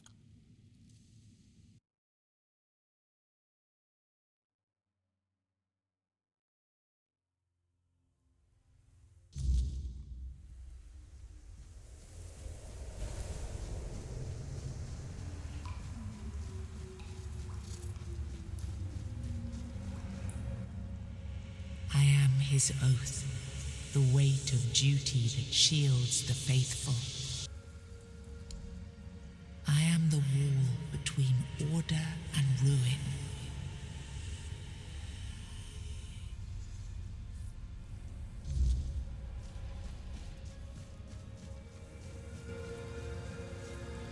He was the shelter against the storm.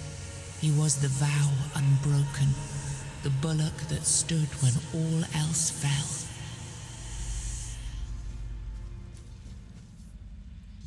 You can't just allow for things like that to happen. Not ever again. Not when the kingdom is beginning to find its way. You're the king, and that comes with a whole lot more responsibility. You can't let people like Merlin do what they want, even if their intentions are pure. You must see the danger now. The memory of Seawall is my burden. Harder to bear than I'd like to admit. But I've realized that his story is what happens when power answers to no one. Then do something so that a tragedy like that never happens again. Palamedes, you've always spoken your mind, even when I didn't want to hear it. You've stood beside me through the darkest days and fought not for glory, but for Avalon and its people. I have done only what I believe was right, nothing more. Yes, and that made me realize that Merlin was wrong. The legacy I leave won't endure through the legend of a single man, whether it's me or anyone else. I decided to give my sword to the Horns of the South, to bind them not to me, but to the people. But Avalon needs more than that. It needs structures, memory, and resistance to corruption.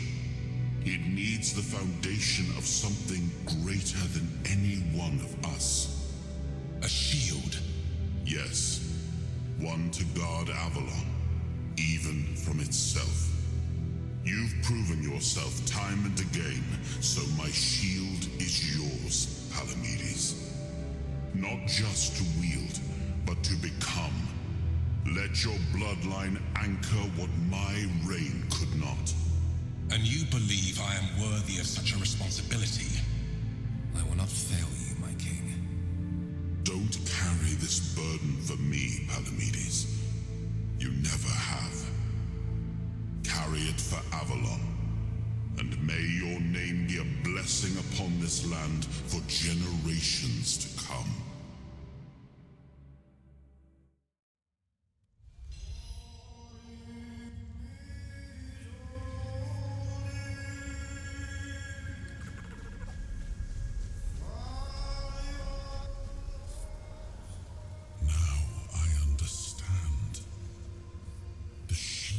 Isn't an object. It's the bloodline itself. But I also remember the shield was meant to resist. Not enemies, not blades, but corruption, compromise, cowardice. Palamedes understood that. Nothing I've seen here reminds me of him. Nothing resembles the kingdom we were trying to build. Lord Yvain, a joke of a man. A mere shadow of his ancestor.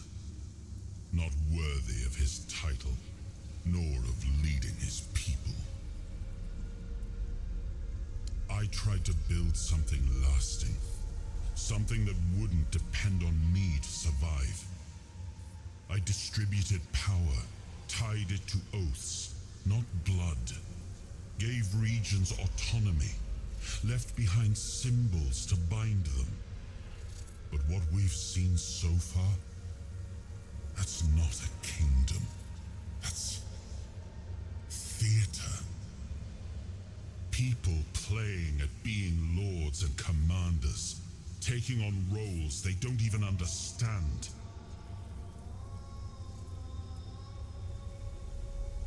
All I've seen here is fear. Indecisive men wearing the mask of power. But their power comes from symbols they don't even understand. And when a decision needs to be made, they hesitate. When danger appears, they flinch. Denholm, commander of Camelot's forces, is incapable of acting without direct orders. Yvain, a descendant of Palamedes, yet too weak to stand against choices that harm his people. Their fear breeds indecision. If you cannot choose, you cannot protect. And if you cannot protect, Avalon rots. It was you the men here responded to. And you who rekindled it. You did all the work. Turned the situation into something Yvain could exploit. Without that, Kuanacht would still be waiting. For what? A miracle?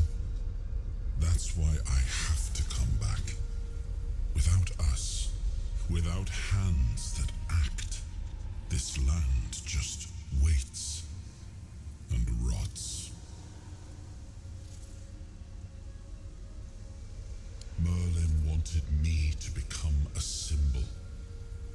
But I realized that one person, one myth, won't be enough. This kingdom needed more. It needed to stand on stronger foundations. And so, I left mementos behind, to serve as cornerstones for various facets of the kingdom. It seems we were both wrong about this.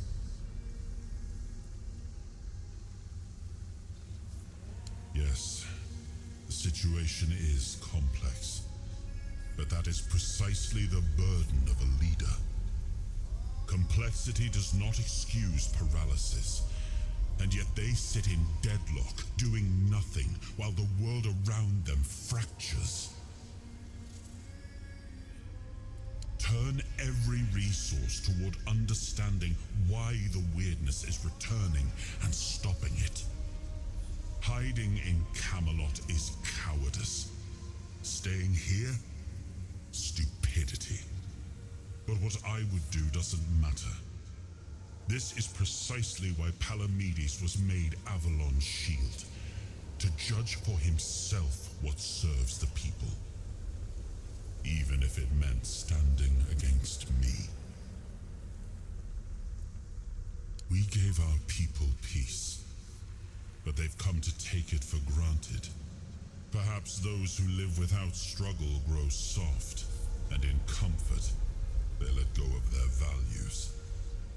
Symbols, without the will to uphold them, are little more than ornament. I named his bloodline the Shield of Kurnacht, and granted them dominion over this menhir, with full autonomy. The land here is among the richest in Avalon. This place was meant to stand as a counterweight to Camelot's rising power. Well, my friend, they still call me the once and future king, still hold feasts in my name. Feasts won't save them, but action might. We've wasted enough time. Let's move to the Forlorn Swords and find my crown. Let's make me whole. It's the last hope for this wretched kingdom of ruin.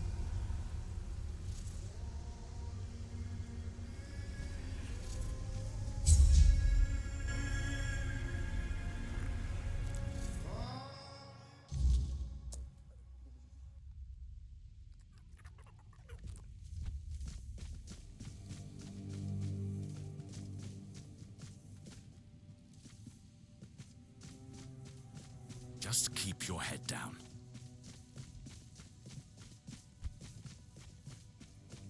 Ah, you need some. Good to see you. Take care.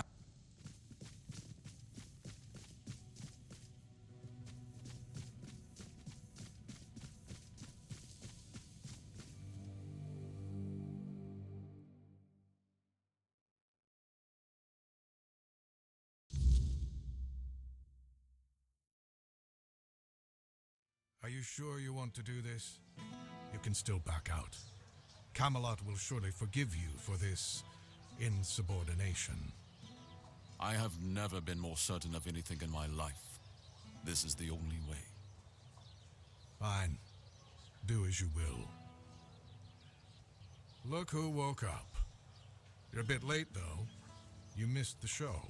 Our Lord gave a rousing speech to his subjects explaining why he's going to leave them in these dire times. I'll leave you two. And before I forget, some shady-looking character was looking for you. Didn't tell me his name, but said you're old friends. Said he'll wait nearby. Greetings, friend of our house. What may I do for you today?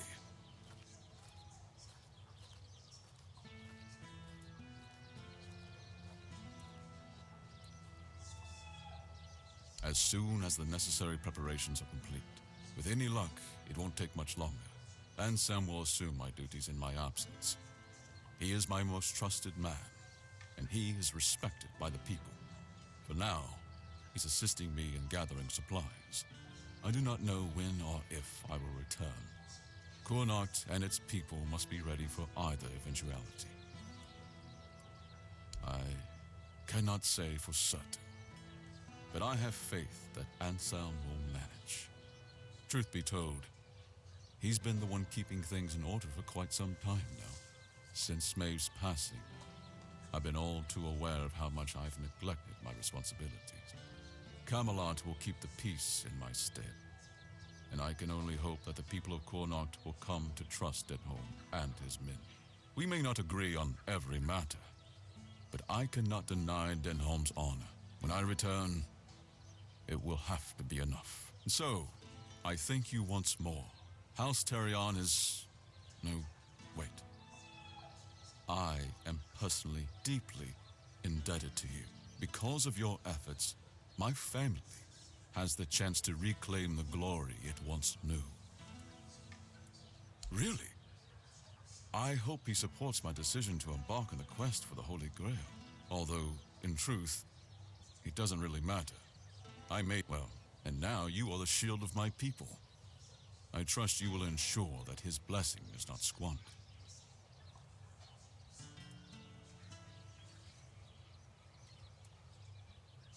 House Terion ends with me. Lady Maeve was never granted the chance to give me an heir, and I couldn't bring myself to take another wife or continue the lineage while the world I knew crumbled around me. But your words are kind. Farewell.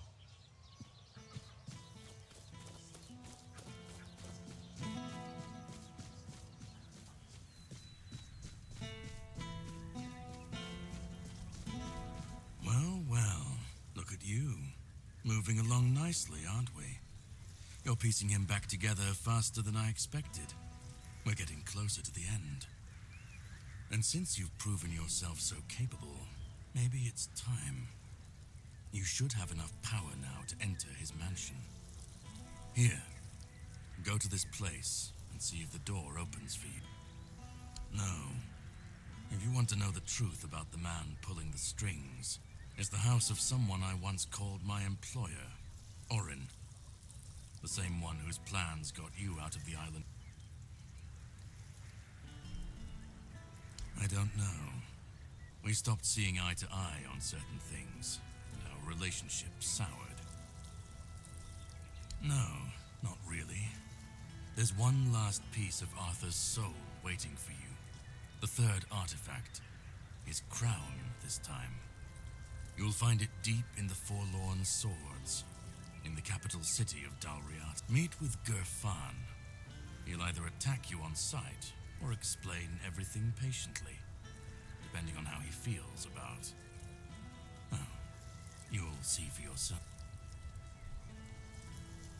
How would I know? I'd say going into Dalriata territory is a surprise all on its own. But don't worry, they've got bigger problems at the moment than you sneaking off with their sacred helmet. Once you're done, meet me at the Charred Conclave. That's where we'll finish this, one way or another.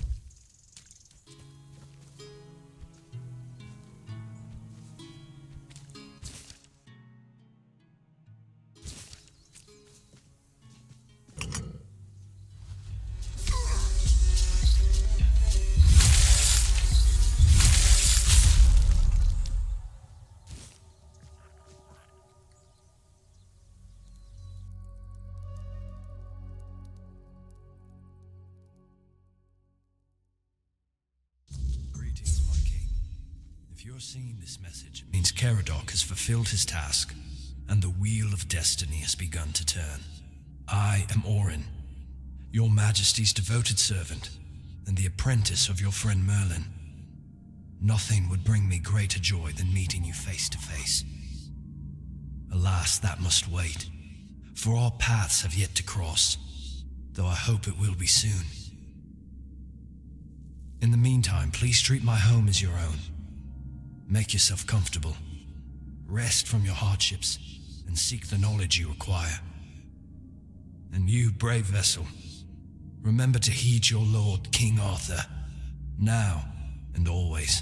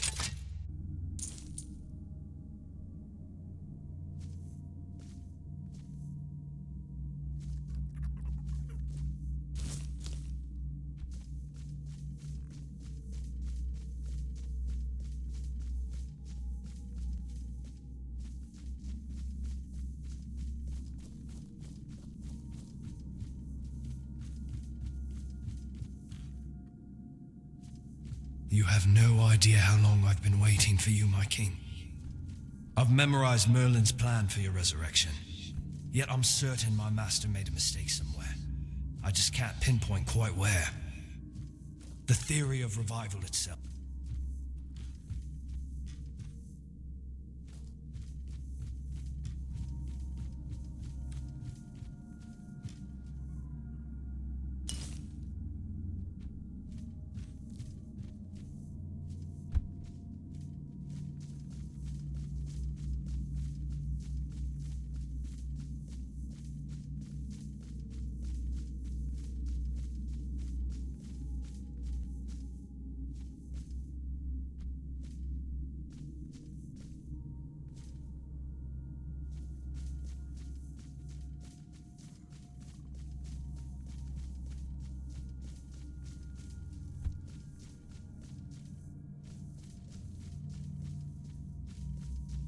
My king, I understand that what Merlin and I have done was against the laws of nature.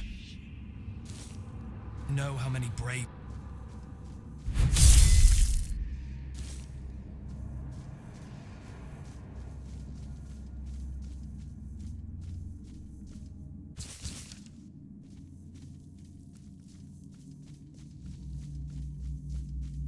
My king, I understand that what Merlin and I have done was against the laws of nature. You know how many brave knights gave their lives so we could find a way to bring you back. But their sacrifice was not in vain. With you here, Avalon has a chance to become a true paradise. And now, I believe I've found the way to make it happen.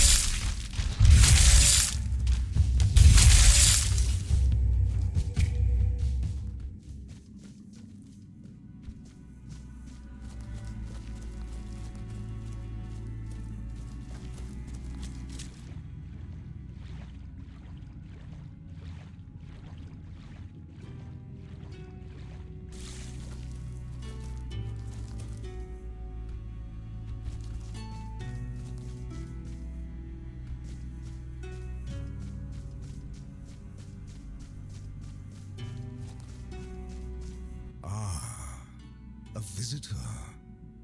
It has been a while since we've had one, hasn't it, my dear Gawain? Will I need to carry the bones of my only companion to his resting place today? Or could it be that this is the day when our souls are finally laid to rest? I am Sir Bertilac, Wanderer. I keep watch over the cursed, restless sleep of dearest Sir Gawain. He is dear to me now, but long, long ago, I thought little of him. An honorless, arrogant whelp he seemed to me. But when I struck him down and saw him look up at me in quiet wonder as he drew his last breath, I understood then that we were the same. Both tools in the hands of those with power, afterthoughts in the games they played. The endless, hateful dance of a pair of siblings so alike, they were a mirror of each other. The Lady Morgaine had me believe I was meant to cut short the reckless, unruly ways of her brother's knights, to prove he let them act without honor. She said she only wished to be heard, but as I sat here, forgotten, I came to understand. She wanted Arthur to hurt, as she had been made to hurt.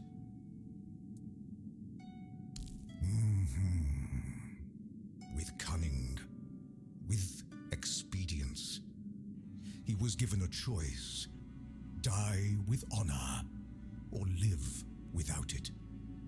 But is a choice truly a choice if its only purpose is deception?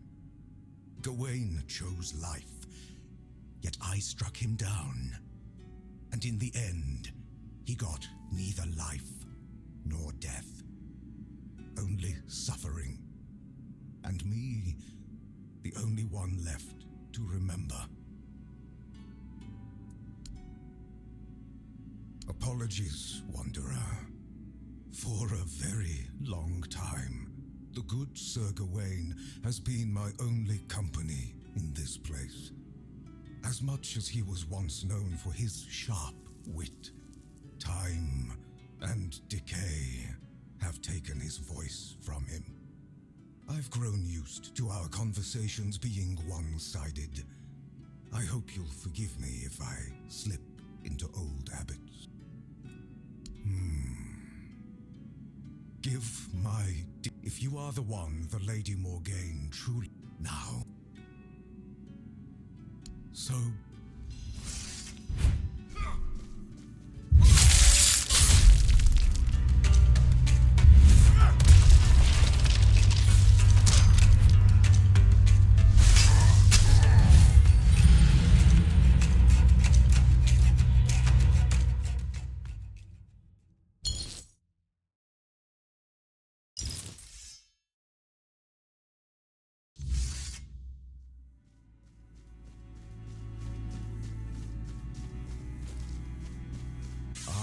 Will I... Very...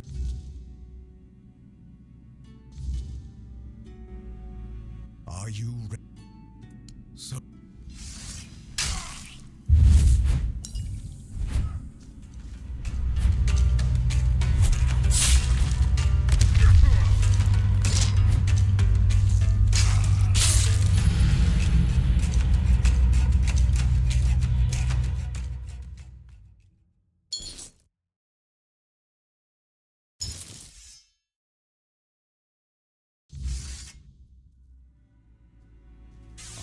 Ready.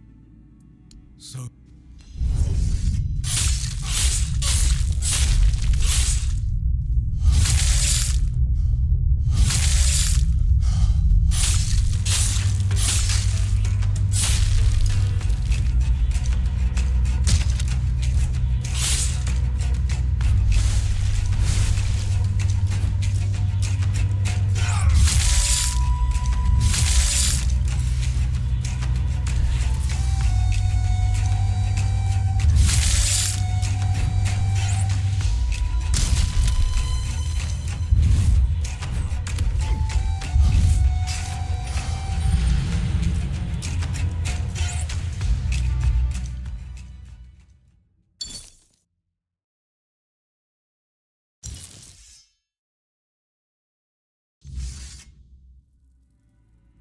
Have you come to claim?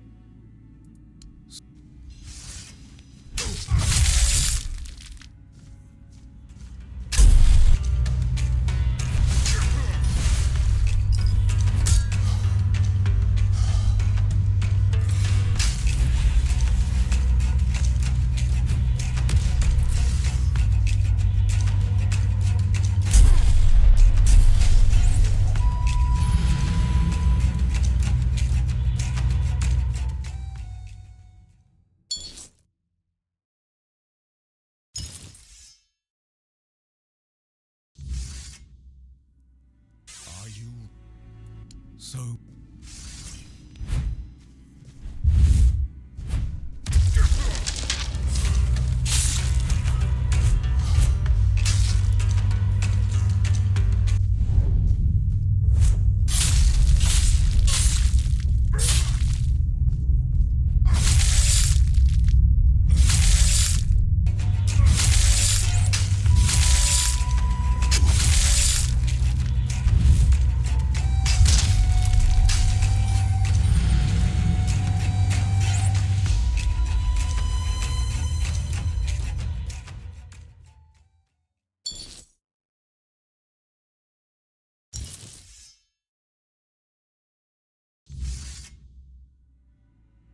Is this so?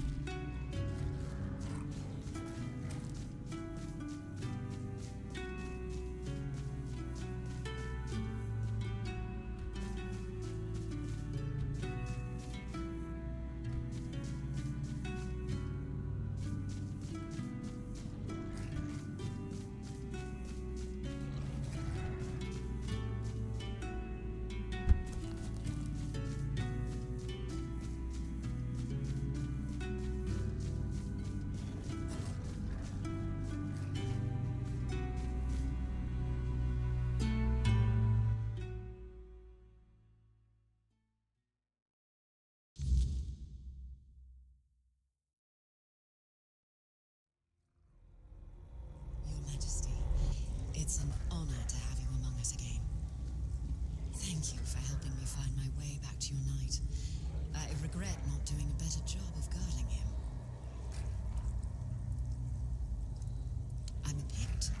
I can sense the wordness and the spirit within it. I knew you weren't alone when I saw you emerge.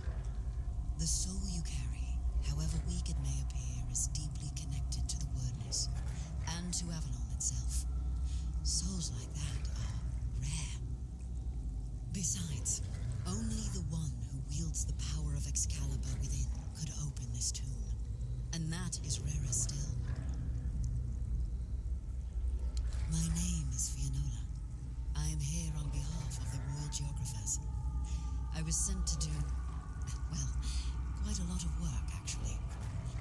And as useful as it would be, the wordness never blessed me with an extra set of hands. Say, traveler, how would you feel about joining the oldest, most prestigious guild in Avalon?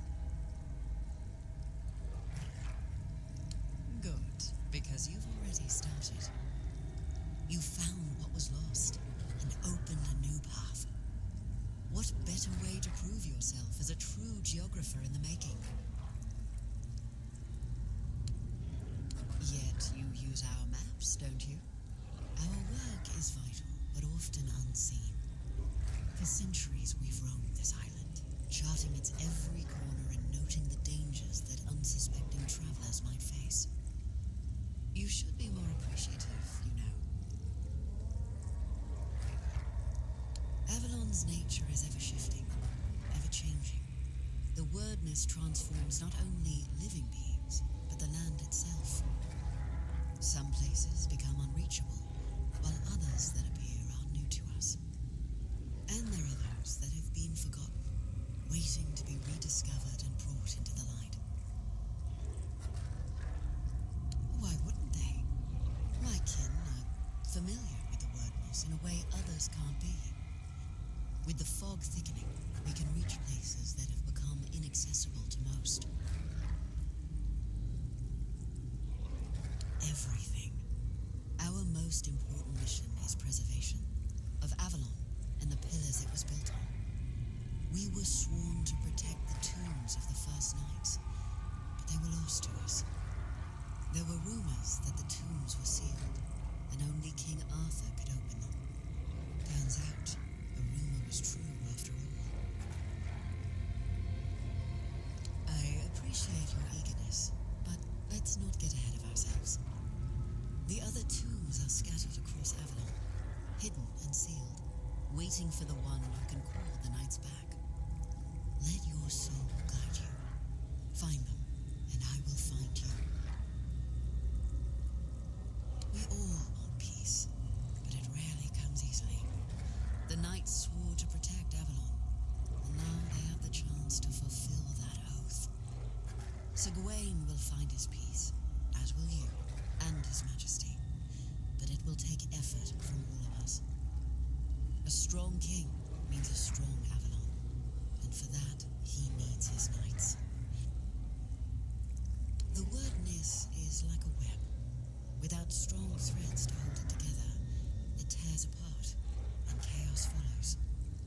Every soul wandering Avalon is one of those threads, but the ones who shaped it, their threads are the strongest. King Arthur and his knights once brought peace to Avalon. Their very presence helps to calm the turmoil, even now. Sir Bertilac, from Gawain's executioner to his protector. There's no need to worry about him. His soul walks Avalon freely now, shining bright. All of Morgaine's darkness has lifted. I'm sure he and Sir Gawain will cross paths again, this time without the shadow of a curse between them. The road is long.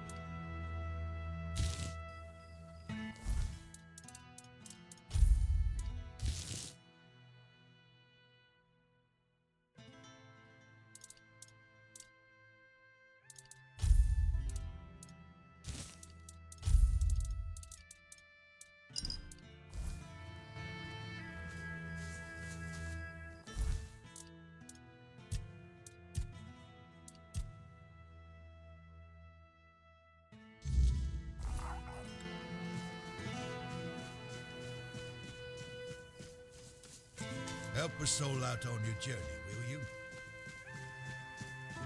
If I just stay put, everything will be okay.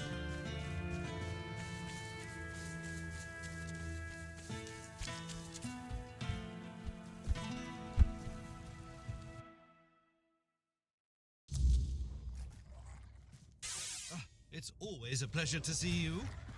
You remind me that... such inconspicuous little things.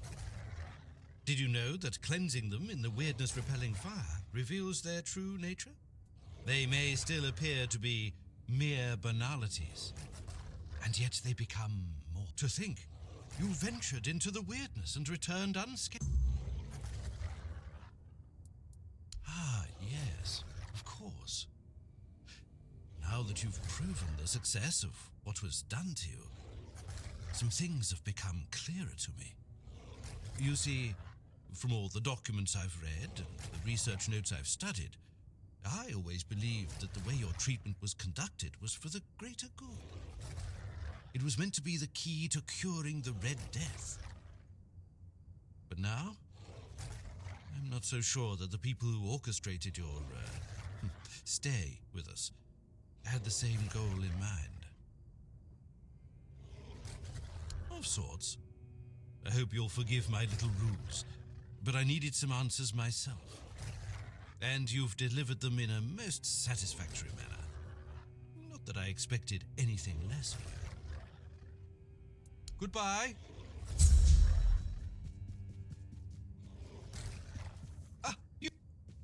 Farewell.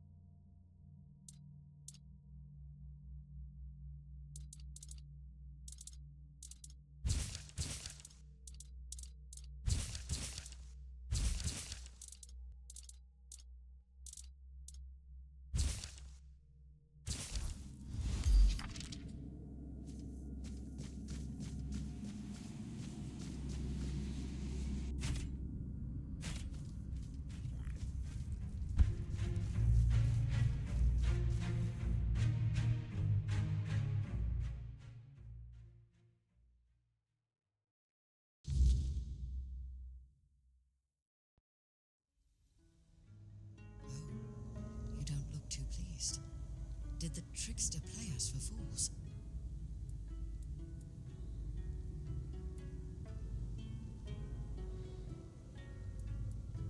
Well, you've seen it for yourself. He wasn't your average knight. He was always praised for his cunning and his devotion, both to his fellow knights and to the realm. But he was also a clever man, always thinking ahead. I suppose one lifetime of battles is enough for some. If he wishes to be left in peace, who are we to deny him? I've been dreading that question, I won't lie. You've already met them all, I'm afraid. I'm the last remaining member of the guild, and have been for the past 100 years. Well, until now, you can see why I was so excited for you to join. A long life is a gift the wordness grants to many, but to me, it's been even more generous than most. Maybe I'll live only as long as I'm needed, or maybe longer. Whatever the wordness wills, I'll accept it, like I always have. It's a bit more complicated than that. The wordness is our fears, our desires, and the mark we leave on this world. It can be whatever we wish it to be, and we can become whatever it chooses to make of us. We are part of the wordness, and it is part of us. It shapes us, yes, but we can shape it in return. Not as well as the Foredwellers once could, but perhaps all we need is time. I was brought into the guild by Eleanor Dunn, a royal geographer who found the one dearest to her soul among my tribe. She lived among us for many years, but when her beloved became one with the wordness, Eleanor was allowed to prepare her body for the last rites, yet never truly as one of us. My people accepted their bond, but never her, so she left, and I followed her, as a good daughter should, even if not by blood. I met a few more members as I traveled with her, but over time, they grew fewer and fewer, until only I was left. But as long as one of us is still alive, so is the guild, and I won't let my second family be forgotten. Go and seek the...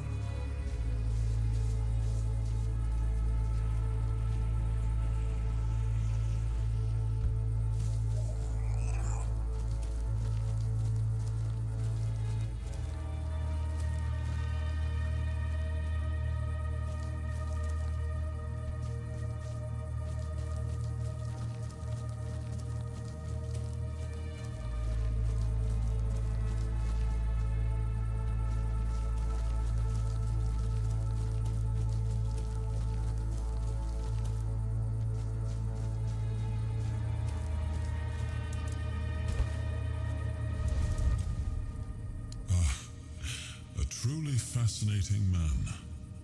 He started out as a court jester, but it quickly became clear he was quite skilled with a blade as well. At first, I suspected he might be a spy for an enemy kingdom, but after he saved my life one day, my perspective changed. Of course, he still could have been a spy, but I decided to keep him close and watch him carefully, just in case.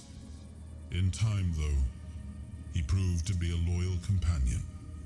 He earned my trust, and without hesitation, I knighted him. Well, it didn't surprise me much. That was Dagonet through and through. He always spoke his mind, caring little for what others might think, even when it was my judgment he questioned. Only he and Palamedes ever dared to speak their minds openly in my presence, without fear of giving offense. Dagonet was decidedly less diplomatic than Palamedes, but it was precisely that honesty I valued in them both. Besides, from the start, he had a rare gift for foreseeing how things would unfold. I dare say, he even managed to make me laugh one last time.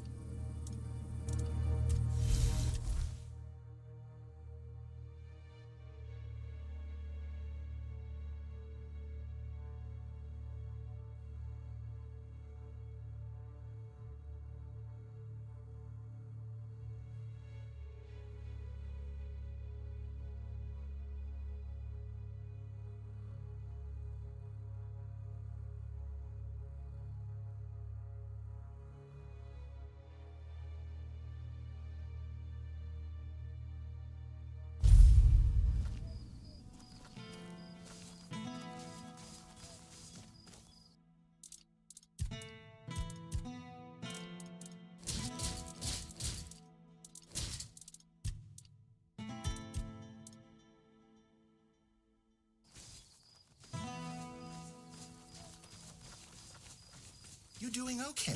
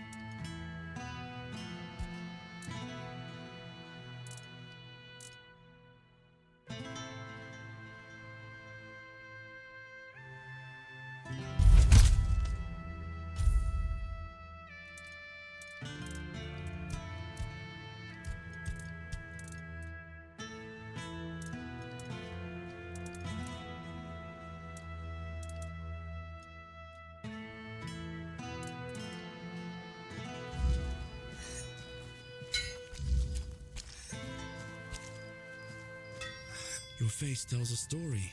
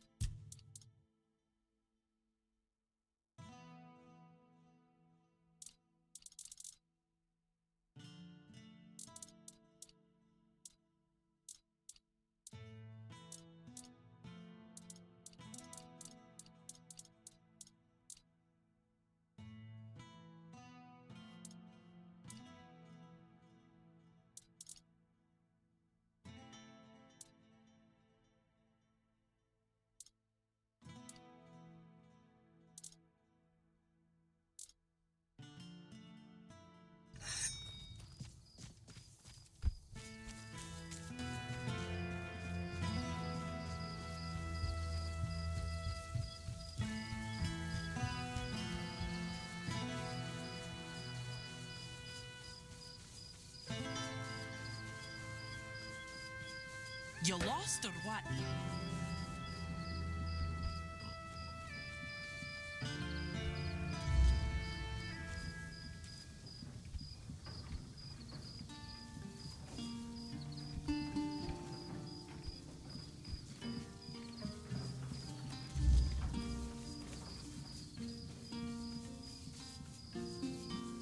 I like it when things are quiet.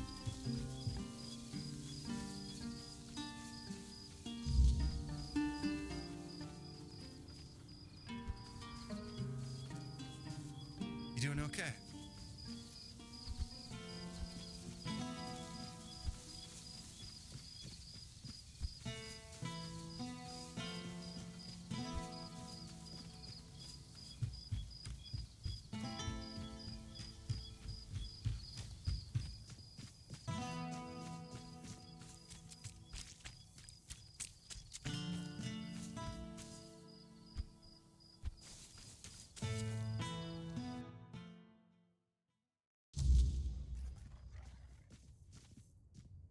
Yes, I've already heard about the fields. Here's your reward. You've not... Of course. There's more to this than just glowing fields and happy farmers. You see, the men here staying here is strategically important. Connacht is a perfect transfer point for us. Priests, supplies, knowledge, all flowing to the island asylum. If the men here were moved, or if its strength were undermined, we'd lose that advantage. And believe me, the church doesn't give up advantages lightly. So, yes, helping the farmers improves our standing. But don't mistake it for charity. We need this town stable. For now, you've done well, but... A noble sentiment, I'll give you that. But safety is fleet. Still, you're right. Now, given that you've proven yourself eager to help the people of Connacht, can I ask you for one more thing? A small favor, just for me this time. That's what I like to hear. Simple, practical. This is for Lily, a really religious girl not far from here. I'd go myself, but my duties keep me tethered. Deliver it to her and you'll have my gratitude. And my coin.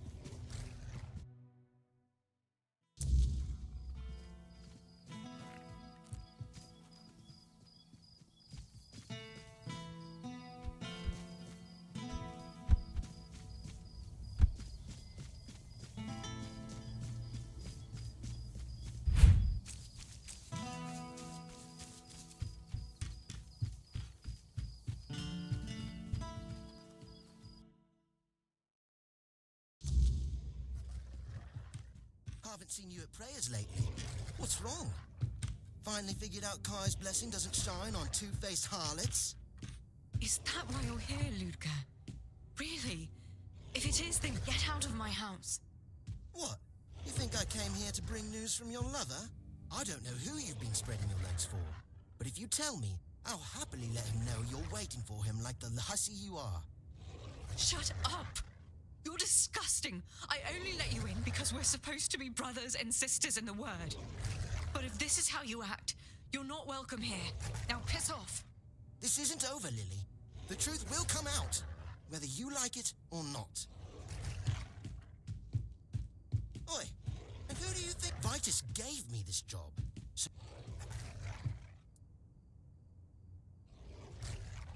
Brother Vitus knows there's no one better for this job but you. Oh yeah? That's where you're wrong.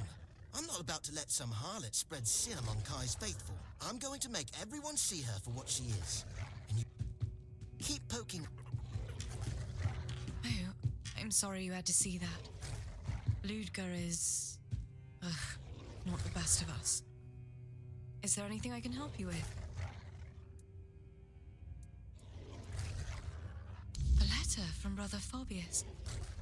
Let me see. Oh. So he's not coming. Stupid bastard! What am I supposed to do now? I can't wait much longer.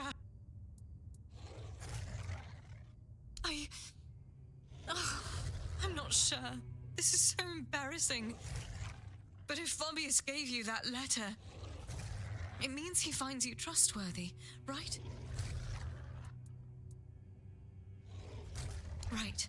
So, Fabius and I, we love each other.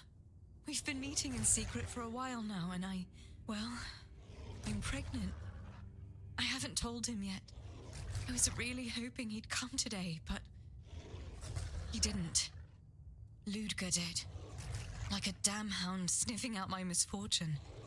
Now I can't go to Fabius, and I can't go to Niante because that moron will be following me around, causing a scene.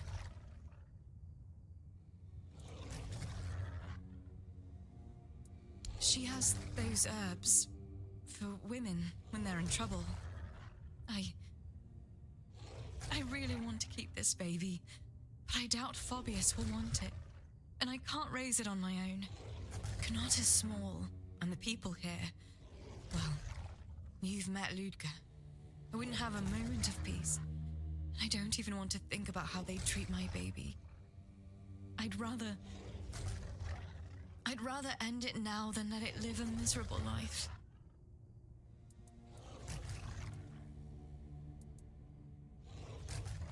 I really want to tell him, but now, I don't know. I'm not sure it'll change anything.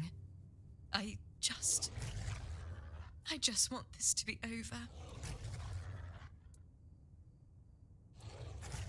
And go where? With what? I have no family left, and I barely have enough to get by as it is. Should I risk my child starving to death with no roof over our head? How is that any better? I'd like there to be, I think. But I don't even know where to start. Who would take in a mother and her child? People aren't that kind. I've heard the Temple of the All-Mother used to help with things like this before it changed. But that was a long time ago. Still, if you do find something, another option...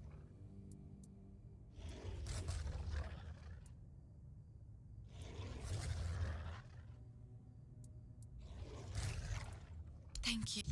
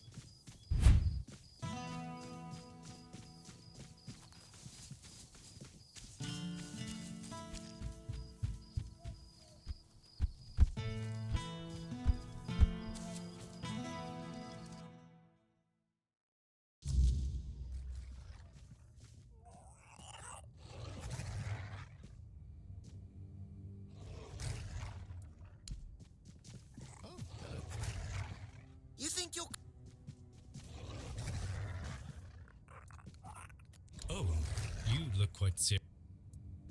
What? How is that even possible?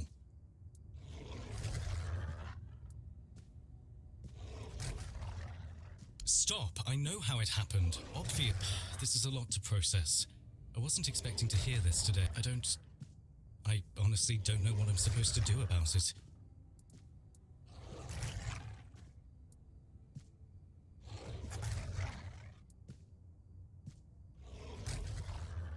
Ah, I see. That might be for the best. I can't raise a child with her, and offering any kind of support is out of the question. Sooner or later, someone would find out, and it would risk more than just my life. Thank you for telling me. Could you leave me alone now? Keep poking.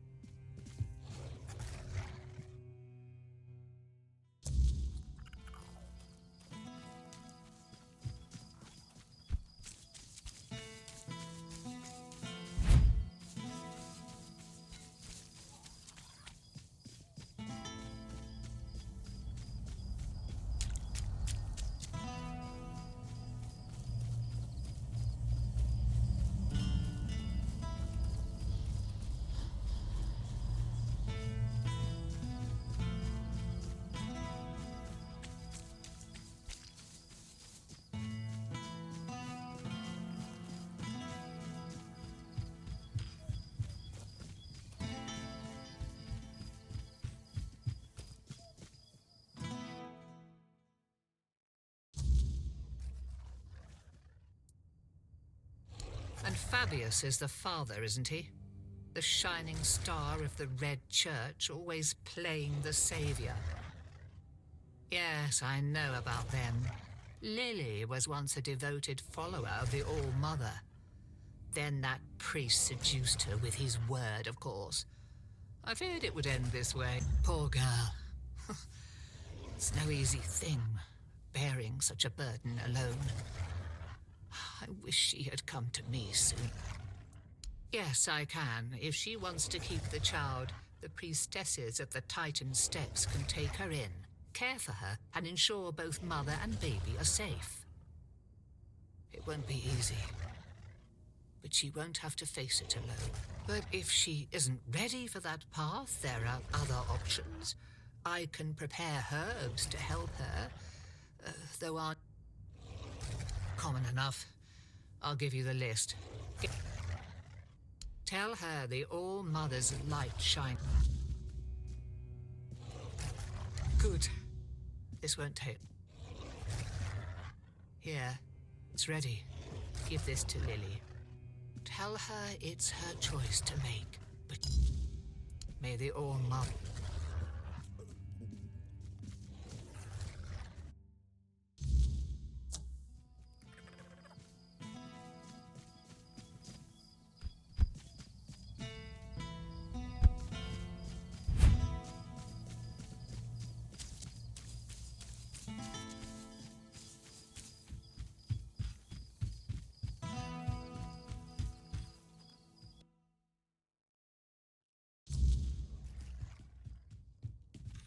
I'm a bit scared, to be honest.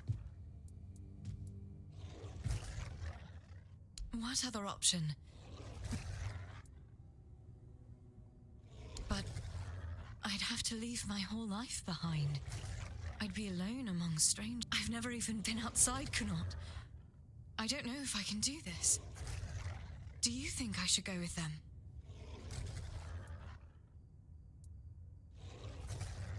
Do you really think so? Then maybe I was wrong about the All-Mother. Maybe she really is watching over us. All right, I'll go to the priestesses. I'll work hard, stay out of trouble, and make sure my baby has everything it needs. Thank you for giving me this chance, and for reminding me that I don't have to face this alone. That means a lot to me. If you ever need a place to stay, you're welcome to use my house and anything in it. I doubt I'll be able to take much with me anyway.